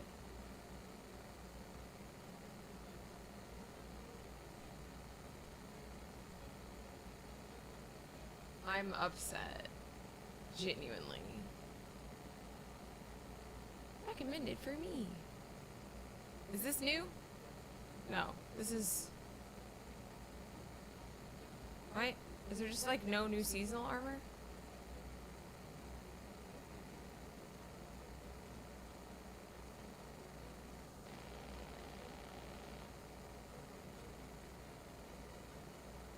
Ooh, shader. New shader.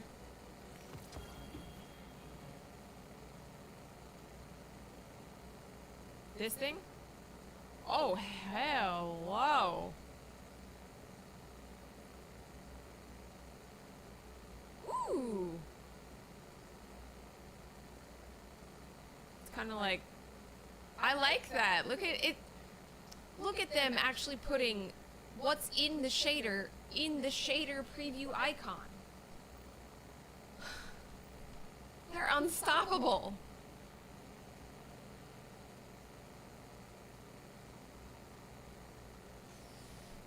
They're unstoppable at this point. Good for them.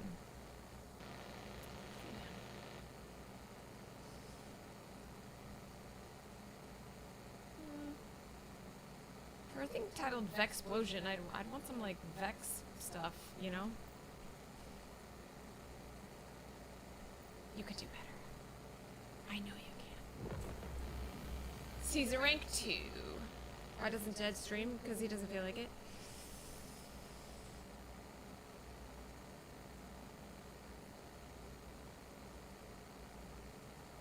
Dude, this is so nice. How does it shade?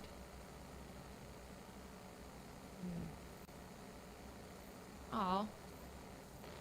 No, I was hoping in other shaders that it would still have the,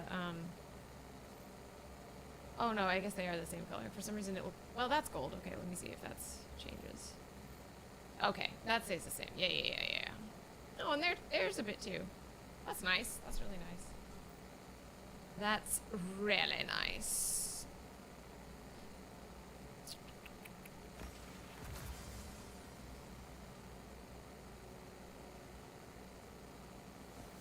Ooh. Okay.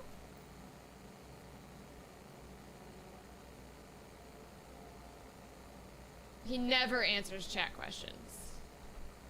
He only chats with sub, you guys. Mr. Turb never answers chat questions. So that's a new policy. Is never gonna answer your questions again, you guys. He just... It's just not what he does, you know? So we win. He just genuinely is like, oh, you have questions and I'm the info guy? I'm not gonna answer them. Don't care.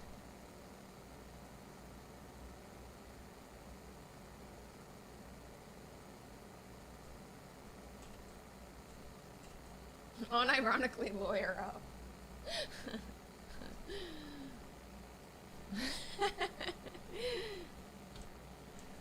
Like, come on. Come on. Ooh, what is this? Haruspecs? It's something witchy. Somebody look up what Haruspecs mean, and if I'm saying it right. Haruspecs. Haruspecs. There's an entire YouTube video, YouTube dedicated to answering community questions, but he just doesn't answer them. Look, Leonardo, he said no offense. I beat you to it, pencil cream. Aha. Haha. I like the symbol. It's pretty.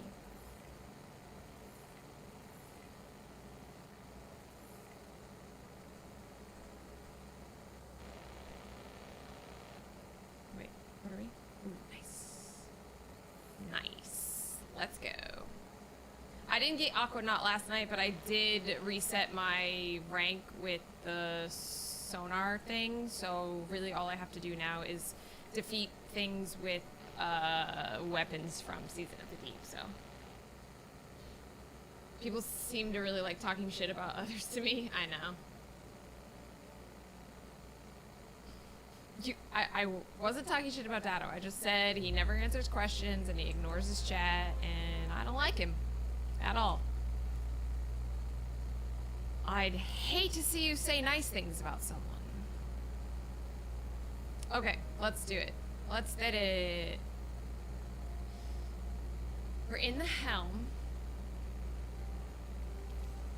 Nicole. Oh yeah, actually, where do I pick up the? Where do I pick up the bounties? Legendary campaign confirmed on Bungie.net. Mr. Turf. There you go.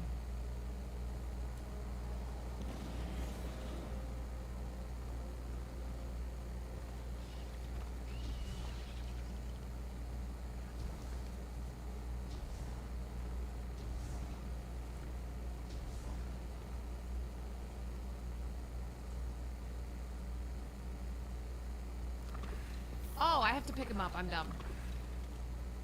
I'm literally... I was like, oh, cool. This is where they're collected.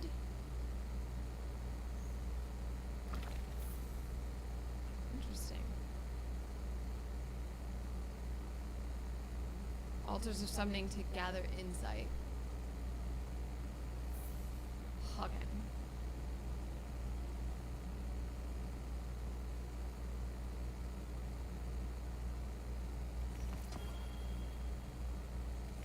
Oh wait, no, I'm supposed to not do that so that I can focus them. Got the boots. Where do I offer the things? What does the offerings do?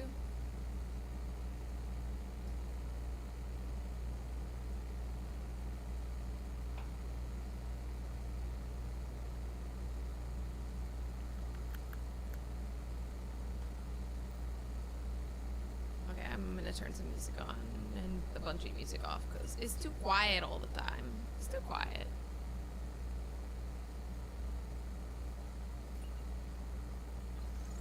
Oh no. I'm gonna have to turn off. No, I'm gonna have to turn off chat again. I love being in math class. I love the people in math class. However, on new content days, boy, I hear a lot of pings, and it's just a lot of pings. And there's so many pings.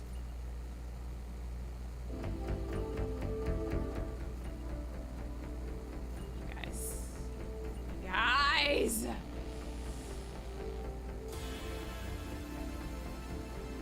Unforge. Supreme Unforge. Okay, so where do I pick up bounties? Not here. Not here. Oh yeah, it was out by the thing. Was it? No. What's up, Kama? Wow. What's up this?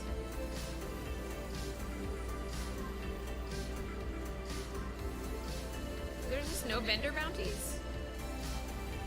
Or am I being extraordinarily stupid right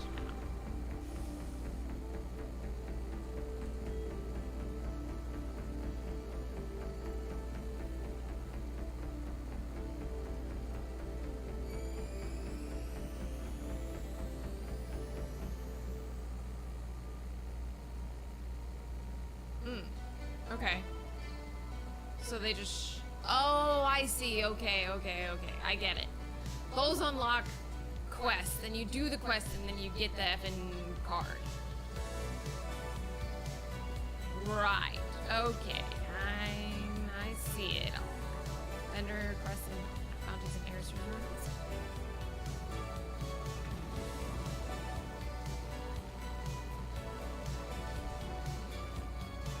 The cards are the bounties? Oh, okay. So you have to unlock bounties. Interesting. It unlocks the daily bounties. Right. Okay. Interesting.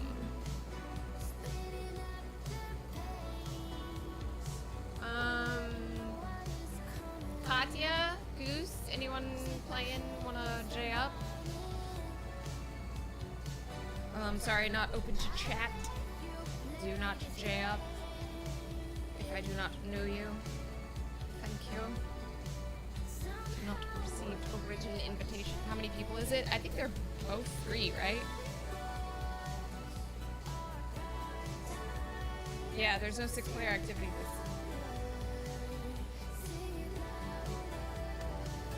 this is oh, this is not the midnight. Should be. Here we go. This is the midnight. Okay, no worries. No worries, mate. It's match made. It sounded like the midnight. Maybe it was like, I don't know. Maybe it was midnight plus guest stars, but...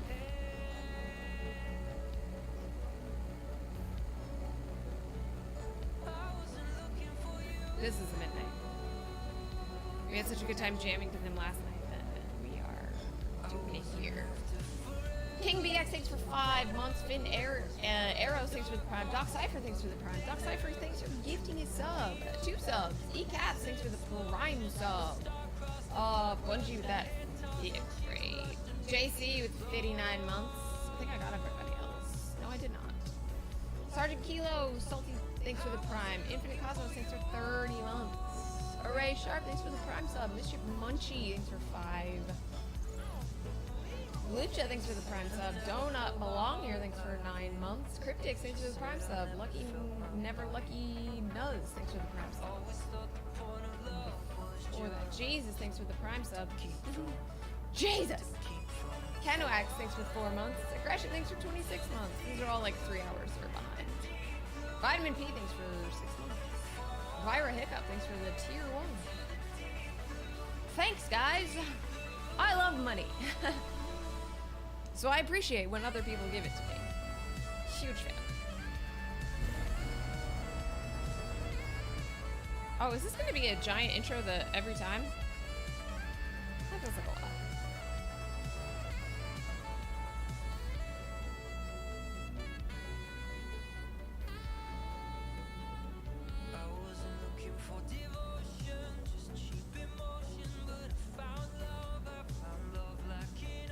Fire Hiccup gifting a sub.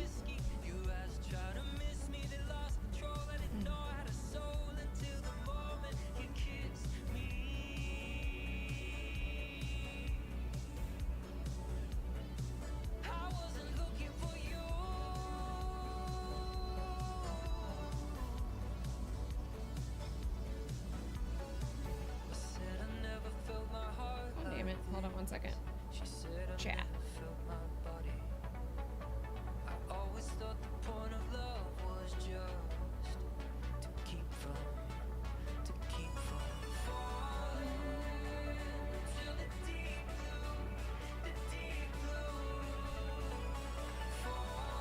think it sounds like Mr. Turf. What? Very fast?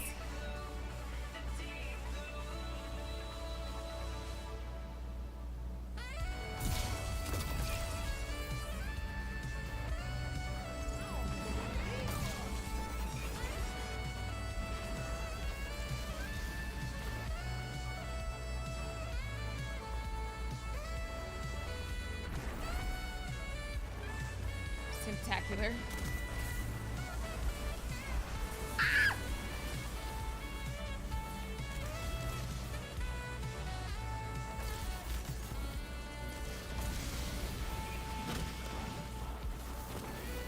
Oh, his projectile knocked me off course. And being a warlock, I can never recover from that.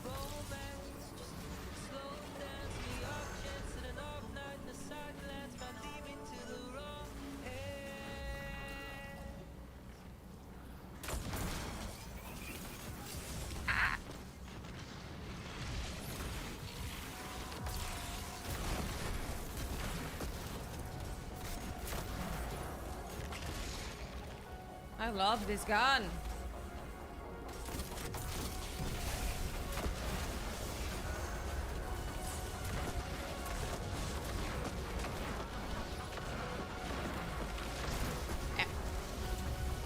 Sub hype. Get physics. I absolutely did. Fire, thanks for 2 gifties.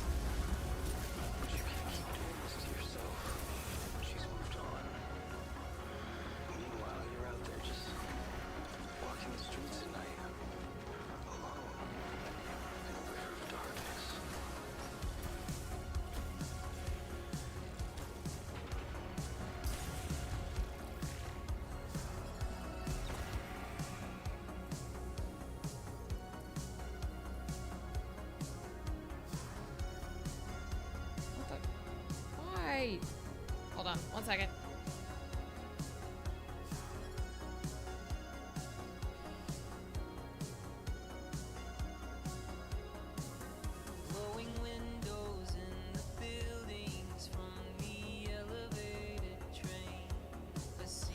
Eris is having the time of her life. She'll never give up. Got about to be a menace in Crucible. Yes, she will. The sooner we can get this done, the sooner she can finish this. I wouldn't be so sure. I see that look in her eyes when she gets those tithes. And you see it too. Oh yeah, this is the long ups.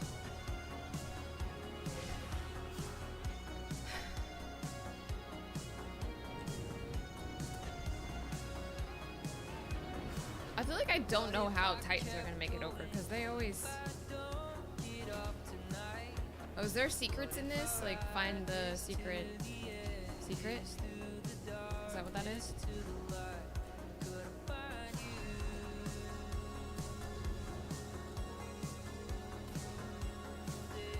Okay, what does it all mean, Basil? I forgot. Secrets, yes? Oh. Oh, okay. I don't have Void. Does it do it for everyone? If one person in the fire team does it? Thanks for waiting, guys. You're cute. Sorry, I didn't mean to waste everyone's time. Cute.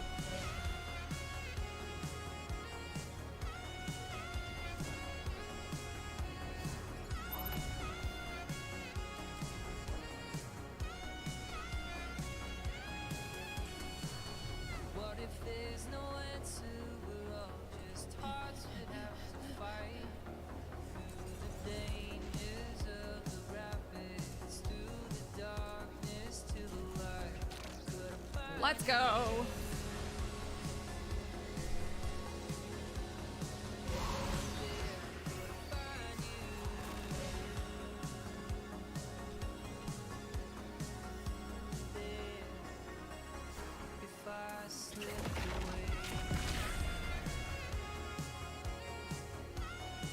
That thing is burning up the place. Get it under control. The solar crystals must be contained. Oh, okay, so there's 3 versions of this room. Interesting.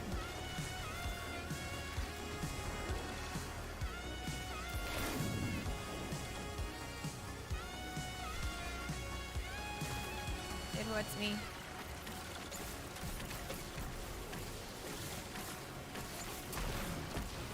No, this. Alright. Where did it go?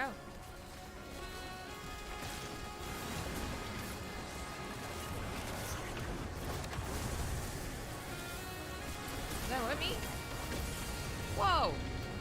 That's not cool. I'm dead. Why?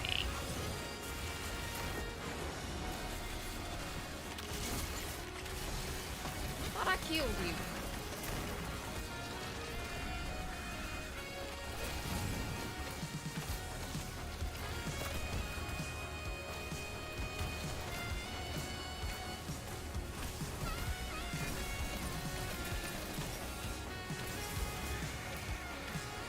Doing it!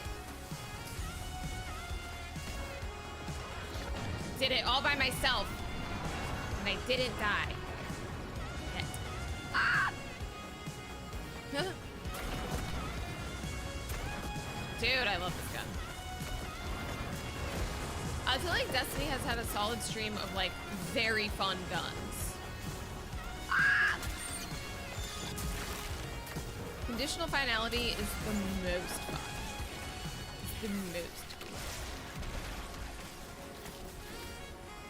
And this gun, very nice. I like.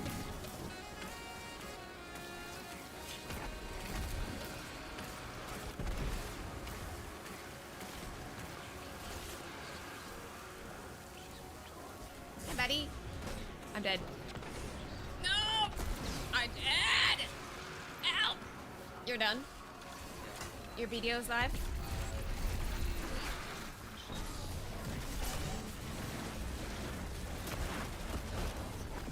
Nice. How long are you planning to shoot? 12:26. I think I was planning on till like 1 or 2. Oh my god! I got dead real fast. Okay. You want your viewers back? Is that what you're saying? I mean, I'm just letting you know that there might be competition. We'll see who the real ones are who stay when you get back online.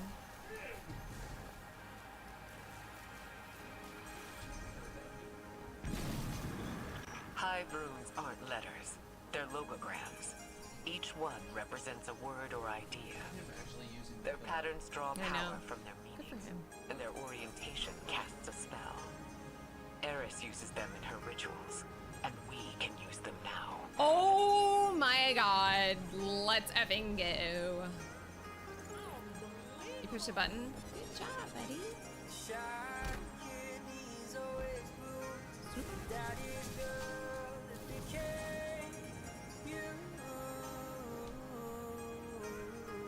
Hi, buddies. Look. Requires arc attunement? Guys, what is this? Someone with arc, come get this. Hey! I want it! Can I just switch to arc?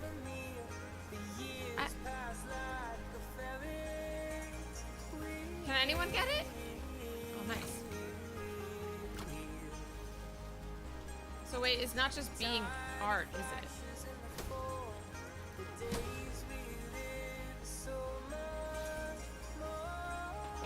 It's a cards thing.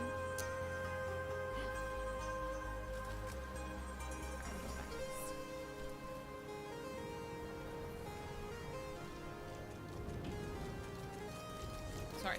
Let's go. Yay. Got a little place near the beach.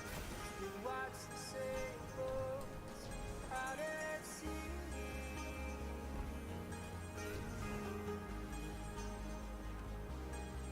And we ride along the Palisades. Love is just Is there one? Oh, sneaky. Oh dear, I'm dead. Oh, I'm so dead. I'm not dead. I'm a master at jumping. if you hold too tight, it starts to fade.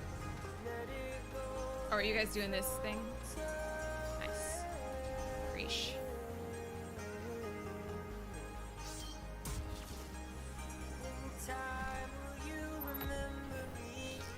I love this gun. It's very cool and enjoyable.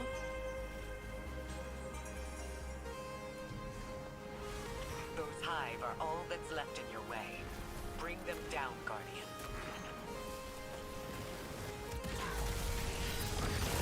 And she's been dead or something. Oh god, I'm the first to die.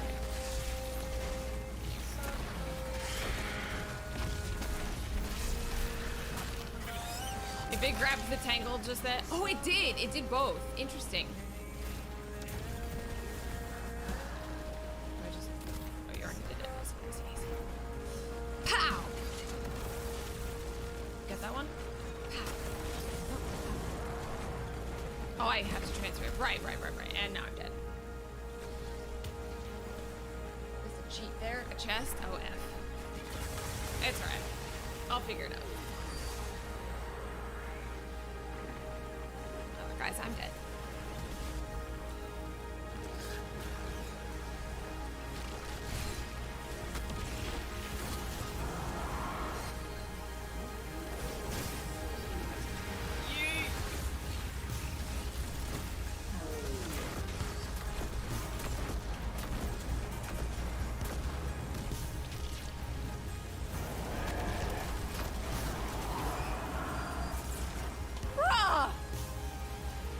Adventure.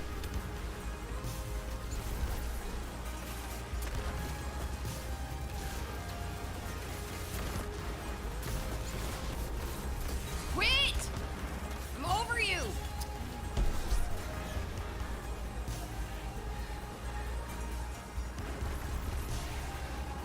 Thanks, guys. I suck. Ah! Quit! No! One shot.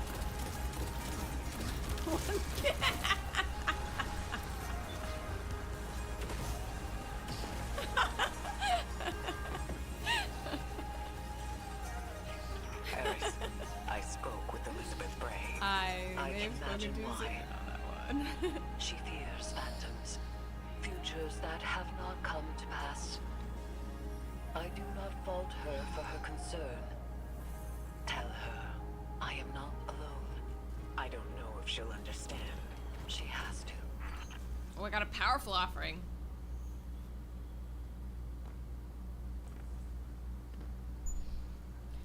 Oh.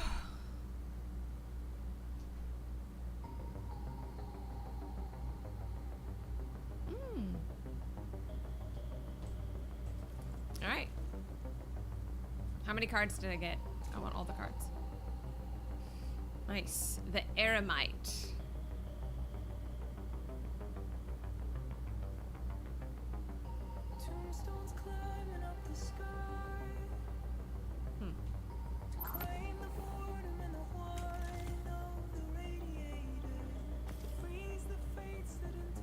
Oh yeah, thanks. Hey, thanks for the commendation score. Look at us warlocks being cute all together. Nice. So swords, glaive, melee attacks, and melee abilities. Did I not kill anyone with a melee?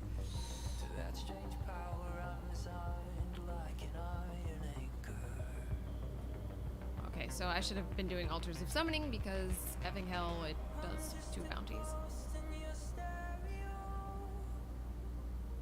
Can you buy a booster pack of 5 cards? That'd be sweet. I feel like Altars of Summoning, I don't know.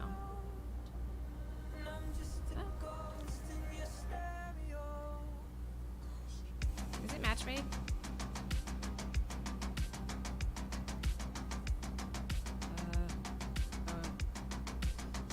My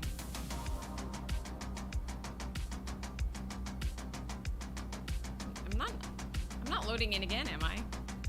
Effing hell. I never know which ones are gonna load in automatically and which ones are like, you're done now. Sorry everyone. Can I go now?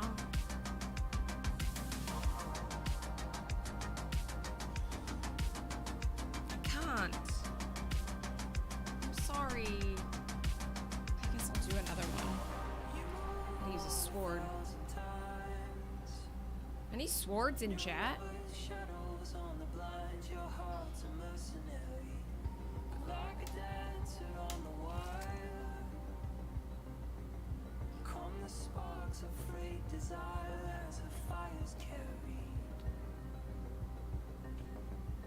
Hive, bring a sword. I really don't want to do another one.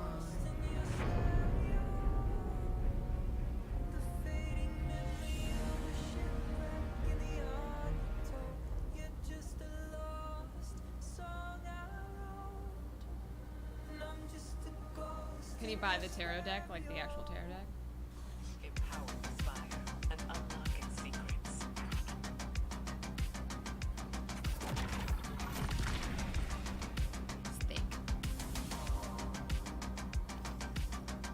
Shoot the void crystals to bring them down. Shoot them.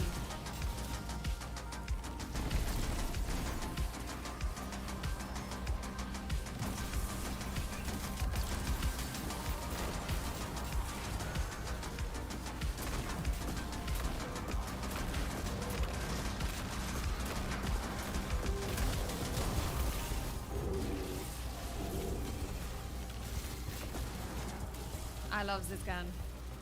Hey, if you come. Ah!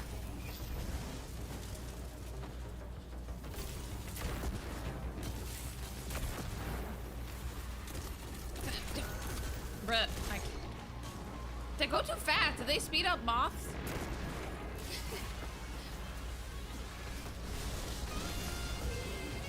Okay, buddy.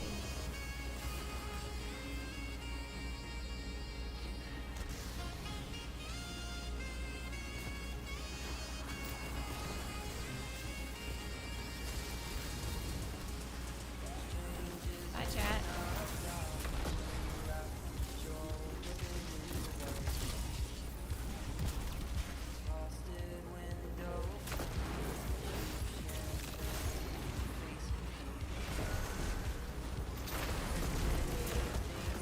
Ah!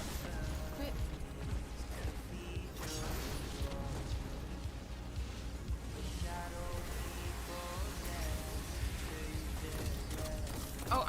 Oh.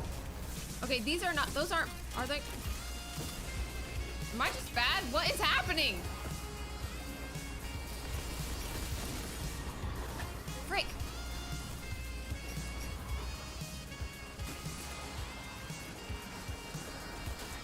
That I'm just bad.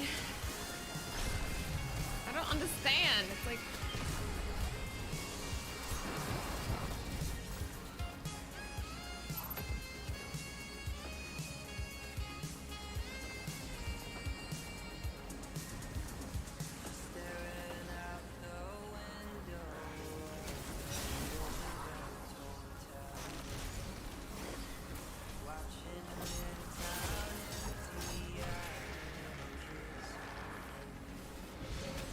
oh, I was like, whoa, what's happening?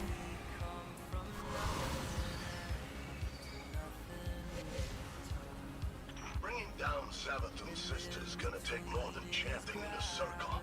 Eris knows what she's doing. Maybe. But from where I'm floating, you're not exactly a fan of her methods. I trust her judgment. Oh, Lord. Oh, threaded the needle. Let's go.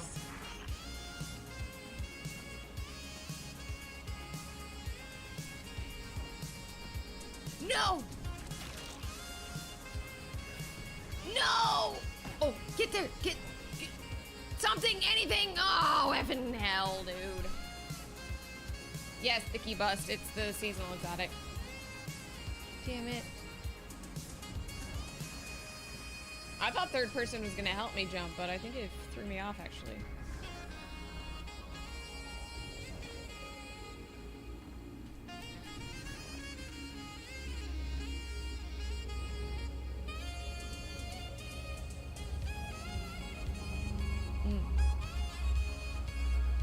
There is a lot of jumping in this activity, and I do not approve. A DIY hive boomer gun, it's true.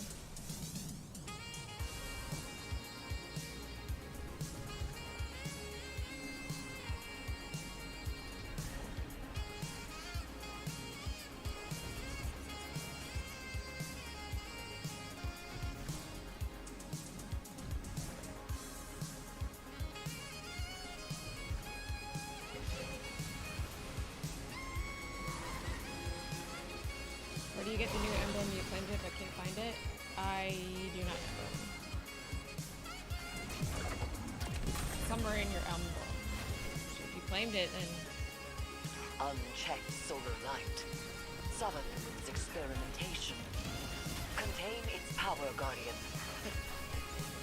Bear each solar crystal to its vessel. Come on!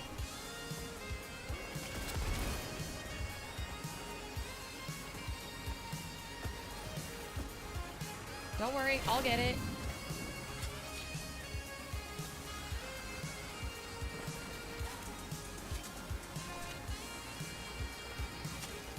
Oh man, I had it until you did that to me. And then I did that to me. Get the crystal, it's gonna go all the way back. You guys.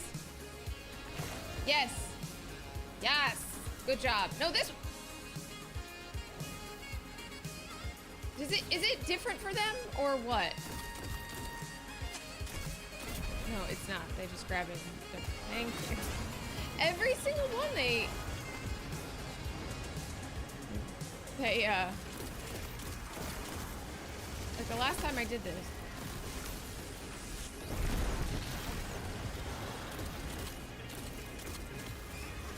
I don't understand.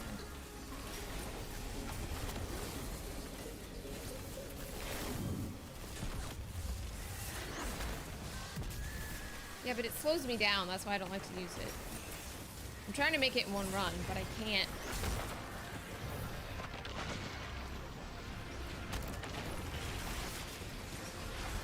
Oh, did it go or did somebody pick it up? Oh, nice. Good job.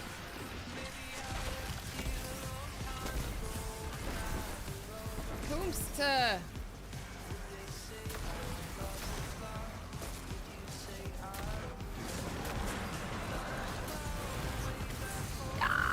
Oh, I'm dead.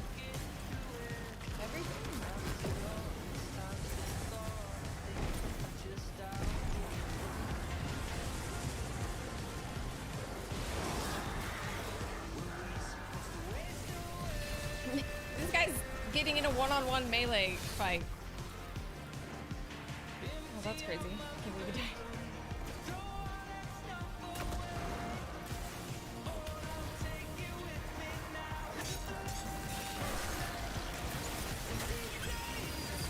Holy shit bits. I gotta go to cover. Can't believe I survived.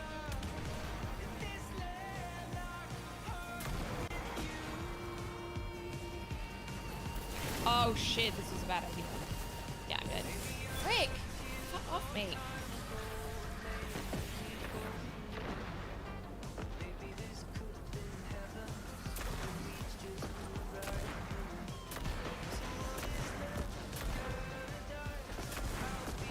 God.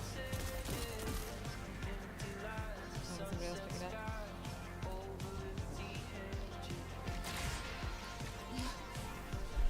Well, I can't melee and clamber at the same time.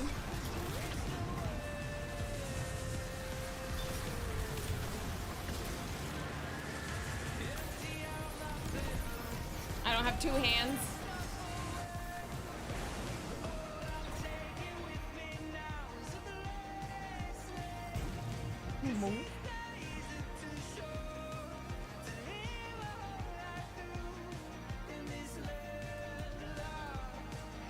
Xanathan really thinks some half-hive halfway can take out his sister. We're half Say wit. that again. That's pretty Eris good. will survive this, but believe me, you won't survive Eris. You're all bluffing. You can't crush me. I'm too important. For now, but your freedom of movement is a privilege, and we have a crate just for you. Get him. Get him, Ikora. He can't sass us. Wait for the you. Wait for everyone. Shame on him. Okay. Rude. There you go. Oh, you still didn't make it off. I tried. Wait, are these friends? Oh no.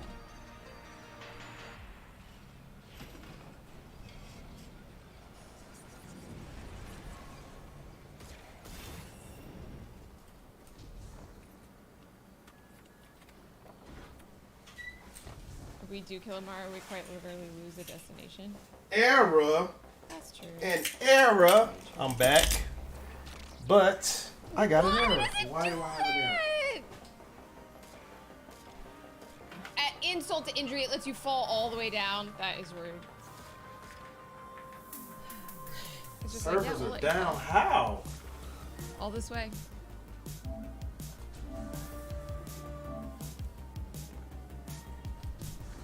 Oh, this isn't even it!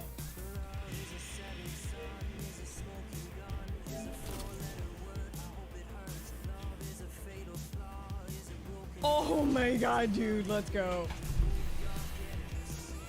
Checking for an update. Oh, I just dropped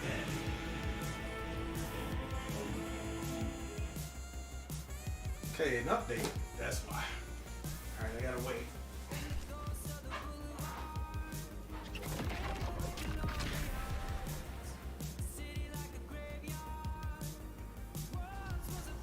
Flop. Guardian, remove the scorn and claim the spire.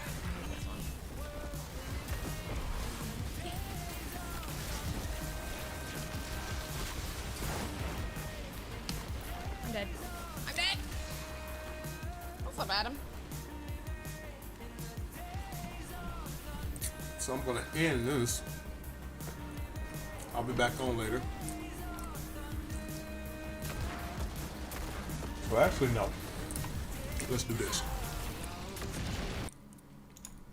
Let's do this.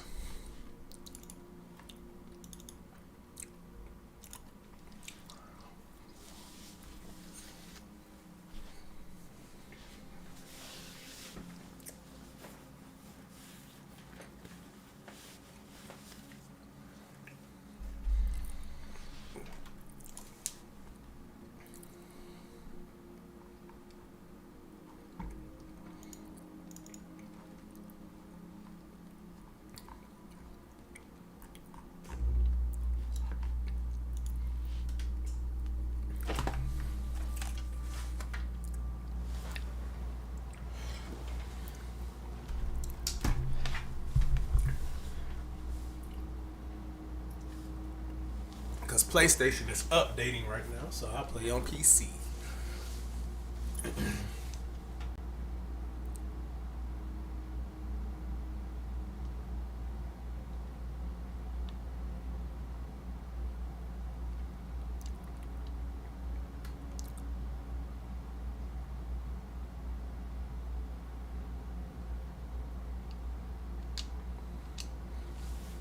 Loadouts are locked.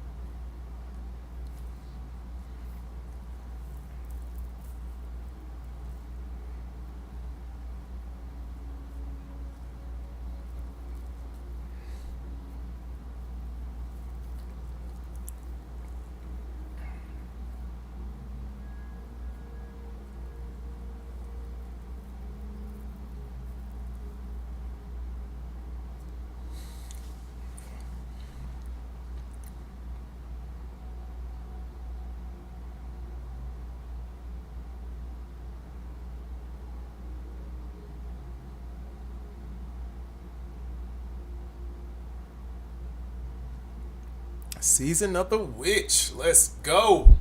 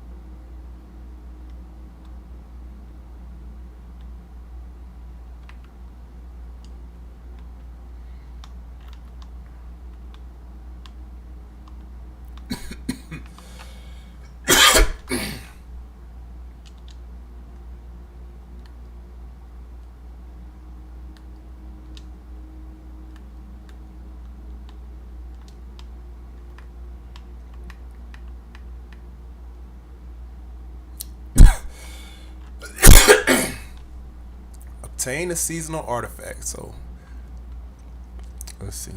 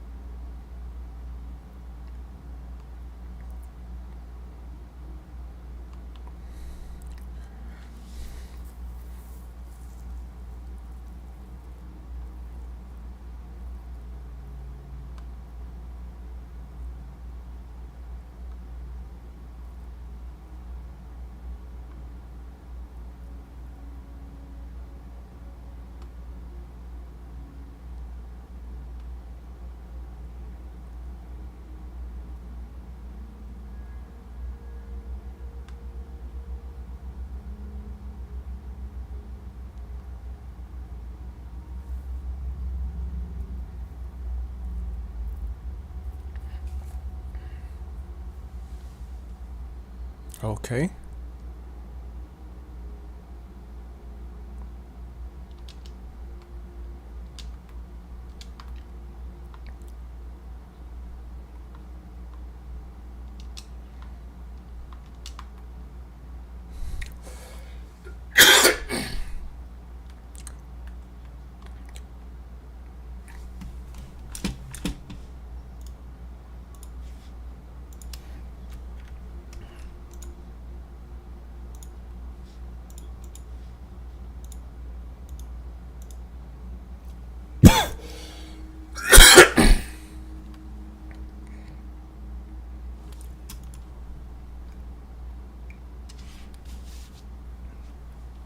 Alrighty. Well, I got a lot of stuff on my hunter I need to move over. I'm gonna move this here, and then I'm gonna go here.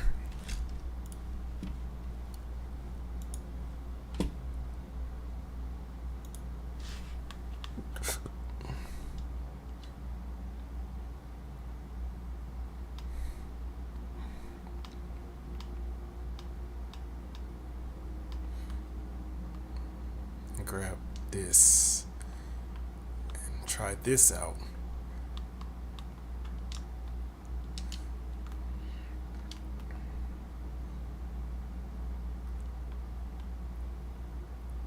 That's a grenade launcher, okay.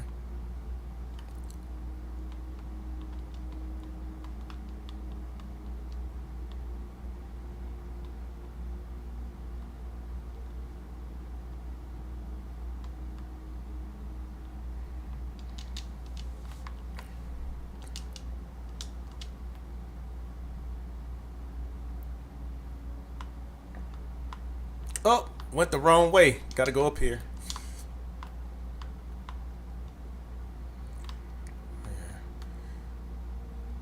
Collections, flare.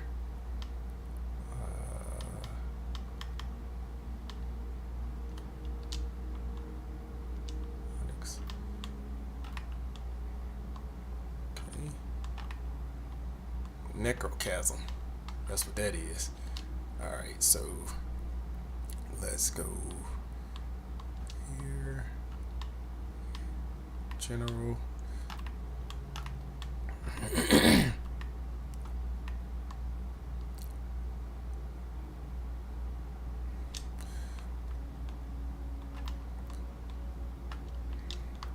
All right.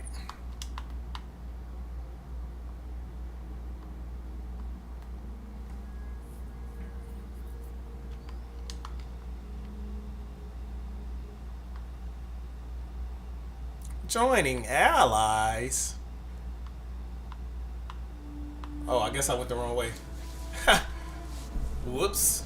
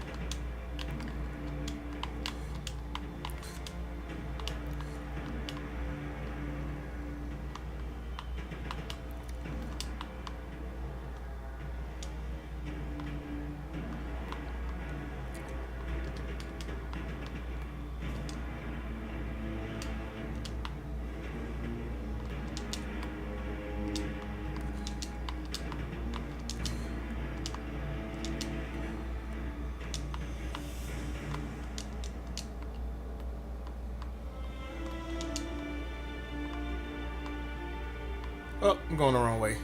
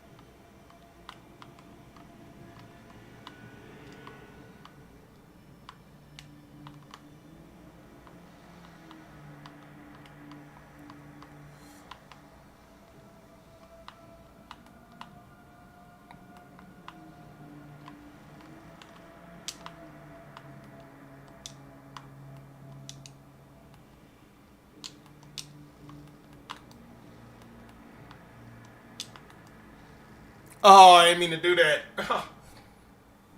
Scrubbed out just then. Grab it! Get it!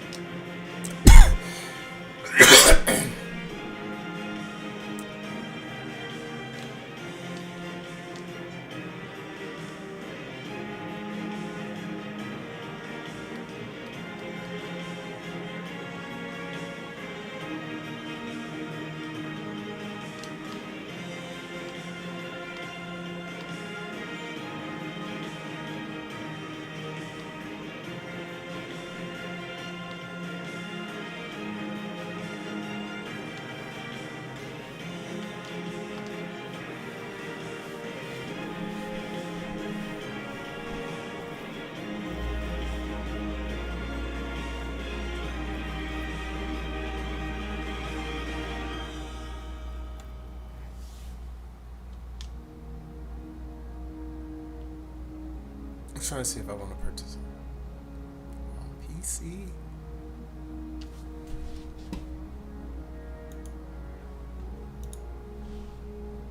I'm gonna get it on PlayStation. Hold your horses. Hold your horses.